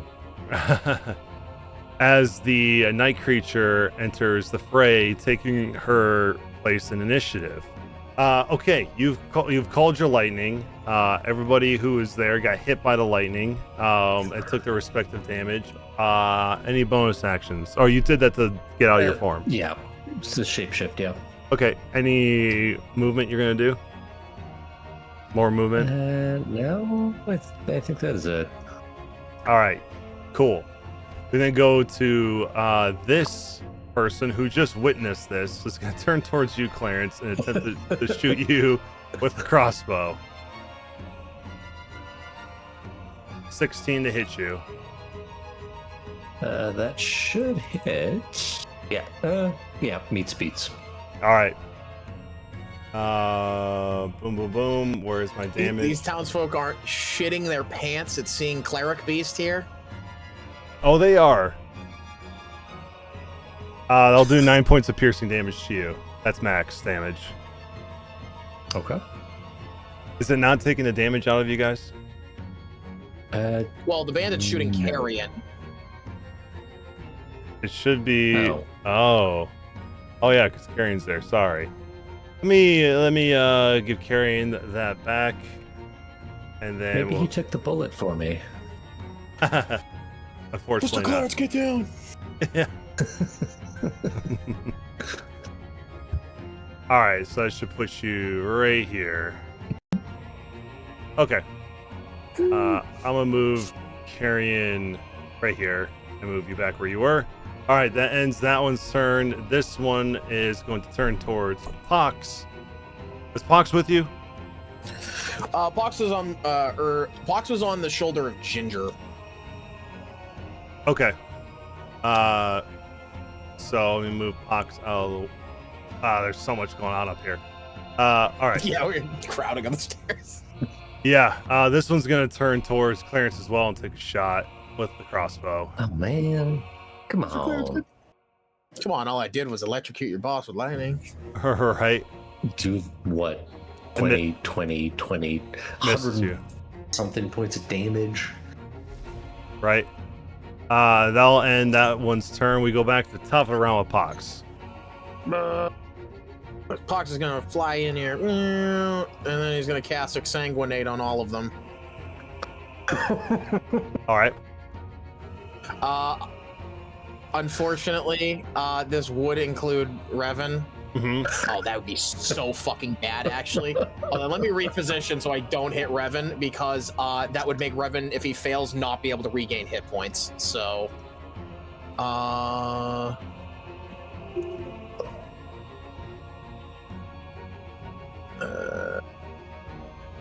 Here. Okay. And proc exsanguinate. What? You must target a token. Oh, okay, that's weird. Yeah. All right, there we go. So, oh my god, the range on this is so big. It's gonna hit Revan regardless. Yeah, 15 feet. Foot emanation. Yeah. Hold on. Oof.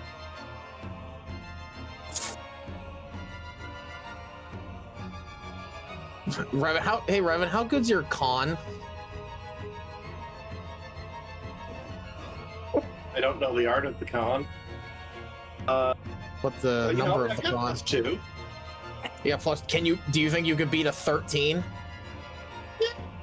Yeah. Okay, then can I revoke the movement and center it in the middle? Sure. Wait, hold on. DM holds a finger. If Pox perches on Revan's head, he's currently centered. Would it still hit Revan if he was on top of Revan? Yeah. Okay, I tried. I use it anyway. They all gotta make DC 13 con save or take 14 necrotic. All right. Well, this one at the bottom failed already. Go ahead and roll that con save, Revan. So yeah. This one rolled a Come on. 22. You know, if someone could bless me, it'd be really helpful. Oh, when it gets to my turn, I'll do that. You if I survive. You got a 21, so you're good. Also, healing would be good at this point. When it gets to my turn. Revan, you take. Yeah, I know. Revan, you take 7. My 7 guys. All right, that one up there. That's Feel a little woozy. feeling a little woozy. All right, next Templar. Got 20, so we'll also take 7. All right, you target the top one. Okay, I got those Templars. All right, Bat Hound time. Con save. Got an 11, so we'll take the full Fails. 14. Yep. And he also, I don't know if there's a marker for this, he can't regain hit points in any way. Right. Next Bat Hound. Also fails. I hope she fails, because I mean, she might be immune to necrotic, so. Yeah, true. All right, got them, and then we got the creature here. Con save. Roll a 10, so they're gonna take 14 as well. And she cannot regain hit points. Right. Okay. That should be everybody. That was in the emanation. What's 15 feet away? I gotta see. Okay, that would include this guy up here too. And the horsey, I think. Yep. So con save. No. Sorry, horsey. They got a 20. That puts Really cares. That's a hardy ass commoner, or it's a bandit. Yeah, technically it's a bandit. Then this horse here. Con save. Failed. Horse. Dead. Oh, don't be there. Next There, horse. Also failed. No. Not dead. Okay. Not dead yet. This other horse. Con save. You know what's my favorite? Passive. My favorite part about that? Hover over the horse right next to the beast. Just huge bold letters. Dead. Right? Dead. Yeah. Actually, I'll just get rid of this horse. It's no longer there. Okay. That was all of Insanguinates. Anything else All Pox right. is going to do? He's gonna use 20 feet of movement to go straight up. He has flyby. Perfect. Okay. Where is... Let me move Revan so I can put Pox up 20 feet.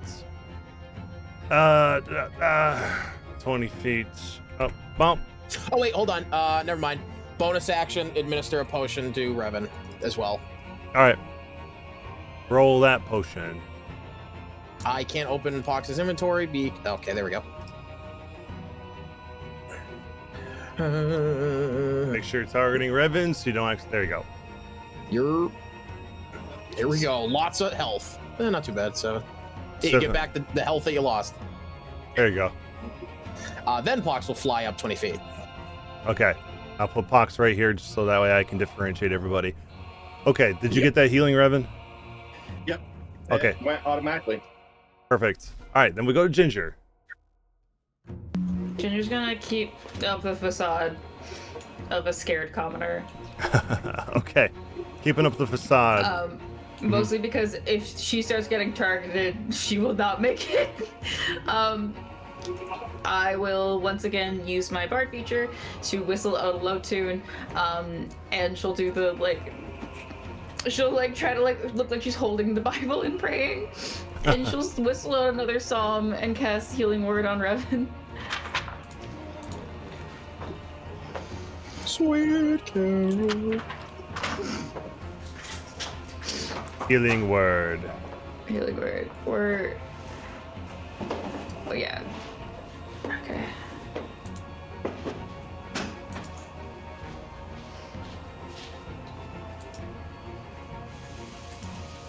Okay, 12 back to Revan.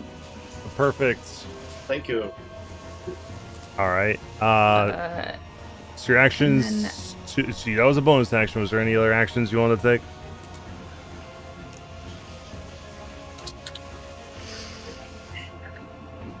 There's not much I can do in the way of actions without making myself a target.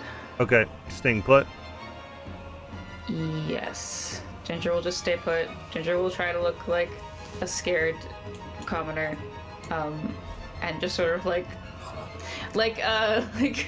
that one scene of Catwoman in The Dark Knight where she's causing all the problems, but then she's screaming and hiding under a table and looking scared. That's what Ginger's doing. Okay. And that's my turn. Perfect. Is Brenda still helping? Yes. All right. Was it Dr. Morin she was helping? Yes. Yeah. Okay. All right. Perfect. All right. Templar still alive. Gonna target Revan. 2 vicious flail attacks. Yeah. Misses. All right. Second one. 25. That's a natural not good. 20. That's really bad. Okay, gotta use my last lucky. All right. This would do 42 points of damage to you. Holy fuck! Yeah, I'm using my last lucky. I would not survive that. No, you would That not. is more than my maximum hit points. That would have killed me. Yes. Instantly. Put That your- would have outright killed you? Yeah. Yeah, because it reduces your hit point maximum. Oh, wait, no. Wait, the vicious flail does that? The magical weapon, let's see. Let me double check. Oh, I thought this was the terror, the scary thing. It does so it does extra damage to any creature it hits. So it does an extra d6 of damage, so 2d6. This extra damage is the same type as a weapon's normal damage. It does not reduce your max hit points. Someone get those if we survive. I put Revan, put yourself back up to your hit points you did have. While I re-roll this luck point. Plus 14 is 26. Aha! You were at 26? I did not remember, but I can do some things. Okay. All right. This is the re-roll attack. It will miss you. That's a good thing, because that was a lot of damage that was coming your way. That's still a lot of damage. Look at that. Yes, I it can't is. prevent anything else, so... Right. Okay, that'll be the Templar's turn. It misses you both times. All right, this one. It's going to... Well, I'm going to see what it's going to do. It's going to roll an insight. I got a natural 20. It's going to turn around, look towards you, Ginger, and say, that one's helping her! Helping them! It's going to take a shot at you. How do you know that it was helping them? He saw the healing word. He has to, no, that's an actual thing on my feature. He has to make an intelligence check to tell that I'm casting a spell. Intelligence Because I check. don't use verbal components, I just whistle. Okay. Well, before I roll the so attack... he needs to make a DC 15, no, DC 16 intelligence check. Okay. DC 15 intelligence check. They got a 10. Never mind. Cancel this. we're gonna switch it to Dr. Morn. Come on, man. Snitches. Don't be doing that.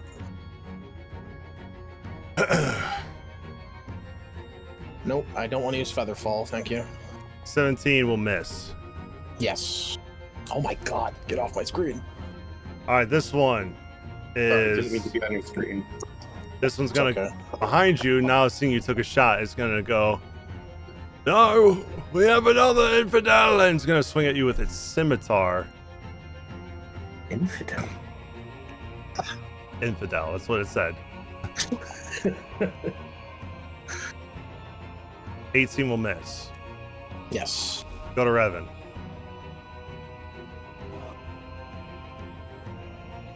Look at the monsters that you serve.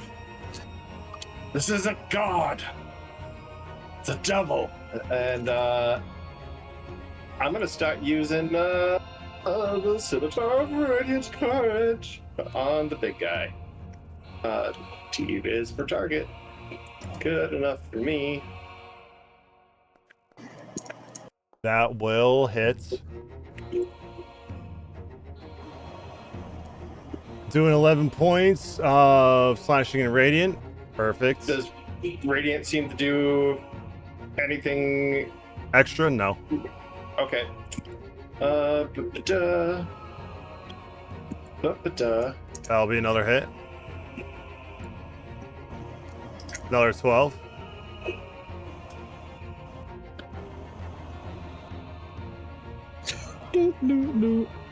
Another hit.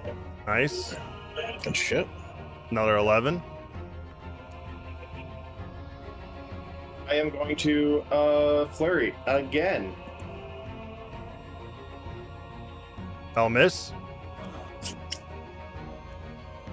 I am going to use my inspiration and reroll. Okay. Fair.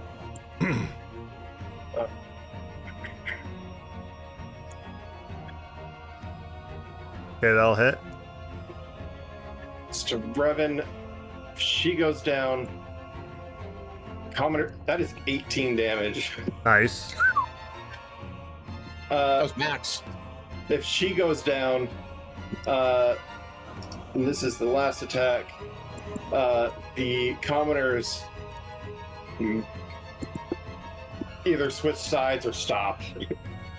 All right, that's another 19. She's still standing. But you did a lot of damage to her. I roar in her face, and that's the end of my turn. All right. Carrion is with Ginger, doing nothing. Sticking with me. Okay, perfect. We then go to the night creature, who is going to target you, Revan. Yep. It is going to. It's gotta check. Rip you in half. It's gonna check some stuff. All right, it's gonna make one claw attack, one bite attack. So first is the claw attack. If the claw attack hits, I'm not doing anything about it. It does not hit you. Okay. I'm more afraid of a bite attack. Bite attack is coming next. At least there's a con save tied to it. And it can't regain hit points. True. Okay, well, it actually cannot bite you, so screw that. You have to be grappled. So because of that, Oh. it is going to claw at you again. Oh. 19 to hit. Oh, no, you have a 20 Okay. now. Yep. Thanks to Dr. Morn. Thank you. Mwah. Yep. So no hit on you, even though it says it did. That'll be the night creature's turn then. And they go to this Templar, who is going to. I'm gonna look at him and say, "Don't." It's not gonna do anything, but It's not. He's gonna roll. They still have a numbers advantage over you. yeah. 10 will miss. Damn, those flails hit fucking hard, dude. Yeah, they do. Another 16 to miss you. which would have done 15 points of damage. That will end that Templar's turn. We go to Dr. Moore. Pretty quick. Well, the fella next to me will now take an attack of opportunity if I step away from him, so I can't shoot it. Or I'd be shooting flat to help with Brenda. Right. These bandits have been rolling amazing, so God knows I'll probably step out and get fucking it with a crit. Yeah, I'll risk it. Fuck it. Why not? All right. Take an attack of opportunity on me. Yeah, it sure will. Scimitar. Oh, sorry. If it crits me, I gotta move Brenda out of the way real quick so I don't target Brenda by accident. Not Precious Brenda. Yeah, Precious Brenda. Not Brenda. Featherfall? No, I don't think I want to use that. Misses you. Okay. So before I do anything, this thing that she turned into, this like massive cleric beast, I want to analyze it before it either flees or something else happens. So what would I need to roll? Religion or Arcana? Arcana 100%. 25. All right. This is the night creature. Night creatures are considered fiends. It is large and they are chaotic. Well, they're lawful evil, I should say. Not chaotic or neutral. You know about from what you've read about creatures like this. They generally have about 120 hit points, AC of 15, speed of 40, climb of 40. They have immunity to poison, except from its own creation. Charm, they're immune to the charm condition, exhaustion, and the poison condition. They are vulnerable to damage from weapons wiped with salt. They can speak common, plus one other language of my choosing. They have features called Bloodstalker, which says the night creature has advantage on wisdom checks made to find or track a creature that is missing any hit points. You know about the salt susceptibility, which basically says the night creature has vulnerability to damage from weapons wiped with salt. The creature can take a bonus action to wipe salt onto a weapon, which remains coated for 1 minute or until it hits a creature. They have Spider Climb.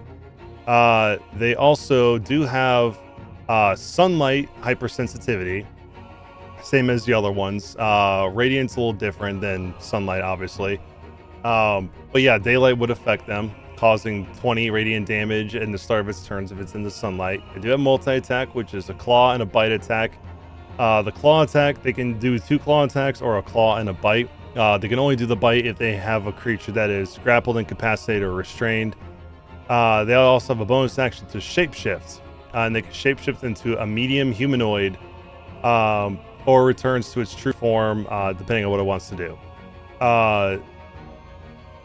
They have a strength score of 18, dex of 15, con of 14, intelligence of 8, wisdom of 12, and a charisma of 14. And so she is just acting on instinct at this point. She is just a monster with an intelligence of 8. Right. Okay. All right. Well, first things first, I'm going to bonus action, administer a potion to myself, regular. So I'll roll for healing. 6. Yeah, I want to absorb my own potion. Thank you. So there we go. And then I'm going to try to shoot this bat hound to just take it out of the way. Sure. With advantage. 22 to hit. Yep, that'll hit. Damage. And I'll sneak attack it. 19 damage. Yeah, you kill that bat hound. One last thing around me that's gonna attack before Clarence brings down the thunder. And you know what? Is everyone in the bar gonna turn on us if we run in? No. Is the barkeep gonna stop us from entering? Maybe. I'm gonna run up and try to force my way past. Okay. Like in. Yeah. Just roll me an athletics to push past him. Oh, so he is blocking me? Yeah, he's trying to keep everything outside. Oh, then I won't. If he doesn't want me to enter, like if he's, then I won't bother. Okay. Because there's no way I'm gonna get past him and the guy that's trying to attack me. So I will. What the hell? That was interesting. Okay. Anything else?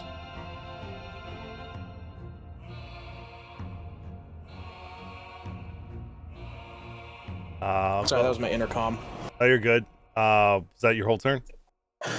Yes. Okay. Bathound gonna try to bite Revan. Definitely misses you with a 9. Okay, we move on to this individual. It's gonna try to take a crossbow shot at Revan. We'll see if it hits or not. Nope. Misses you. As it goes flying by you, that ends that one's turn. This Templar gonna target Revan, standing right next to him. 2 flail attacks. 9 will miss. Second one. 6 will miss. Getting lucky now. We go to Revan, or not Revan, Clarence. Woo! Hold my sword up to the sky. By the power of Clarence! I mean, By the power of I could shock you again. Yeah, just do it. Bonus that's what I'm- action. that's what I'm calling for. Bonus action. I will use Gift of the Green to give you one of your hit dice and healing. Can you do that after you chop the hell out of me? Oh yeah. Sure. Thanks. Sure. I appreciate Okay. that. Let's see. Stormbolts. It's gonna be another one of those things to just select everything, but Yeah. Revan failed this 19. time. I don't have anything I can do. Yikes. Deflect attack. No. Yeah, that'd be awesome. Slow fall. No. Lucky. No. I am crispy. Without a paddle. I am crispy chicken. All right. Let's do the other guys Yeah, here. you have no feathers. No, I still have feathers. All right. This one failed, so this one's gonna take the 19. That puts it right here. Yep. Okay. Bathound also failed. Dead. These 2 Templars rolled down below. One of them passed. It took half. Okay, cool. Night Creature also failed. Okay, perfect. So that's everybody here. You called your lightning and you bamped the Bathound out. You also hurt Revan quite a bit, but any bonus actions? bonus action. I'm gonna help him. Yeah. All right. Gift of the Green, finally. Yep. So Revan, that will be for you. Roll a d8 plus plus 3. Plus 3. 9. All right. Go ahead and give yourself 9 hit points back. I'll subtract 1 of your hit dice. There you go. So you should be at 16 now.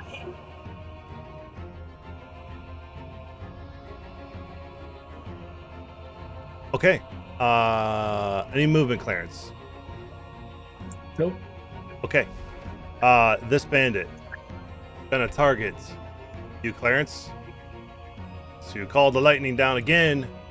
Crossbow coming your way. 16 to hit. 16 hits. Okay, that'll do. I can't see the damage. 4 points of piercing against you. That'll be that bandit's turn. Okay. Last bandit's gonna take a shot at Revan with the crossbow.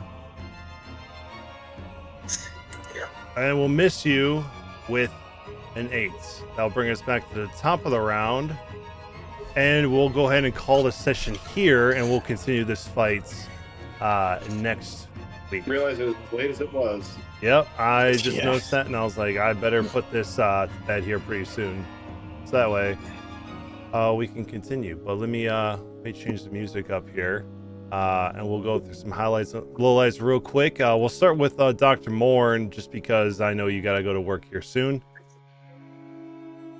Yeah, surprisingly, I don't have to rush right now, but I guess the highlight was we finally got to Dawn's Gate and got to get into the town, and I didn't think we were immediately going to throw hands the moment we got here, but that's what happened. But glad to finally get into the place, and hopefully by the next session I should have the art for the disguise and all that. Cool. But yeah, no, I like the theming so far, and I enjoy the whole, I guess, cultish atmosphere, like the people joining in to, I knew for a fact they were going to join in out of fear if they weren't mind controlled. So I like the fight where they are only joining in out of preservation of their own lives, essentially. Right. And I also like the reveal that the vampires use like meat suits essentially to walk around during normal, even though they're these huge monsters essentially. Yeah, it could be walking amongst you. I can't really think of a low light, to be honest. Yeah, no. Awesome. Glad we didn't get jumped by 3 Yetis too. That's another highlight. That's true. Those things are pretty brutal. So glad that didn't happen. You guys were inventive with that, so you guys get to avoid that fight. So that was good. I believe Revan, and I wasn't there for that session on Tuesday. You guys fought in Alpengrendel, right? Yeah. It snatched one of us from our sleeping tent. While the 2 people on watch were, just failing at life. Both rolling like a 1 on our perception. We're like, nothing's wrong, everything's happy. Yeah, and all of a sudden a big ass Yeti comes in the camp and drags one of you out of his tent. Yeah. Well. Oh, you know what? My one low light is that the potion recipe thing doesn't work right now. Oh yeah. I gotta figure out why that's still the case. I don't know if that's something on the guy who created the modules end, or if it's something that I need to fix, but I'll have to look into it during the week. But cool, we'll switch over to Clarence now. What you got? The low light is finally having tech issues. It's not fun. No. Trying to jump between phone and computer and phone and computer. Let's see. Highlights. I do enjoy the atmosphere for this new area. I'm curious to see what the consequences of our actions are going to be. It was sort of like not really your fault. That's just how Leanna's the way she is. She was very perceptive, noticing Omen instantly. Yeah. And we got to see sexy ice giants. It's always fun. Yeah, at least you didn't have to fight them. Because their regeneration's pretty gnarly. And there's 3 of them. They all have what did I say, 120 hit points apiece? Yeah. They move so fast. And they regenerate health. Unless they get hit with acid or lightning. So that's fun. Yeah, I'm glad you guys are enjoying the atmosphere. This is just the town too. The monastery has an even better atmosphere, in my opinion. I'm hoping the monastery doesn't notice the giant lightning cloud. Right. All the craziness going down out in town. But all right, you got anything else, Clarence? I mean, they're gonna notice when she doesn't come back for the burning. Yeah. Or the several Templars we're gonna end up killing and looting. That's fair. All right, Revan, what you got? I'm kind of sad we didn't fight the naked Krampuses. That would have been a fun fight.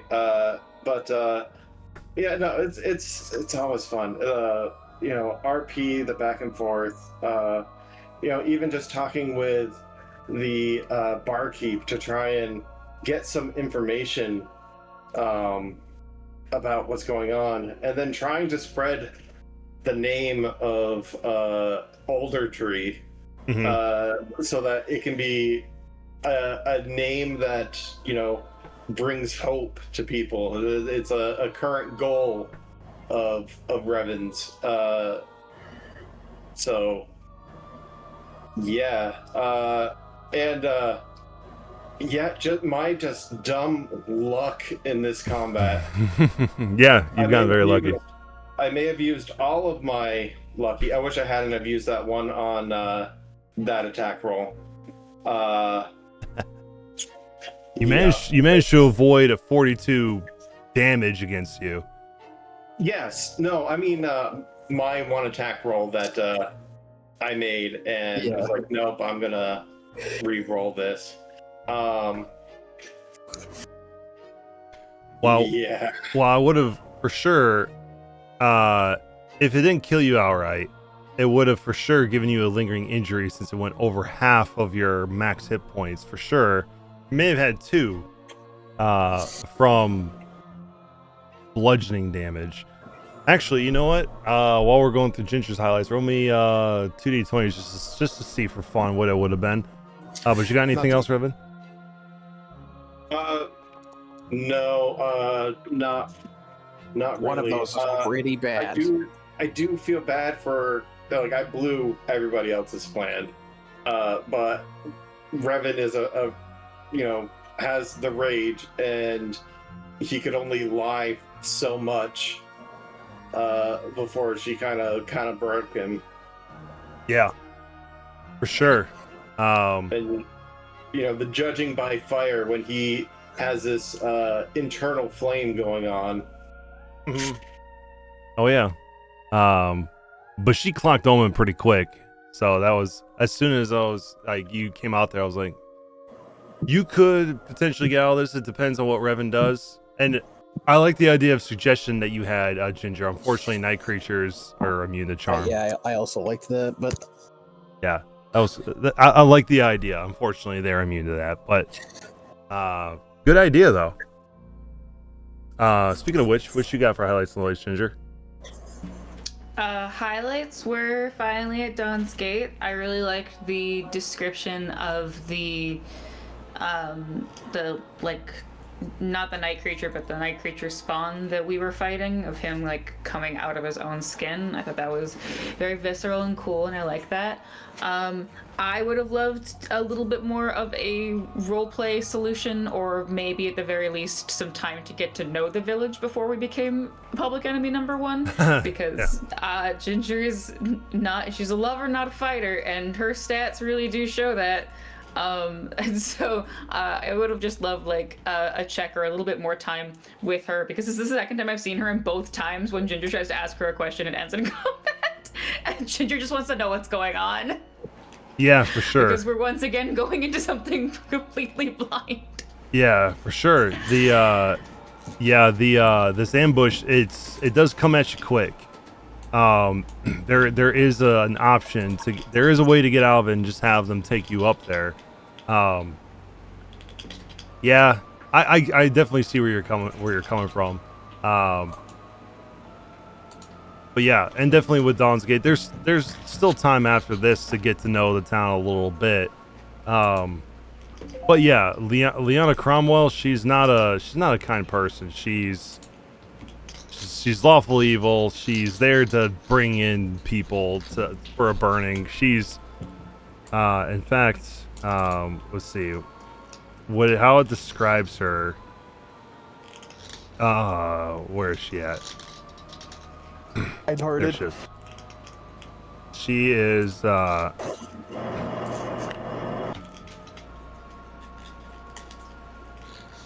yeah, so one of the descriptions says she resents characters' resolve if they were to show anything against the Crimson Rose, and tries to kill them if goaded even mildly. Oh. So she's not. I apparently goaded her. Apparently. Yeah, she was pressing you on the omen thing. But yeah, once I got as she was pressing you and it pressed you, like even you go to even mildly, you're like, you know what, I'm mad now. So it's the rage curse. Yeah, it's the curse Or the barbarian. for sure. You got anything else, Ginger? No, that's everything for me. All right, awesome. Just to see what your lingering injuries would have been, we'll go with the least worst one. You would have had, with a 12, crushing anchor, which says your body refuses to recover. You cannot regain hit points above 1/3 of your maximum while you have this injury. Only 5 days of rest or a mass cure wound spell cures the anchor deep within. And with a 2, you would have suffered from a brain hemorrhage. Your thoughts stutter as pressure builds inside your skull. At the start of your turn, you roll a DC 15 con save or fall unconscious. Each failure deals 4d6 damage. After 3 failures, you instantly drop to 0 hit points. Only a greater restoration spell cures this hemorrhage. So, you would have had more. You would have had more damage coming your way. To be fair, the moment you would have taken that lingering injury, they probably would have just beaten the shit out of you while you were on the ground. I'm Wouldn't pretty have sure been alive long enough to experience it. I'm pretty sure I was gonna be dead outright. So, because you're at what, the flail 7? would have just put. It did 42. Yeah. So minus 7. 32 hit points at max, and I did not have 32 hit points at the time. Yeah, 32 plus 7 makes it 39. It was It would have killed you outright. It would have, yeah. The amount of damage that I could have taken and then my hit points worth wasn't enough. It was death. It was a brutal hit for sure. These vicious flails are no joke. Even when they hit you normally, they do average like 11 to 14. 3 more levels, I'll be able to increase my AC. Yeah, for sure. This is also the first fight where I felt like the experimental elixirs directly made an impact on Revan not getting hit by certain attacks. Yes, you saved me, I think several times. Yeah. In that fight. That's true. In terms of my highlights and lowlights, I'll piggyback what you said, Ginger. Now that I'm thinking back on it, the time you've spent in Dawn's Gate did come quick. You got there, you met with the guy, the Sanguine Hunt arrived, and it was like, boom, we're fighting. Yeah, I probably could have extended that a little bit more and pushed this fight a little bit later to where you guys started it next week. Yeah, I'll keep that in mind for future interactions, especially when you get to the monastery. Highlights, obviously we're in Dawn's Gate now. We're on this new chapter, this new setting, very more gothic-y type feel to it, with all this cult stuff going on with everything, and there's a lot that goes into it. You've obviously met one of the clergy and how they are. Night creatures are different in their own way, which I'm sure you guys will look into when this fight is over. But yeah, I like Dawn's Gate. I like the Crimson Monastery. We're currently playing through it on the Tuesday game with Sean also in that one. And I've caused some chaotic moments in there with one of the higher clergy members, specifically Jaeger. Almost got myself killed like really quickly, but everyone pretty much saved my life, so it worked out. So we just have Olaf and Renethir left at the moment, and in that one we also fought. We fought her outside the public house as well. Which that fight was going pretty iffy as well. But yeah, so glad we're here. Glad we're going through this. I'm excited for you guys to get up to the monastery. I'm sure it'll be next session. You guys will probably get there, and I have a whole sermon prepared from Renethir that's gonna take some time. So 52 pages, was it? 54? 64. 64. Oh, yeah. Yep. I have 64 pages of content to go through. I'll try to trim it down. I know the Connor, the guy who played Alder here, he ran through his. He timed his. His was what was it? 11 minutes. 11 minutes and change. Yeah. He tried to get it under 15 because before it was over 15. Yeah. I don't know if mine's gonna be even close to that. If I can trim some down, I definitely will. But based on, I can time you if you want, just out of curiosity. you can, but it's gonna take some time. It's a whole thing I've got planned for it to really set the scene of the monastery. Yeah. What were you gonna say? Oh, I was just gonna say, our version, the other version of this fight, everyone was spread out.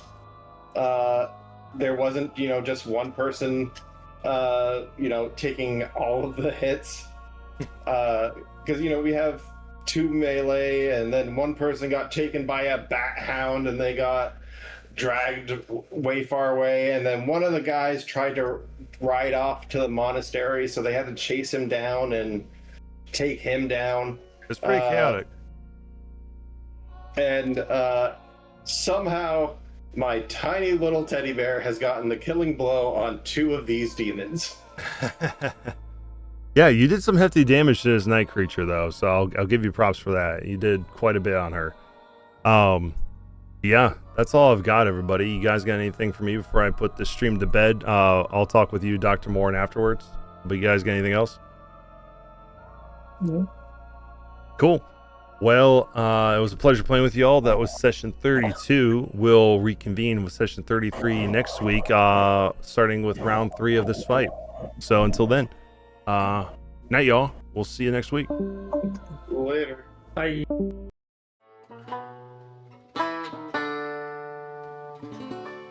Under a sunken sky, 5 cold-eyed birds huddle in the sallow weeds, cackling at me. And it's times like these I hang my head and wonder why I never try to fight for myself.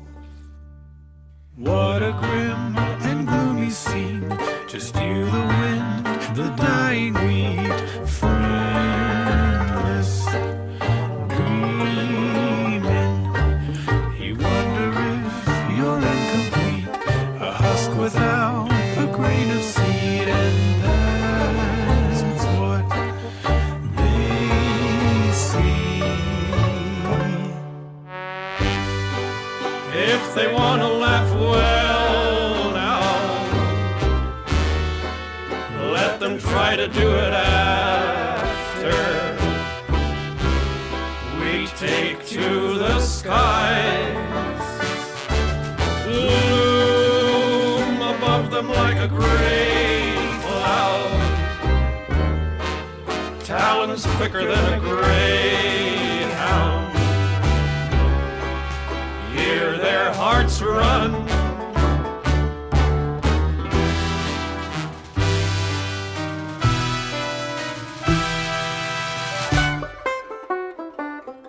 Out of all the things I've seen and done, in the back of my worried mind, I've never tried one. Maybe this time I could make them see they've probably never met a threat as empty as me. If they want to laugh, well now, can they do it while they beg me to spare their souls? Funny how they keep singing, little empty bodies leaping to the snap of their bones. La la la la la la la la la.